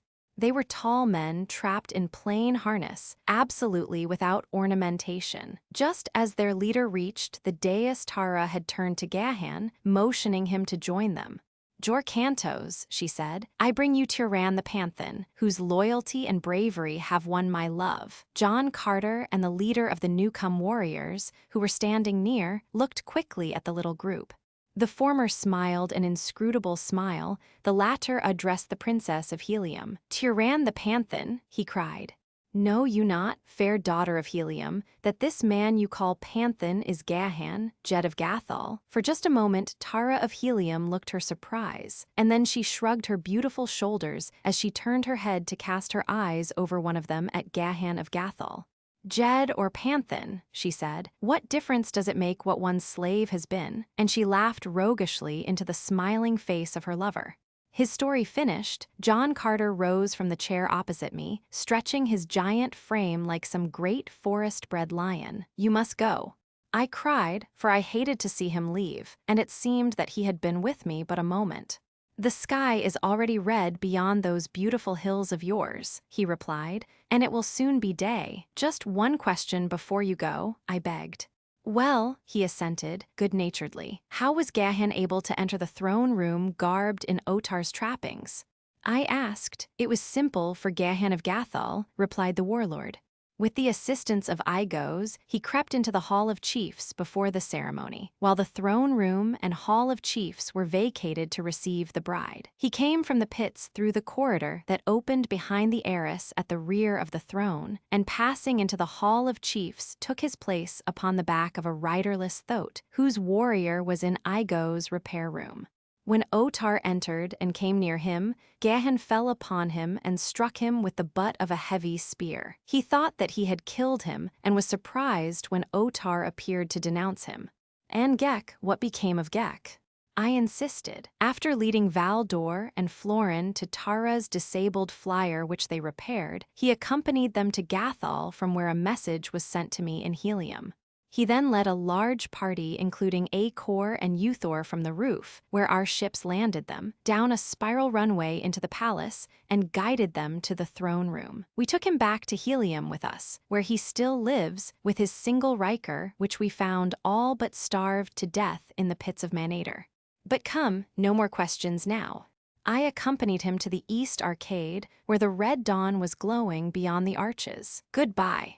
He said, I can scarce believe that it is really you, I exclaimed.